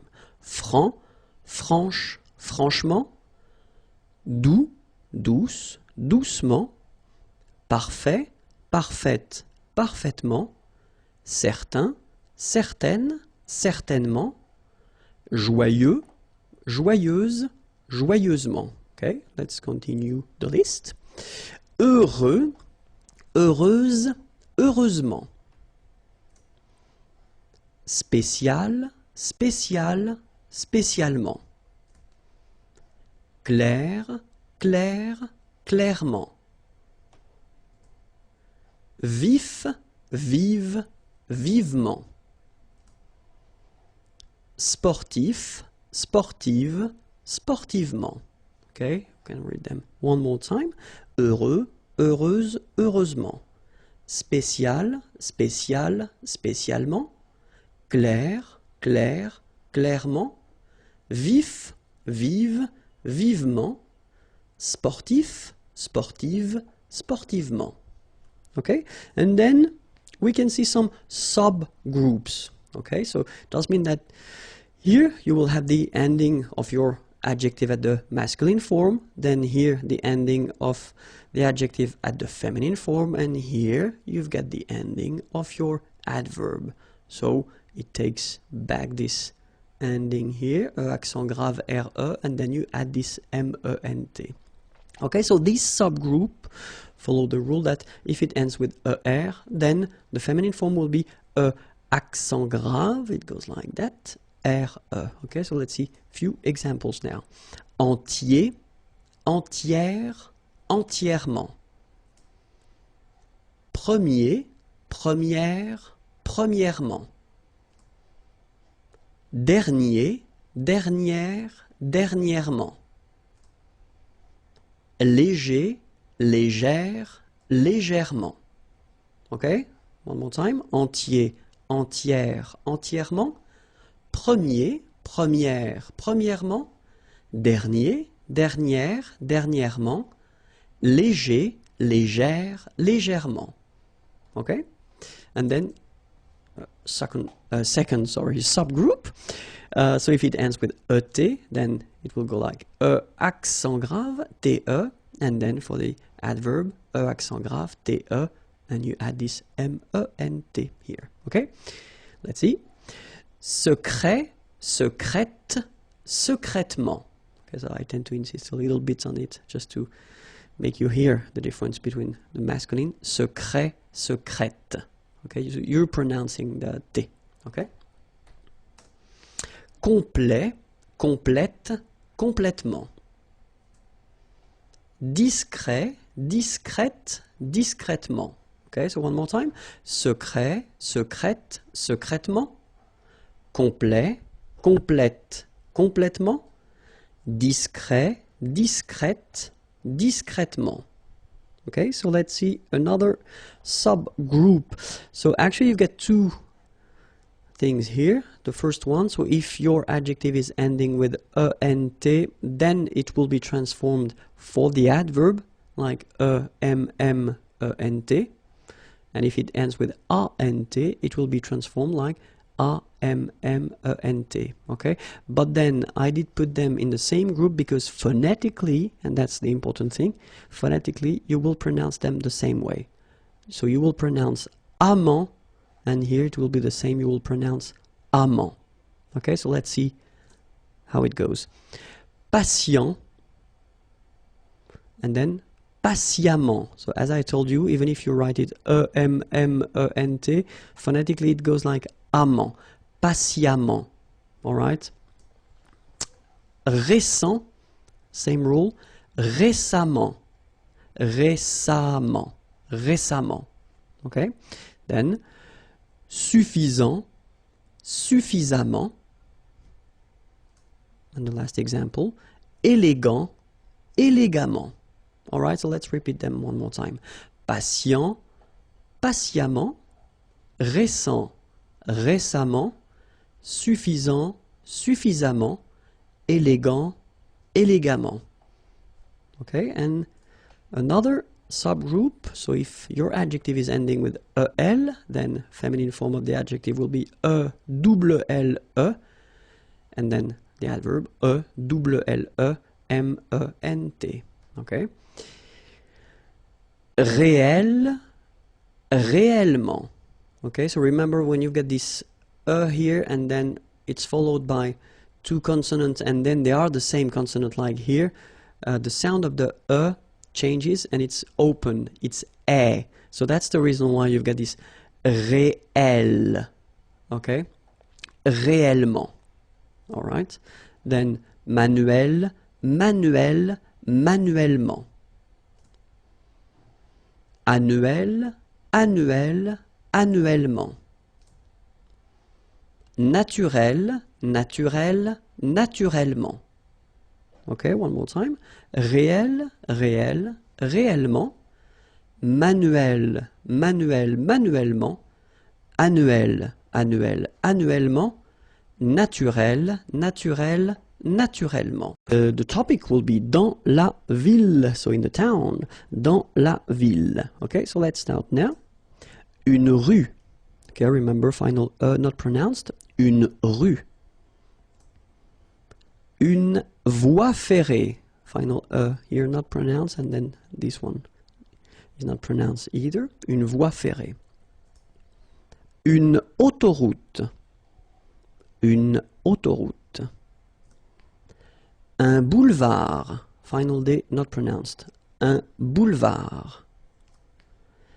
Un lampadaire.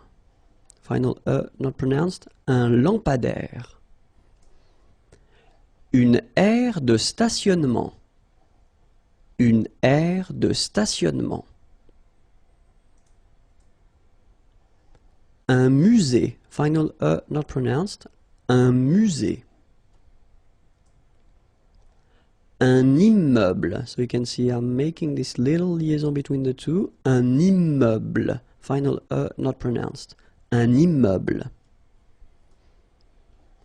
Un stade. Same thing here. Final is not pronounced. Un stade. Un gratte-ciel. Un gratte-ciel. Un restaurant. Final T not pronounced. Un restaurant. Un hôtel. So you can see that I'm making this little liaison, this little link between the two. Un hôtel. Un hôtel. All right. Un terre-plein. Un terre-plein. Remember this E-I-N nasal. So it goes in your nose and it's un plein, plein. Un terre-plein. Une gare. Okay, remember when you get these G and A together, the sound is g, ga, ga. Une gare, final E not pronounced. Une gare. Une tour. Okay, O-U, ou, une tour. Un palais des congrès. Final S here and here are not pronounced. Un palais des congrès. Un parc. Un parc. Un espace vert. First thing, you've got this little link between the two. Un espace vert. Final E not pronounced, and then final T not pronounced. Un espace vert. Un trottoir. Un trottoir. Une borne d'incendie. Okay, final E here not pronounced, final E here not pronounced. Une borne d'incendie. And then you get the nasal. Un, en, incendie. Une borne d'incendie. Un égout. Okay, little link between the two. Un égout. Final T not pronounced. Un égout. Une conduite d'eau potable. Une conduite d'eau potable. Final E here and here are not pronounced. And then when you combine these two, these three vowels E, A, U, you get the sound O. Only O. Okay? Une conduite d'eau potable. Okay? Une conduite de gaz. Final E not pronounced here. Une conduite de gaz. Un câble électrique. Final E here and here are not pronounced. Un câble électrique. Un abribus. Un abribus. Un arrêt d'autobus. So you can hear this little link between the two. Un arrêt d'autobus. Un passage pour piétons. Un passage pour piétons. Final S here not pronounced and then final E not pronounced. Un passage pour piétons. Des feux de circulation. So here final X not pronounced. Des feux de circulation. Une chaussée. Okay, here final E not pronounced, and then you get the double S between two vowels, so it's really strong. I mean, the S is s. Okay, so une chaussée. Un réverbère. Final E not pronounced. Un ré. So here you've got this accent aigu et, and then here you've got this accent grave é. Okay, et é. So it goes like réverbère. Okay? Un réverbère. Une maison individuelle. So remember when you get this E and then double consonant, and especially here it's the same one, that's the idea. It will open the sound of E, so you will pronounce it like é. Okay? Individuel. Uel. Okay? Une maison individuelle. Une maison individuelle jumelée. Final E here, not pronounced. Une maison individuelle jumelée. Des appartements en copropriété. Remember, final S and final T are not pronounced here. Des appartements, little liaison here, des appartements en copropriété. Des maisons en rangée. Final E and final S are not pronounced. Des maisons en rangée. Une tour d'habitation. Remember, H doesn't exist in French, well, in most of the cases, so it does mean that you don't pronounce it, alright, so d'habitation. Une tour d'habitation. dans la maison. So let's start now. Une entrée principale. Un vestibule. Un vestiaire. Un couloir. Un escalier. Une buanderie. Okay, so one more time. Une entrée principale. Un vestibule. Un vestiaire. Un couloir. Un escalier. Une buanderie. Un salon. Une cheminée. Une salle à manger. Une cuisine. Des WC. Une salle de séjour. So one more time. Un salon, une cheminée, une salle à manger, une cuisine, des WC, une salle de séjour. Un rez-de-chaussée. Un étage.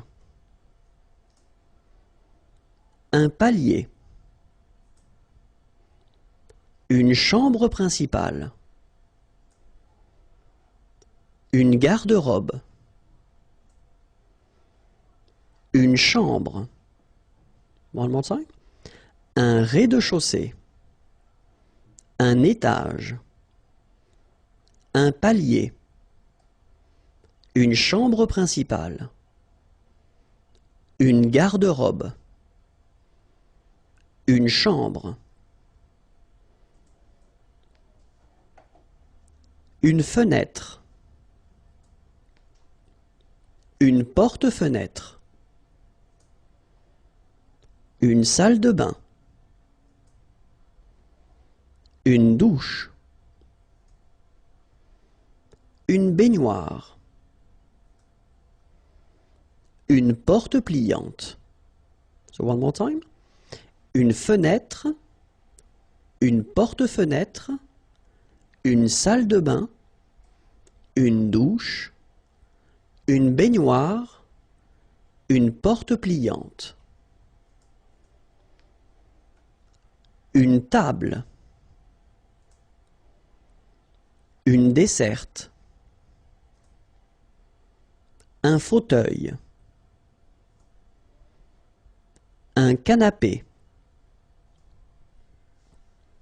Un banc. Un tabouret. One more time. Une table. Une desserte. Un fauteuil. Un canapé. Un banc. Un tabouret. Une chaise.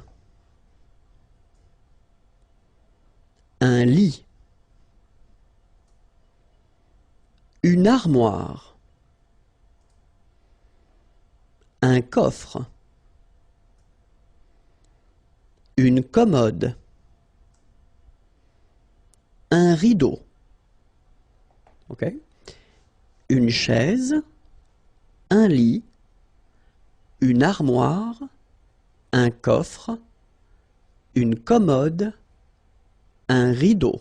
We'll have the pleasure to discover together two verbs. So it's quite interesting because we've got first the verb savoir and then we've got the verb connaître. And if you want to translate that, directly in English, well, basically they mean the same thing and it would be translated with to know. Okay, so two verbs for the same meaning.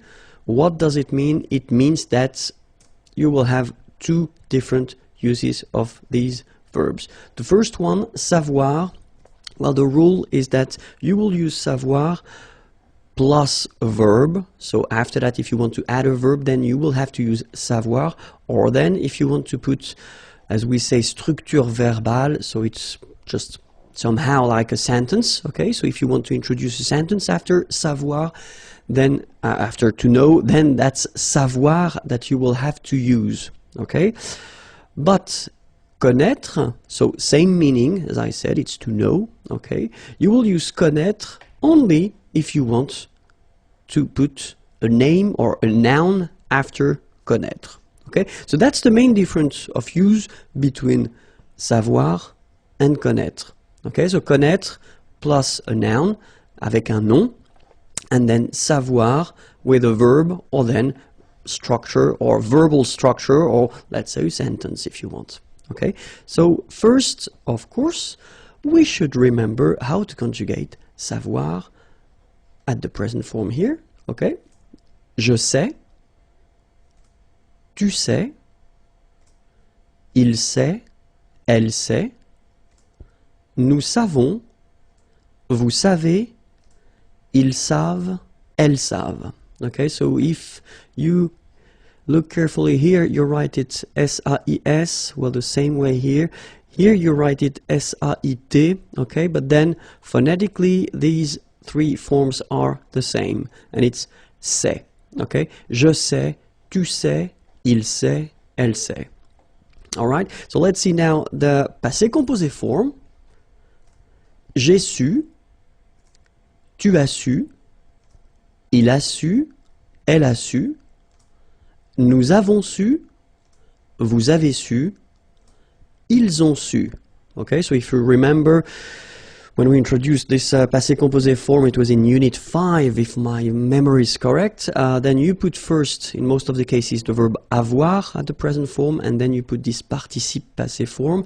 And the participe passé form for savoir is su. Okay, so it doesn't change. That's the reason why you will put it right here after each form. Okay, so j'ai su, tu as su, il a su, elle a su, nous avons su, little liaison here, vous avez su, same thing here, ils ont su, little liaison between the two, elles ont su.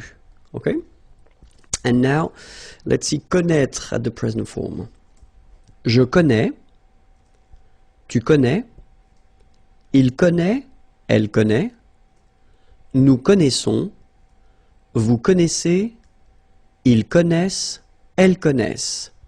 All right, same thing as we had for savoir. If you look carefully here, connaît, AIS, and then connaît, AIT. So don't forget this circumflex, even if you don't pronounce it well, you should write it. Well, you pronounce these three forms the same way. Okay, connaît, and then connaît. All right, let's see how it goes for the passé composé form. J'ai connu, tu as connu, il a connu, elle a connu, sorry, nous avons connu, vous avez connu, ils ont connu, elles ont connu. Okay, so same rule, first avoir at the present form, then participe passé form of connaître, it's connu.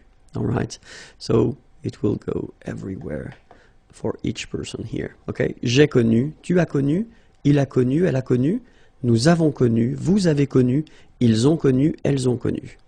Okay, and now for the future form, as it was introduced in the previous lesson, Unit 6.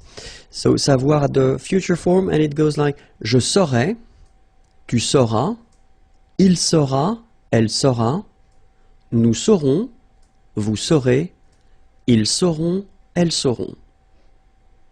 And then for connaître at the future form, je connaîtrai, tu connaîtras, il connaîtra, elle connaîtra, nous connaîtrons, vous connaîtrez, ils connaîtront, elles connaîtront. All right, so let's see a few examples now. So the first one, remember, savoir, so you construct it with a verb or a sentence. Okay, in that case I just put a verb. Je sais chanter. Okay, so remember, savoir, to know, chanter, to sing. Je sais chanter. All right, so second verb here, chanter, well, the rule in French is that if you've got a structure like that with two verbs, the second verb should be all the time at the infinitive. Okay, je sais chanter, like that. All right. If you put the same sentence at the passé composé as we saw previously, the passé composé form of savoir, it goes like j'ai su chanter. All right. And then the future form, je saurais chanter. Okay, so it's quite easy. Hein? Je sais chanter, j'ai su chanter, je saurais chanter. That's it. Let's see connaître now. Je connais cette personne. Okay, so connaître, to know. Okay, and then cette personne. Person is person, and it's feminine. So if you want to put this, you should put it at the feminine. So it's this person, cette personne. Je connais cette personne. Passé composé, j'ai connu cette personne. And then the future form, je connaîtrai cette personne. All right? So it's not that difficult, okay? But, of course, there is one exception. And the exception is savoir plus a noun. Okay, so you will use this structure only if you want to introduce this concept that we call in French par cœur, so by heart. Let's see one example. Je sais ma leçon. So in that case, savoir, to know, ma leçon, my lesson. Okay, so in that sentence, when you use je sais ma leçon, you really want to say that you know your lesson by heart. Okay, that's the reason why we use savoir in that case. Okay, same thing for the second example. Je sais mon texte, my text, or then my lines if you want. Je sais mon texte. Okay, so it's the same. You want to introduce this idea that you know your text or your lines by heart. Okay, and that's the only exception when we will use savoir plus a noun. All right? Le conditionnel présent. So basically the conditionnel is, as in English, this conditional form, so would, could, okay? But of course, as in English, we've got different tenses for that. And the first one that we will see, so the more classic tense that we usually use, when we talk about the conditionnel, it's the present form. Okay, so let's start now. Le conditionnel présent. So in this lesson, we'll see first la formation, so the way to build it, to make it, and then, of course, l'emploi, so when you should use this conditionnel présent form. Okay, so let's first start, if that's okay with you, with the formation, the way to make it. So you'll see that it's quite easy in a way, and normally that's the reason why we introduce it right after the future tense. So if you didn't see the video regarding the future tense, I definitely advise you to do it because it will be more clear for you. So it's unit 6, I don't remember the lesson, but check unit 6, and then le futur, and you'll find it, okay? Because the way we construct this conditionnel présent is the same way that we construct the future, okay? The only difference will be the endings, all right? So let's take the first example that we've got here. Parler belongs to the first group of verbs. Remember, we've got 3 in French. And the first group of verb is ending with er, like here. Okay? So these verbs are regular. So that's a good news, and normally that's the reason why we start with them. So you don't have to change your verb. So parler is like that. You will keep it like that, and based on this form, after that you will add the endings.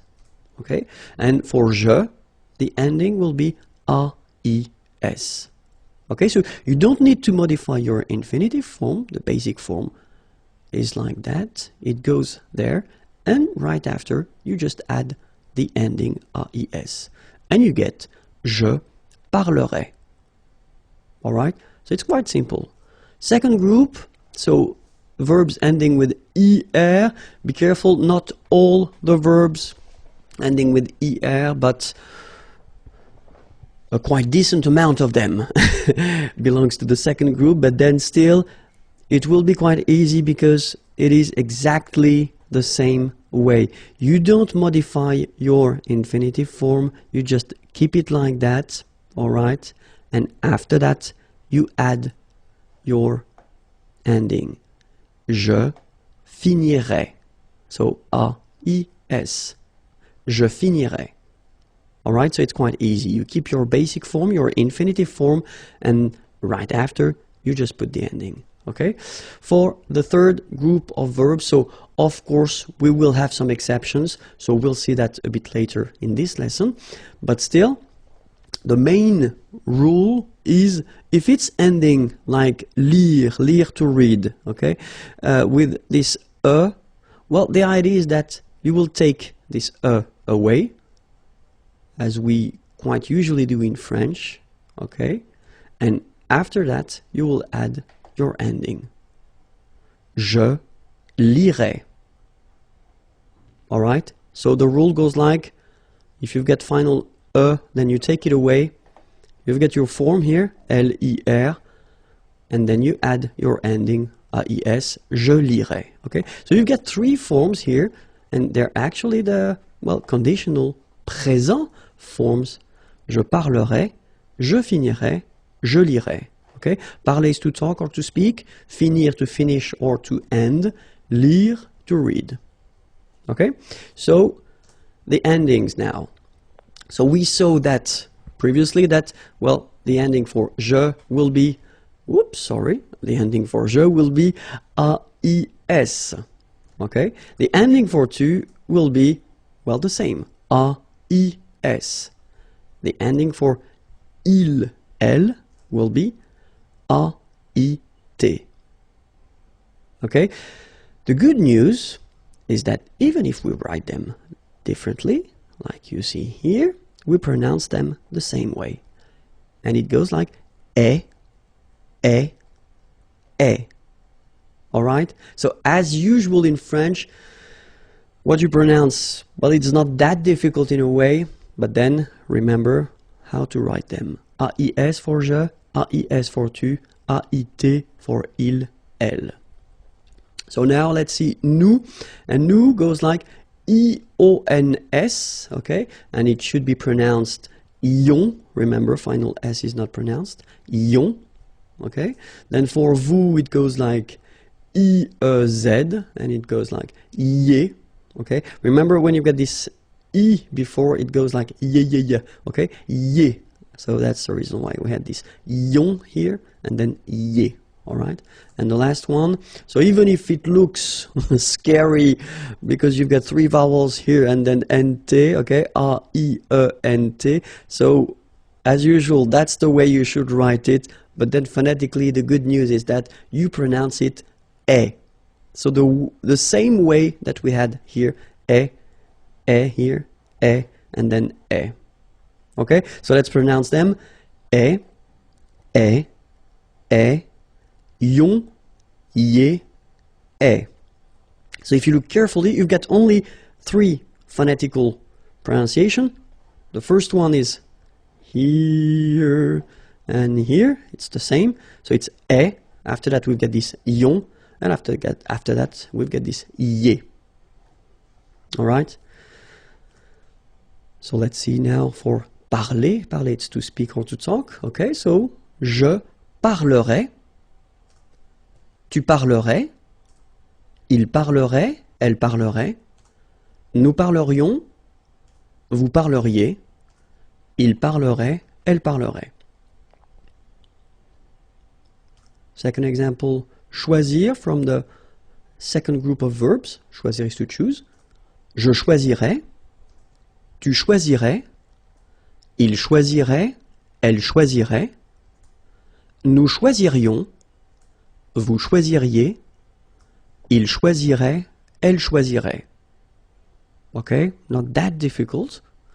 And the last example, so for the third group, it's écrire. Écrire is to write. Okay, so same rule. If you remember, the example was with lire, to read, but then it's exactly the same rule. So if you look carefully, it's ending with this e. Okay, so you take it away, and after that you put the ending. J'écrirai. Tu écrirais. Il écrirait. Elle écrirait. Nous écririons. Vous écririez. Ils écriraient. Elles écriraient. Alright, so it's not that difficult anyway. But of course, we've got some exceptions, as I said in the beginning. So the idea for these exceptions is that the word, or sorry, the verb will change. So endings will be the same, so that's one good news. So all the endings that we saw previously, well, they will be the same, but then you get to remember the way the verb will change. So if you saw, that's the reason why I spoke about the future lesson. If you saw the future lesson and you remember the way these verbs are changing for the future, the good news is that they will be changing the same way. So être will become sœur. Alright, and then after that you will have to put the endings. Je serai. Alright, so you will keep this sœur all the time for your conjugation, and after that you will add all the endings that we saw. Okay, avoir will become or. Same thing here. After that you will add all the endings. So tu aurais. Aller will become ir. And you'll get il irait, elle irait. Faire will become faire. Nous ferions. Savoir will become saur. Vous sauriez. Voir will become vers. Il verrait, elle verrait. Okay, so let's see them one more time. So être, to be, je serais. Avoir, to have, tu aurais. Aller, to go, il irait, elle irait. Faire, to do, nous ferions. Savoir, to know, vous sauriez. Voir, to see, il verrait, elle verrait. Alright, so one more list of exceptions. Pouvoir will become pour. Je pourrais. Vouloir will become voudre. Tu voudrais. Pleuvoir will become pleuvre. Il pleuvrait. Devoir will become devre. Nous devrions. Venir will become viendre. Vous viendriez. Courir will become court. Il courrait, elle courrait. Alright, so let's see them one more time. Pouvoir, can, je pourrais. Vouloir, to want, tu voudrais. Pleuvoir, to rain, il pleuvrait. Devoir, to have to, nous devrions. Venir, to come, vous viendriez. Courir, to run, il courrait, elle courrait. Alright, so it was the first thing regarding the conditionnel présent, and then as I said regarding the fact that it's quite close to the future, so the important thing is to remember that the endings for the future are AI, AS, A, ONS, EZ, ONT. Okay, but then for the conditionnel présent, if you remember them, it was AIS, AIS, AIT, IONS, IEZ, AIENT. So to be totally honest, if you think about that, because basically we construct these two tenses the same way, okay, so the endings here and here will be the only way to make the difference between the future and the conditional. So it's quite important to really remember them by heart. Okay, so remember futur, AI, AS, A, ONS, EZ, ONT, but then conditionnel présent, AIS, AIS, AIT, IONS, IEZ, AIENT. Okay? And now let's see when we should use this conditionnel présent, because that's the most important thing. The first situation would be to express a desire or a wish, exprimer un désir ou un souhait. Okay? J'aimerais être en vacances. Aimer, to like or to love. Okay? And here you've got the conditionnel form. Être, to be. En vacances, on vacation, holidays. J'aimerais être en vacances. Second use will be if you want to donner un conseil, to give an advice.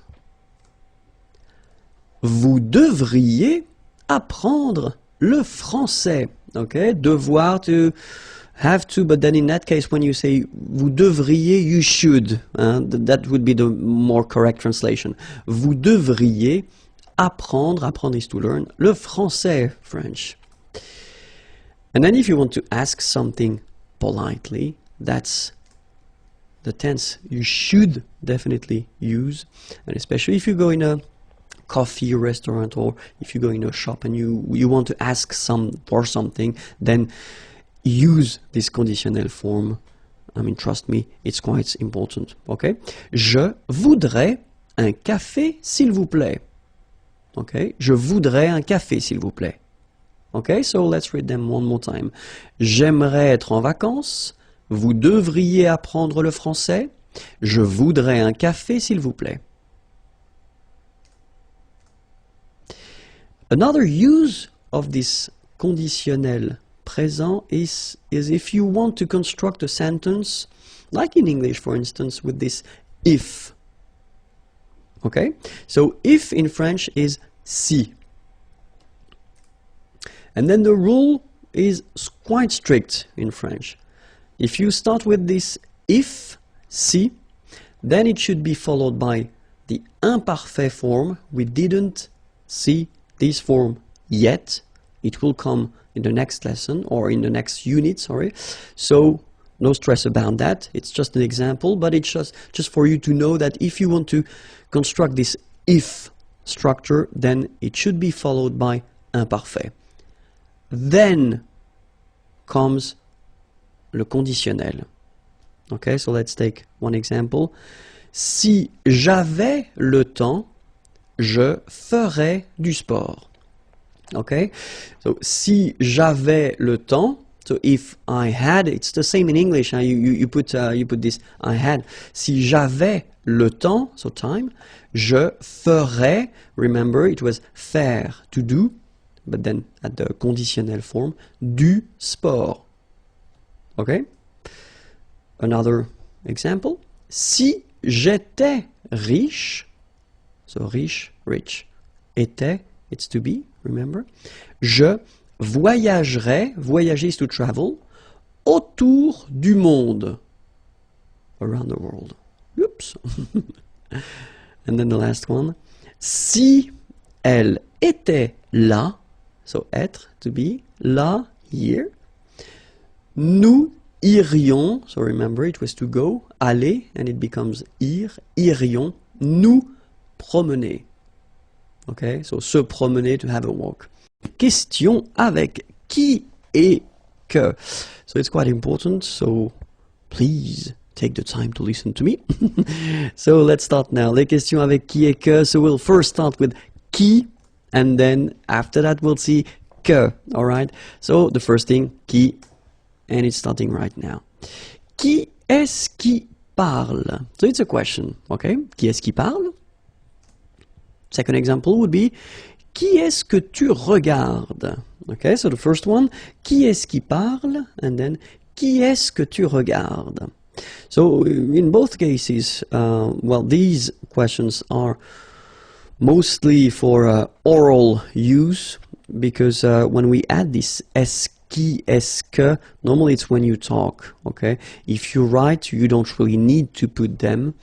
We've got some more formal way to write questions. We saw that previously, okay? But still, it's possible orally to use these structures. So the question is, why do we use qui here and qui here, and then qui here and que here, okay? Because it can look a bit messy at the beginning, especially if you don't really know how to use or how to structure that.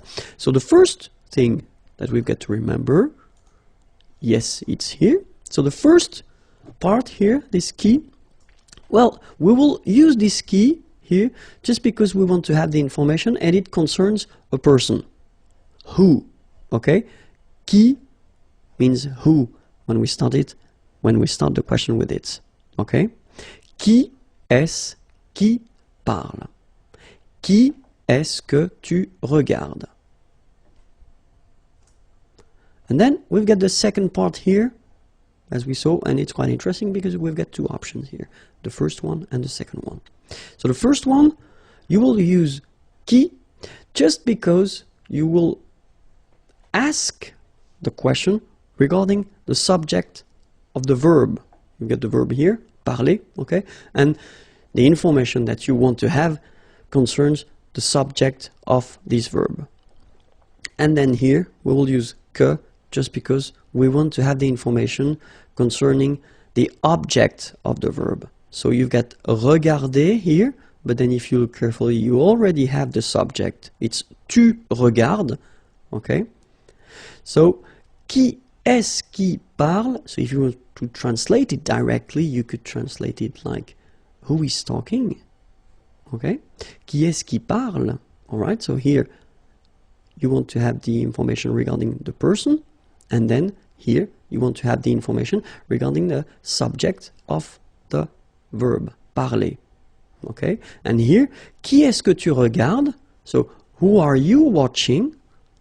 So, first thing here, because you want to have this information, the information regarding a person, qui est-ce que, and here, it will be the object of the verb, so you are watching someone. Okay? So, let's see a few examples. The first one, qui est-ce qui parle? And then the answer could be, ma femme parle. My wife talks or is talking. Okay? So in that case, you can see that in the answer that you give here, it's ma femme parle. Okay? So it's the subject, ma femme parle. And then the second example we had, it's qui est-ce que tu regardes? Okay? Je regarde mon ami.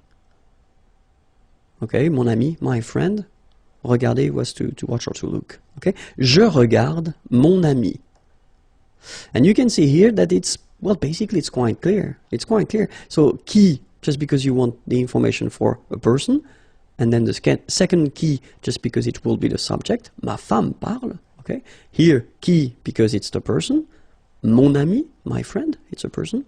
And then que, just because if you look carefully, it comes after your verb, because it's not the subject, it's the object. Okay? Grammatical object, we're not talking about an object, but a grammatical object, so it can be a person, it could be a dog, animal, or an object if you want. Okay, so je regarde mon ami.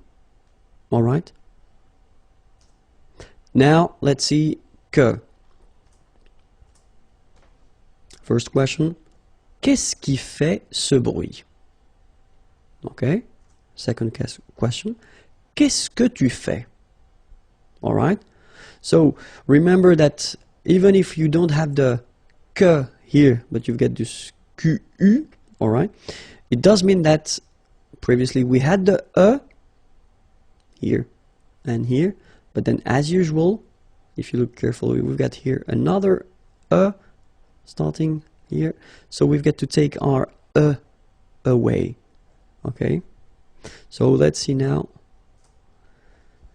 First part, we use this que because we want to have the information regarding a thing. Okay?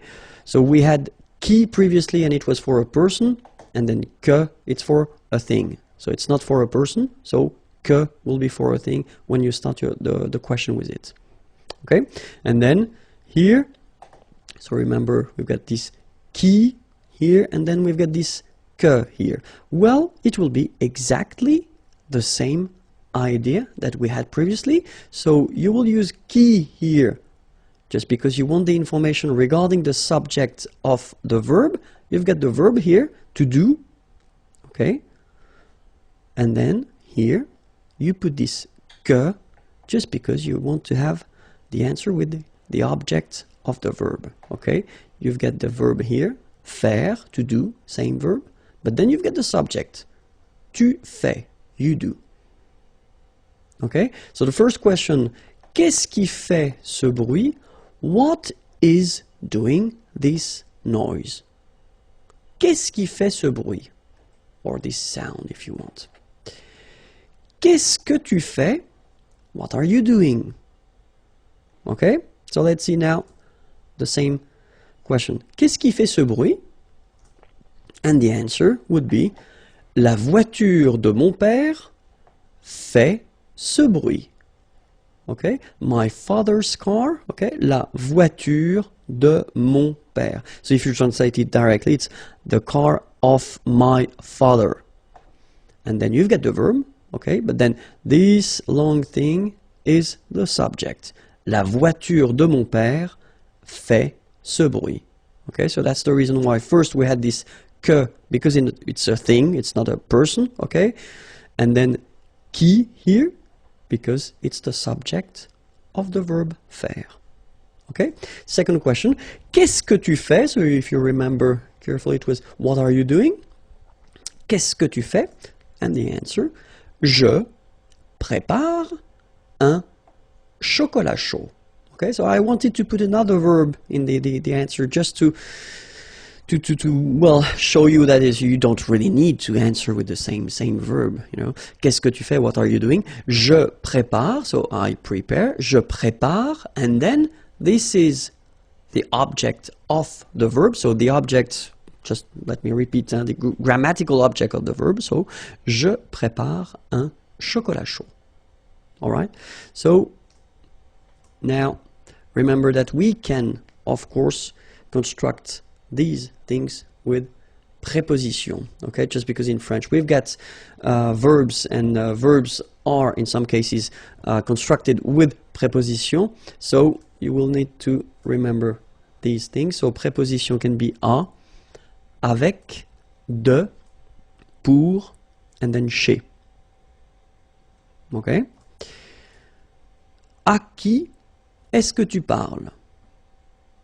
Okay, remember, so parler, to talk, is constructed with à, to talk to, okay, parler à quelqu'un. So if you want to know à qui est-ce que tu parles, who are you talking to, okay, à qui est-ce que tu parles? So it doesn't change, you just need to first start with the preposition and then you continue your structure.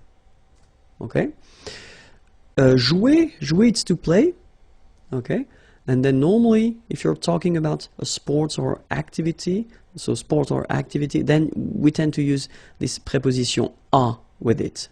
Okay, so play, but then à, and then the name of the activity. It could be football, or it could be basketball, or it could be whatever. Okay, à quoi est-ce que tu joues? And then now, I assume that you will tell me, oh, have a look at that. What on earth is going on? Why do we have this quoi and not que?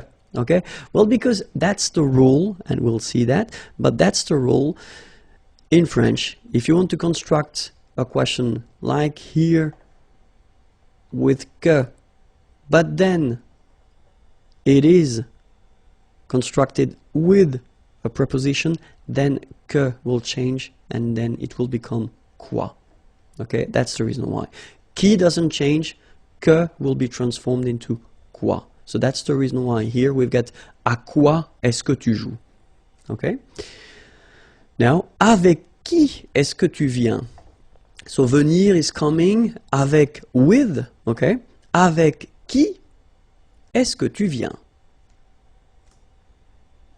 Avec Quoi est-ce que tu écris? Écrire is to write. Okay, same thing. With. Okay, and then it's exactly the same rule. Remember, I told you that.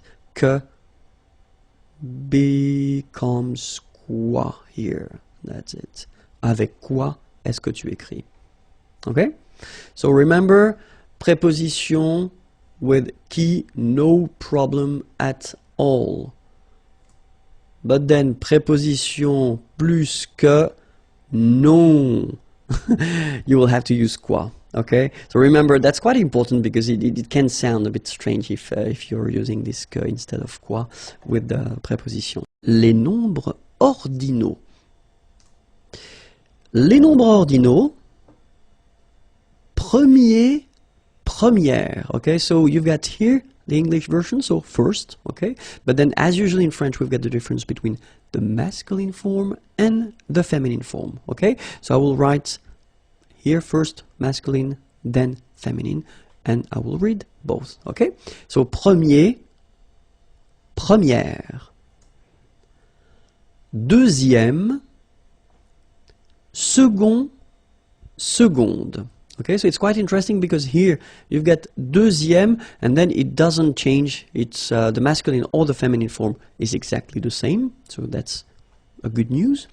And then we've got here another option, second or seconde. Okay, in that case it does mean that nothing is coming after. Okay, so deuxième usually means that you've got after that third, fourth, etc. Okay, but then second normally it's the end. Okay, it's the second one. Okay, troisième. Okay, masculine form, feminine form, the same. Quatrième, cinquième, sixième. Okay, one more time. Premier, première, deuxième, second, seconde, troisième, quatrième, cinquième, sixième, septième, huitième, neuvième, dixième, onzième, douzième. So far, I assume that it's not that difficult. You've got to remember that it's M, okay. Septième, huitième, neuvième, dixième, onzième, douzième.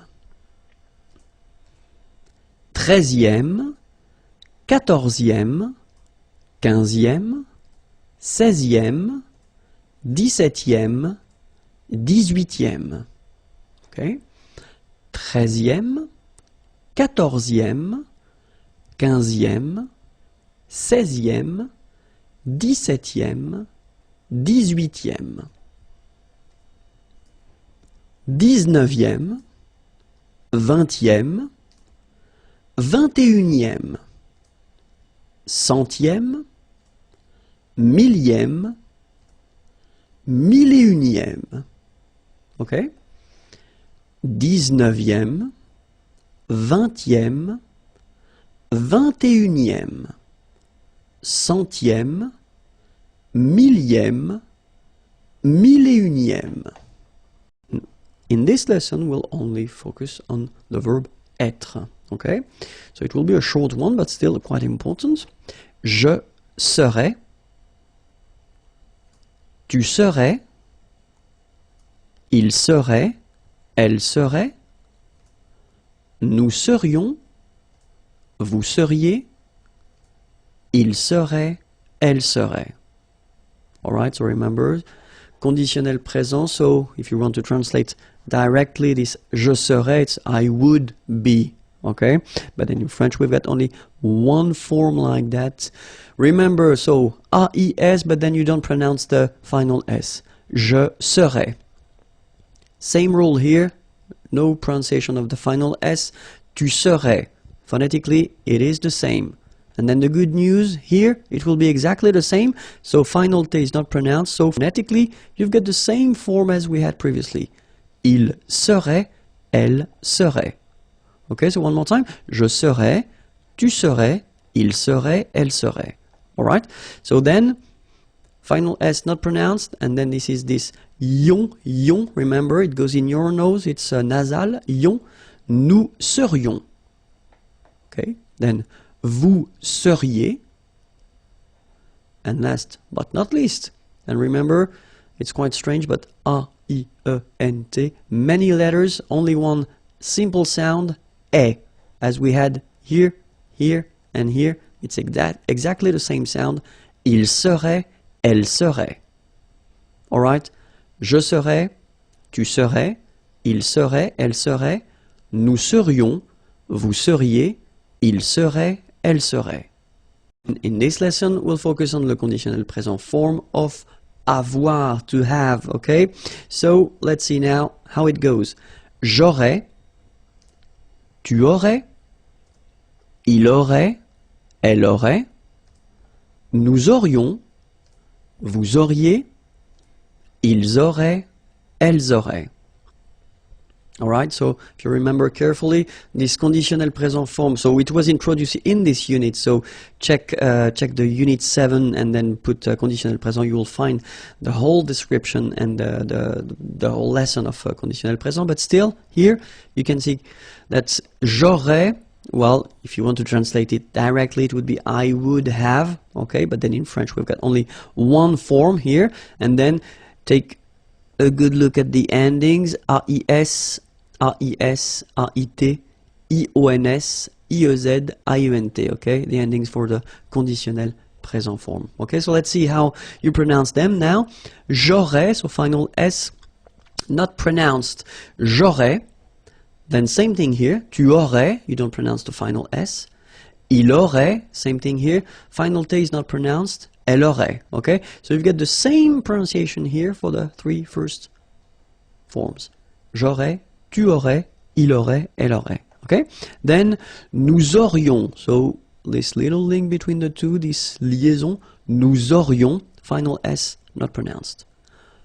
Vous auriez, little link between the two, vous auriez, and then ils auraient, little link, but then look, A-I-E-N-T like that, and you only pronounce E, like we had here. It will be exactly the same pronunciation here.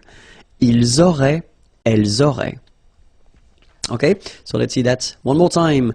J'aurais, tu aurais, il aurait, elle aurait, nous aurions, vous auriez, ils auraient, elles auraient. Bonjour à tous and welcome to Learn French with Vincent, and this is Unité 7, leçon K. And in this lesson we'll discover together the verb aller, so aller means to go, and especially the conditionnel présent form of this verb. Okay, so let's start right now. The first form goes like j'irai, tu irais, il irait, elle irait, nous irions, vous iriez, ils iraient, elles iraient. Okay, so let's check them one more time. The first one, j'irai. Okay, remember, final S not pronounced. J'irai. Tu irais. Same thing here, final S not pronounced. Tu irais. And then, il, masculine form, irait, final T not pronounced. So what you can see is that these form, and this form are actually pronounced the same way. Okay, so il irait, elle irait. Okay, then nous irions. Okay, so let's make this little liaison between the two. Nous irions, final S not pronounced. Nous irions. Then vous iriez. So same thing here, make the liaison. Vous iriez. Remember, when you get this EZ at the end, you get the sound E. Okay, iriez, iriez, and then vous iriez. Alright, and the final form, ils iraient. Okay, so remember, make the liaison as well. You get this S and then the vowel after. So ils iraient, and then if you look carefully, you get A-I-E-N-T. Okay, but then phonetically it goes like E. Okay, so technically these form and these forms here are pronounced the same way, and it goes like iraient. Okay, so ils iraient, and then the feminine, elles iraient. Alright, so j'irais, tu irais, il irait, elle irait, nous irions, vous iriez, ils iraient, elles iraient. Okay, so that's it for the conditionnel présent form of the verb aller. Aller, remember it was to go, and then you've got the YouTube channel here, and it's youtube.com/imagier if you want more videos, and then the website is here and it's waiting for you, imagier.net. Have a great day. Bye bye. And it's lequel and laquelle. Okay, so first thing, well, let's see what lequel is. Lequel, well, basically, it's when you want to replace this quel. So the meaning of quel is what, okay, then plus a noun. D'accord? So quel plus un nom, okay? And when you want to replace this group, so what plus a noun, then you can have the lequel instead. Okay, remember that in that case, we'll see that a bit later in this lesson, but lequel, it will be for the singular masculine. Okay, then let's see how it goes for the feminine form, singular as well. So it will be laquelle, okay, and then it will replace this quel, so what, but in that case, as you remember probably, we've got the feminine and the masculine form, plus a noun, so plus un nom, okay? So if you want to replace quel plus un nom, then you will have to use laquelle. So this is the feminine form and this is the singular feminine form, okay? So let's see now the singular form and the plural form. So the first form that we'll see will be the masculine, so it will be, as we saw, lequel, okay, so remember you've got to pronounce it lequel. Even if you've got this QU, okay, remember that this U phonetically doesn't exist, so lequel. Then for the plural form, you will add this S here and then S at the end, okay, and it will give you the pronunciation lesquels. Alright, so final S is not pronounced, so here when you get this LES, okay, it's just like the article, if you remember, les, okay, so it goes like lesquels, all right, and then the feminine form, so singular, we saw it laquelle, okay, so basically same rule, QU, U is not pronounced here, and then you get this double LE, well, phonetically here, it is the same as what we have here, so laquelle. So the only difference between the feminine and the masculine form is this first part, okay? Laquelle, lequel. All right, phonetically, I mean, of course, if you write them, you've got to put this double L here. And then let's see for the plural form. So it will be quite logical in a way because we will have this plural form. So les, okay, as we had here, les, okay? And then quel, you just add this final S at the end, okay? And the good news is that phonetically, it's lesquels here for the masculine form and then lesquels for the feminine form, all right? So phonetically, it's exactly the same when we talk about the plural form here, but then if you want to write it correctly, remember that for the masculine, it will be LS at the end here, and then LLES at the end for the feminine. All right, so let's see a few examples. So the first one, il y a deux cafés. Okay, so if you want to translate directly, it would be there are two coffees. Lequel veux-tu? So of course you could ask the same question and you could put this quel café veux-tu? What? Let's translate it straight, it would be more clear. Quel café veux-tu would be translated like what coffee do you want? Okay? In that case, okay, when you use this lequel, well, technically you could translate it directly like which one, okay? Which one do you want? Okay, so il y a deux cafés, lequel, so in that case, just to avoid repeating quel café, okay? Veux-tu, so remember, vouloir is to want, tu, you, okay, do you want? So, lequel veux-tu? Il y a 2 cafés, lequel veux-tu? Alright, or then it's possible as well. In that case, it's more, let's say, spoken. Okay, the first one is the official one, because in that case you put lequel, and after that you change the order. Remember, first the verb, then the subject, because that's the official and the formal way to ask a question. But then, if you speak normally, it's possible to, well, put the order a bit differently. So, il y a 2 cafés.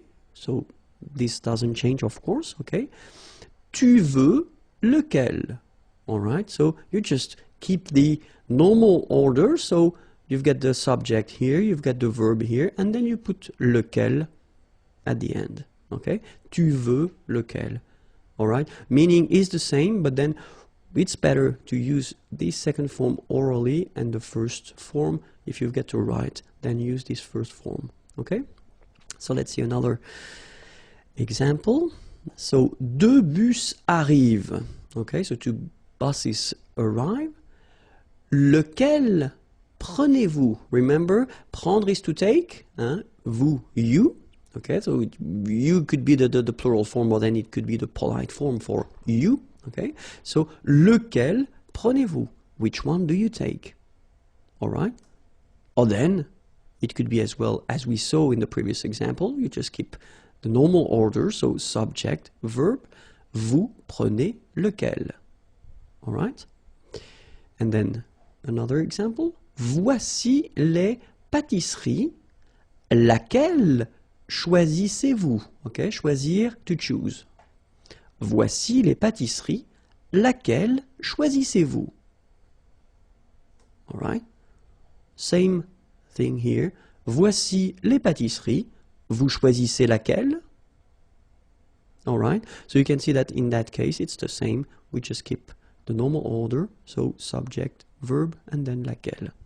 All right, so now you've got lequel, lequel, and laquelle. Remember phonetically, well, basically this second part, quel, doesn't change if you want to pronounce it. Okay, so les professions, so many words. I hope you're ready, because it will be quite useful and maybe a bit long. Let's try to see that together. Okay, so we'll start right now. Un menuisier. Un électricien. Un plombier. Un maçon. Un agent immobilier. Un opticien. Okay, so let's see them one more time. Un menuisier. Remember this UI. UI. Menuisier. All right. Then un électricien. So you can see that we make the liaison here. Un électricien. I-E-N-ien. Électricien. All right. Then un plombier. Remember O-M goes like O-N. So it's on. Plombier. All right. Un maçon. Here you can see that we've got this little cédille beneath the C, okay? And it just means that you will pronounce this C as S, okay? So that's the reason why. It's un maçon. Son, okay? O-N in your nose, nasal, un maçon. All right? Then, liaison here. Un agent immobilier. Same thing here. Un opticien. Okay? Next page. Un dentiste. Un docteur. Un jardinier. Un agent d'entretien. Un mécanicien. Un boucher. All right, so let's see them one more time. Un dentiste. Remember, nasal, dent, dentiste. Un docteur. E-U-R, un docteur. Un jardinier. Remember, I-E-R-I-E, jardinier. Un agent d'entretien. Liaison here. Un agent d'entretien. Un mécanicien. remember, IEN, yen, like here, yen, yen. Un boucher, CH, un boucher, boucher. So I tend to insist a little bit, but then it goes like un boucher. Okay? Next page. Un coiffeur, un bijoutier, un pharmacien, un infirmier, un vétérinaire, un fermier. Okay, so let's see them now. Un coiffeur. Remember, OI goes like wa wa wa, quoi, and then EUR, un coiffeur. Then we've got un bijoutier. Un pharmacien. So remember, PH, so these combination of these two letters will produce the F sound. Fa, pharmacien. Okay, un pharmacien. Okay, then liaison here, un infirmier. Un infirmier. IER at the end, ye, infirmier. Okay, then un vétérinaire. Remember, accent aigu will give you this E sound. Vétéri, and then here it's open. R. Un vétérinaire. And then un fermier. Okay, let's see the next page. Un pêcheur. Un marin. Un policier. Un militaire. Un gardien. Un pompier. Alright, so let's see them. Un pêcheur. So remember, when you get this accent circonflexe, you know, that's the name of this accent. On the top of it will open the sound. So you get really open. Okay, so pêcheur, pêcheur, and then EUR, okay, un pêcheur. Alright, then un marin, IN nasal, un, okay, un marin. Alright, then un policier, IER, IE, un policier. Alright, then un militaire. Remember, AI, it's this E sound as well. E, militaire. Alright, then un gardien, IEN here, yen, un gardien. Alright, then un pompier. So remember what I told you, when you get this OM here, it will give you the sound on. So exactly the same sound as this ON. Alright, so in your nose, pompier. Alright, next page now. Un avocat, un comptable, un architecte, un scientifique, un instituteur, un bibliothécaire. Alright, so let's see them. Un avocat, so remember, liaison here and then final T not pronounced, okay? Un avocat. Un comptable, so OM, remember, it goes like on, alright? And then, strangely, this P is not pronounced. Un comptable, alright? Then, un architecte. Same thing here, liaison, okay? Un architecte, alright? And then CH, architecte, alright? Then, un scientifique, un instituteur, okay? So liaison here, and then remember this EU, it goes like heure with the R, instituteur.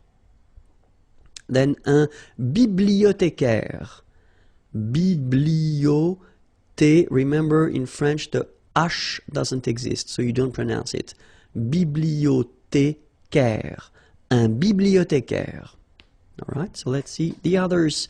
Un réceptionniste, un facteur, un conducteur, un camionneur, un chauffeur de taxi, un pilote. Okay, so let's see them. Un réceptionniste. Okay, remember when you get this T-I-O-N, so normally it will give you this S I mean, I'm talking about the T here, okay? So, sioniste, okay? Réceptionniste, all right? Then, un facteur, E-U-R, heure, un facteur. Then, un conducteur, O-N, on, conducteur. Un camionneur, camionneur. Un chauffeur de taxi, ok? A-U-O, then E-U-R, heure, chauffeur. Un chauffeur de taxi. Un pilote. Okay, this one is quite easy. Un chef. Un musicien. Un danseur. Un comédien. Un chanteur. Un serveur. Okay, so let's see them. Un chef, so remember, CH, it will give you the sh sound. Un chef, okay? Then, un musicien. Un musicien. Un danseur. Remember, nasal here, A-N, en, un danseur.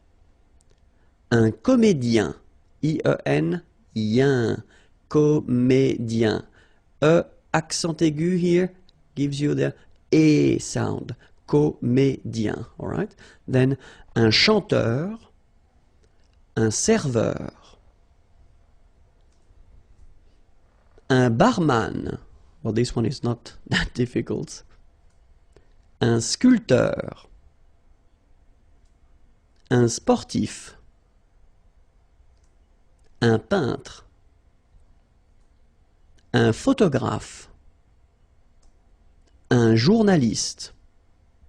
All right, so un barman. Un sculpteur. Same thing here. This P here is not pronounced. So, sculpteur. Un sculpteur. Un sportif. Un peintre. So remember when you get this E-I-N together here, then you pronounce this un sound. So nasal in your nose. Un peintre. Alright? And remember, final here is not pronounced. It only gives you the possibility to pronounce these two letters. So, tr, tr, okay? Un peintre. Alright?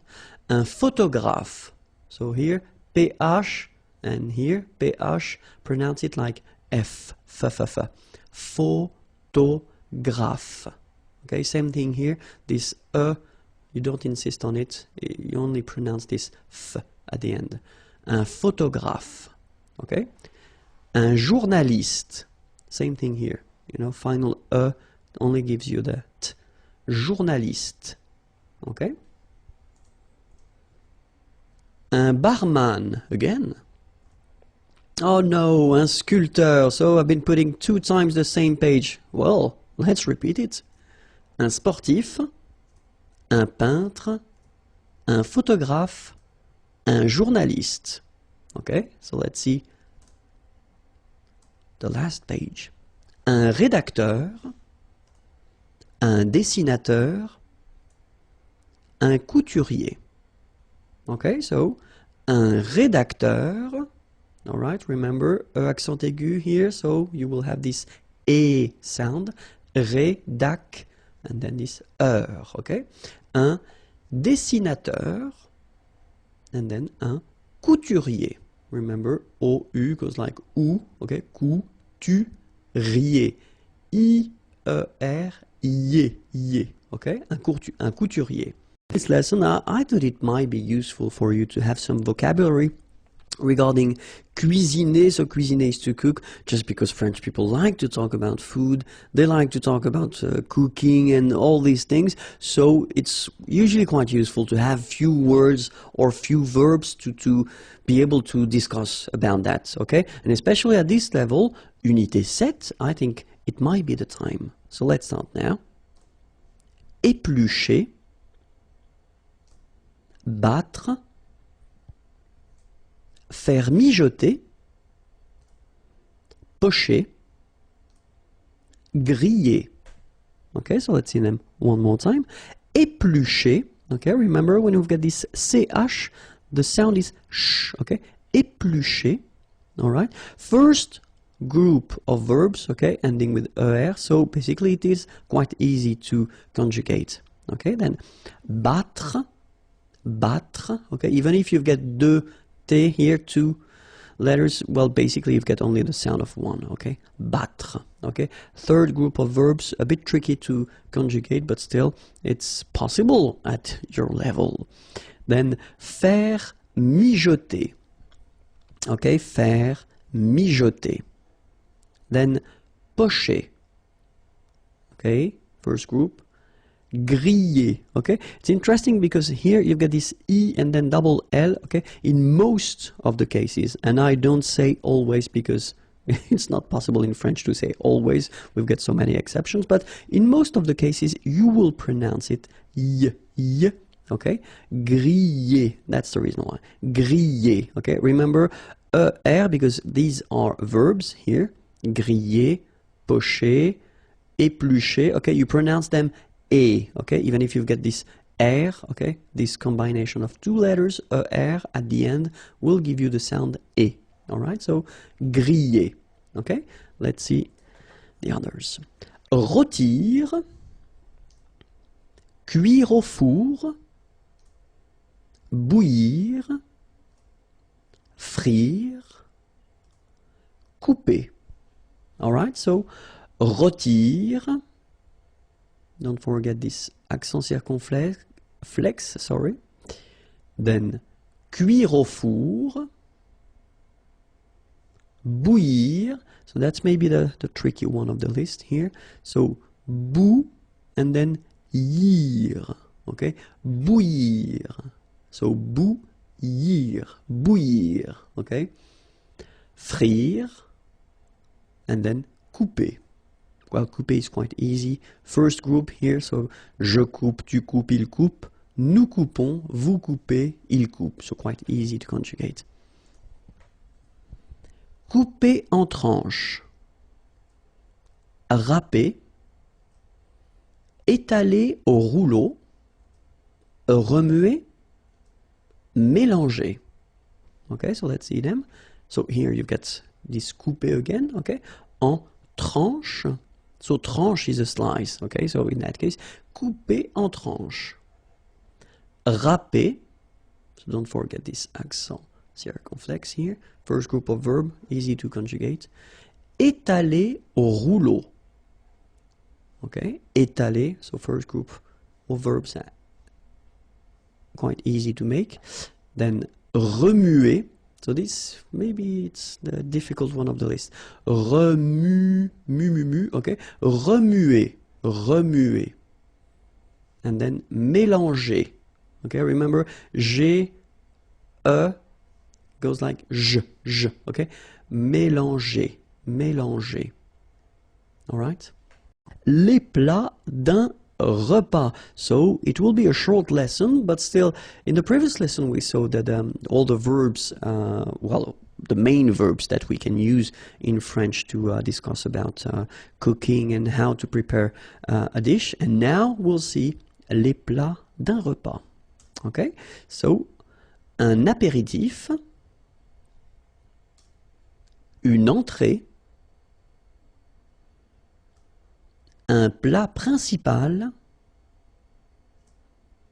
un fromage. Okay, so let's see that. Un apéritif. So here you get the liaison between the two. Un apéritif, okay, and then you get the accent aigu, so it goes like et. Un apéritif. Then une entrée. Une entrée. Okay, remember, well, technically this final here is not pronounced, so phonetically it doesn't exist, so it's et. Okay, entrée. Remember, nasal here, en, entrée. Une entrée. Then un plat principal, final T here, not pronounced. Un plat principal. En, remember, it's nasal, it goes in your nose. Un principal. Un plat principal. All right? Then, un fromage. Okay, remember, G-E-J. Okay, in that case, you don't insist on the final J. Fromage. Un fromage. All right? Then, une salade. un dessert, un café. Alright, so une salade, same thing here, final E, you don't insist on it, it only gives you the pronunciation of the previous letter, so D, salade, salade, okay? Une salade, un dessert, okay? So remember that we've got here two S, okay? That's the reason why you pronounce it S, and then it opens the E, dessert, un dessert. So you don't say un dessert, okay? But you say un dessert. Final T not pronounced. Un dessert. All right? Un café. Okay, remember accent aigu here. Un café. Un café. Okay? Bonjour à tous and welcome to Learn French with Vincent, and this is Unité 7, leçon P. And in this lesson, we'll discover together le conditionnel passé. So, maybe some of you might think that it's a bit early to introduce this conditionnel passé form because normally it comes a bit later, but still I think that we've been introduced this conditionnel présent form in this unit, so it's still warm, and I still have the feeling, and I have the feeling that normally it should be okay for avoir and être, so at the conditionnel présent. That's the reason why I think it might be useful to introduce this conditionnel passé form, especially because it's not that difficult if you master the conditionnel présent form and then the passé composé. I mean by that these participe passé forms, okay? So we'll see how it goes. And then the first thing that we'll see in this lesson is l'utilisation, okay, so when do we use this conditionnel passé form? And the second thing that we'll work on is la formation, so the way we make it or we build it. Okay, so let's start with the first one, so utilisation, okay? And then the first use that we will have for this conditionnel passé, it's to express regrets, exprimer les regrets, exprimer des regrets. Okay, so that's the first, well, one of the first use, let's say. The second one would be une information non confirmée. So if you're looking at the news, for instance, and then they want to talk about something that happened, but then they don't have all the elements to confirm this information. So normally in that case, they just use this conditionnel passé form, okay? And then something, I mean the last one would be imaginer des situations irréelles dans le passé. So you want to imagine some situations that, well, technically are not real and they take place in the past. So that's the use of le conditionnel passé. Okay, so first one, exprimer des regrets here. Second use, information non confirmée. And then the last one, imaginer des situations irréelles dans le passé. Okay? And now let's see how we make this conditionnel passé. All right? So, first example I wanted to put is je mangerai au restaurant. Okay? So this sentence, if you remember, we saw that in, well, these units anyway, when we introduced this conditionnel présent form, okay? So you've got the verb is manger, je mangerai au restaurant. And then, if you look at the conditionnel passé, well, it will go like j'aurais mangé au restaurant. Okay? Second example, tu regarderais la télévision. Tu aurais regardé la télévision. Okay? So same thing here. The first one is at the conditionnel présent form. Second one, conditionnel passé form. And then, il irait au travail would become il serait allé au travail. All right. So if you look carefully, then what you can see, I mean, you can see first that it is composed. So you've got two parts. The first one here is avoir. Then you've got what we called and what we saw previously for the passé composé form. This is participe passé, okay, past participle. Here the same way, have a look, it's avoir and then it's the past participle, regardez. And here we've got être and here we've got the past participle.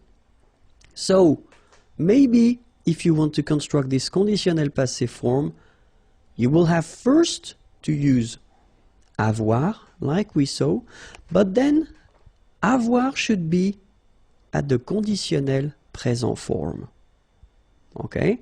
Then you will put after this participe passé form that we saw previously when we introduced the passé composé, because that's the second part that we use for the passé composé as well.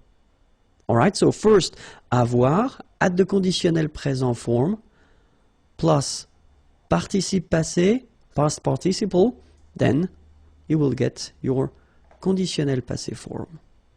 Okay?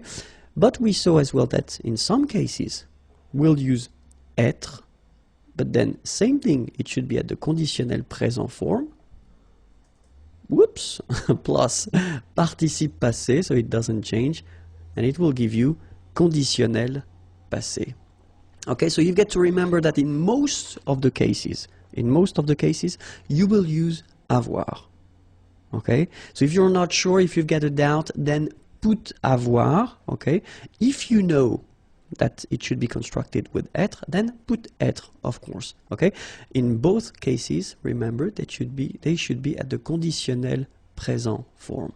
All right, so we'll see. So the verbs that will require être will be the following: aller, to go; arriver, to arrive; descendre, to go down; devenir, to become; entrer, to enter, to come in, to go in; monter, to go up; mourir, to die; naître, born; partir, to leave; rester, to stay; retourner, to return; sortir, to go out; tomber, to fall; venir, to come. Okay, so all these verbs will require être for this conditionnel passé form. And then if you remember what we've been seeing for the passé composé,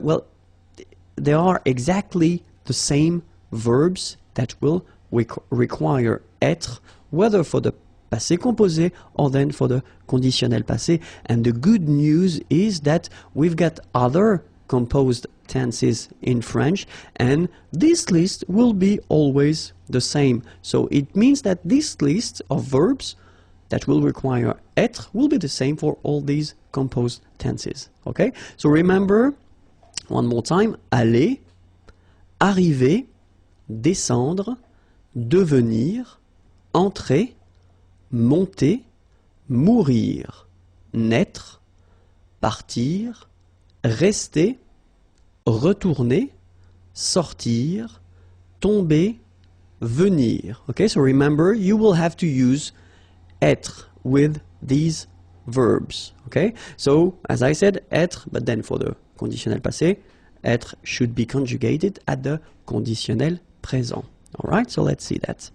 But then the other group of verbs that will require all the time être will be what we call les verbes réfléchis, so reflexive verbs, okay, and they usually goes like se regarder, okay, se regarder, s'appeler, se présenter, so they will use être for this conditionnel passé form, but then, well, I mean, they are exactly the same verbs, you know, as we saw for this passé composé, so it is always the same rule. Okay, so se regarder, s'appeler, se présenter, so all the reflexive verbs will require être at the conditionnel passé.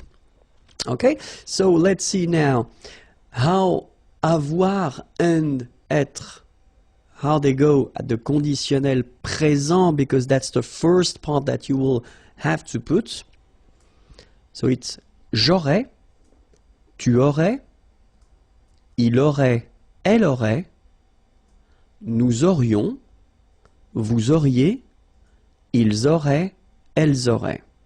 Okay, so that's what you will use in most of the cases. Okay, so let's see that. Let's see it one more time.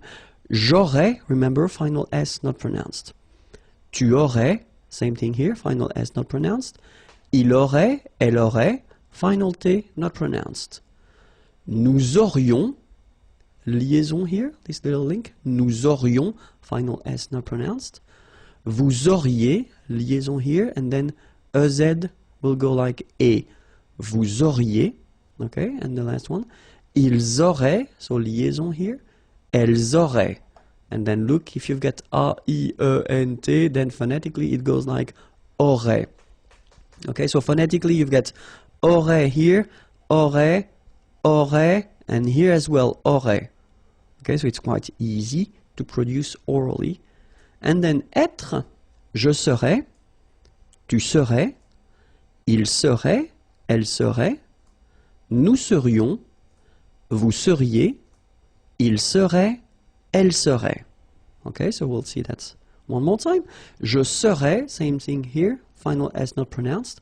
Tu serais, final S not pronounced. Il serait, final T not pronounced.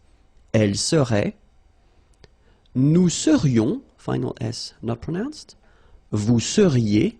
So here when you've got this Z at the end, then you get the sound E, seriez. So vous seriez, okay? And the last one, il serait, A-I-E-N-T here, phonetically it goes like E, okay? Serait, elle serait. So same thing here, we've got serait here, phonetically I mean, serait, serait, and serait. So the same sound. Okay? And then for the second part that we use, so what we call le participe passé. So the thing is that for the first group of verbs, so normally the first group of verbs, we talk about the verbs ending at the infinitive form with er. Okay? So these verbs are quite easy because if you've got, well, have a look at the first example that I put, and it's parler, parler to speak, to talk. So you can see that it ends with er here. It's here, okay? So this is the infinitive form, so the basic form of the verb, okay? And then the participe passé, so this past participle, will be like that, accent aigu. So parler, all right?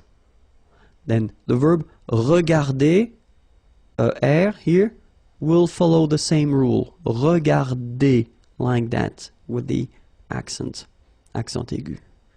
And here, when we talk about the first group of verbs, we are really talking about a lot of verbs, okay? So many verbs will follow this simple rule, okay? So the second part that you will use for this conditionnel passé will be written like that if the verb is belonging to the first group of verb. Even the verb aller, aller to go, remember, it's a tricky verb normally when you conjugate it, especially at the present form, but for this past participle form, it is quite easy because it goes like A, L, L, E, accent aigu. So it does follow the same rule, this ER become E, like that. Okay, second group of verb, so regular verbs, not all the IR verbs, okay, quite easy as well. Let's take choisir, choisir is to choose, okay, IR like that, and it will become I. Finir, to finish or to end, IR, and it will become I. Unir, to unite, IR, and it will become I. So it's quite easy, okay? Choisir, choisi, finir, fini, unir, uni. So of course, we've got exceptions because we're talking about the third group of verbs, and then this one is, well, it's tricky. I mean, we've got to be honest with that. The first advice I would give you is to try to remember them by heart, okay? And I've been making a video about these tricky participe passé, okay? But then here we can have a look at them. So subgroups here, talking about the one ending with U, okay? So for example, connaître, to know, will become connu, okay? Voir, to see, will become vu, okay? ending with I, partir will become parti. Partir is to leave. Rire, to laugh, will become ri, okay? The one ending with ite, like here, écrire, to write, écrit. Dire, to say, dire. Sorry, dit. Getting tired. And then es, mettre, will become mis. Mettre means to put. Prendre, to take, will become prix. Okay? So here you've got the past participle, so les participes passés of these verbs here. Okay? So we'll take one example. The example will be parler. Parler is to talk or to speak. Okay? So we will have at the conditionnel passé form, if you remember. So first part here is avoir at the conditionnel présent. Then here we've got the participe passé of parler. And it will give you j'aurais parlé. Tu aurais parlé. Il aurait parlé. Elle aurait parlé. Nous aurions parlé. Vous auriez parlé. Ils auraient parlé. Elles auraient parlé. Okay, so I wanted to put this A like that in another color just to tell you that if you've got a normal structure like that, so you've got the subject and then you've got the verb, okay, nothing in between, so subject, verb, then if you use avoir, exactly the same rule as we saw for the passé composé, so if you use avoir here, you won't have to modify your participe passé. So it will change, it won't change, sorry, it will stay like a accent aigu, okay? Even if it's the singular, the plural, or then the feminine. Okay, it doesn't change, so it will stay like parler. Alright?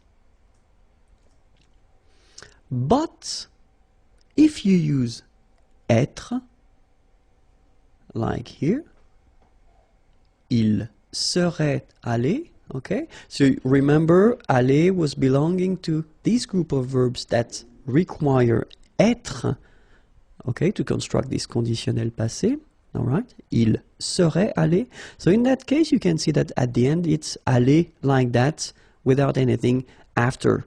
But then, if we look at the feminine form, elle serait allée, you will have to add this at the end, okay? Remember, in most of the cases, when you have to add something, it's the mark of the feminine.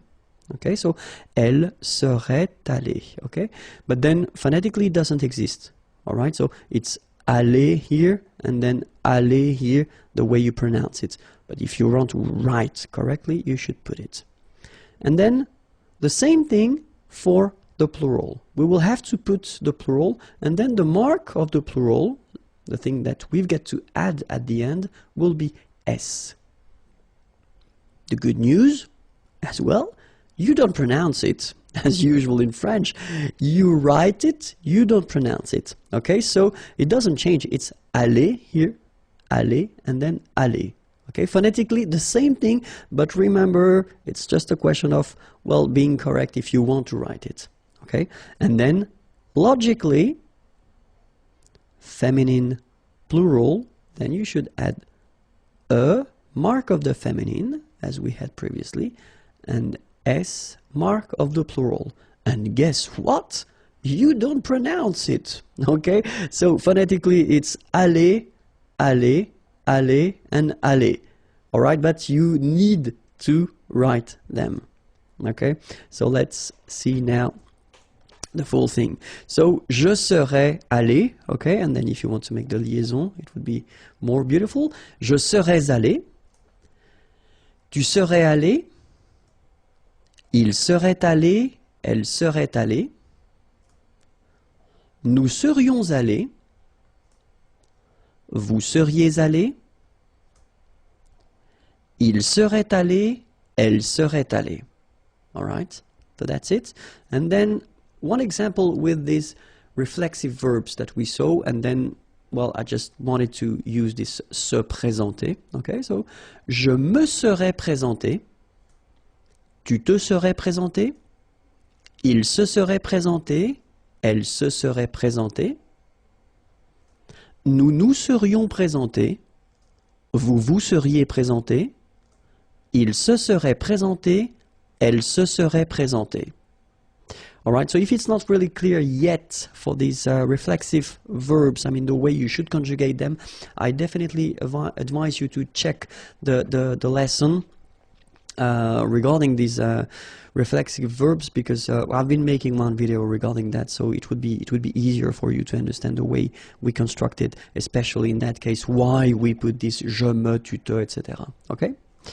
Alright, so remember, the last thing that you should remember before ending this lesson is that when you construct this conditionnel passé, so in most of the cases you will have to use avoir at the conditional present form, then the participe passé, and it will give you conditionnel passé. Okay? In some exceptions, so we saw the list of verbs, you should really try to remember them by heart. I know it's not easy, but you know, try your best. And then the reflexive verbs, okay? So for these exceptions, we will use être at the conditional present form, then the participe passé, and it will give you this conditional passé form. Okay, I hope it was clear. YouTube.com/imagier, that's the place where you can find all the videos, and then the website is here, imagier.net. Have a great day, bye bye. Beauté et hygiène. So let's start now. La beauté. Une brosse. Un démaquillant. Un peigne. Un poudrier. Okay, so let's see them one more time. La beauté. Remember, we've got this combination of a, u here, of the vowels, okay? But then it will give you the sound o, beauté, okay? La beauté. All right, then une brosse. Remember, don't insist on this final brosse. Un démaquillant. So we've got this QU, but then U is not pronounced. So you get the sound qui. Okay, and then remember, double L after E will give you the sound y. Démaquillant. Final T not pronounced. Démaquillant. Okay, and this is nasal in your nose. En démaquillant. Then un peigne. Final E, you don't insist on it. It's ny, the last sound. And then this E combination will give you this E. Open E, un peigne, all right? Un poudrier, okay? Remember, O-U, ou, pou, poudrier, all right? Un bigoudi, un fer à friser, un gant de toilette, un gel, un sèche-cheveux. Okay, so let's see them. Un bigoudi. It's quite funny to pronounce, isn't it? Bigoudi, okay, but not difficult. Un fer à friser. Un gant de toilette. Remember, G-A goes like ga, okay? G. But in that case, you've got this A-N, so it's nasal, gant, and then final T is not pronounced here. Un gant de toilette. Un gel, un sèche. So this one is a bit tricky. So remember, we've got this E accent grave here.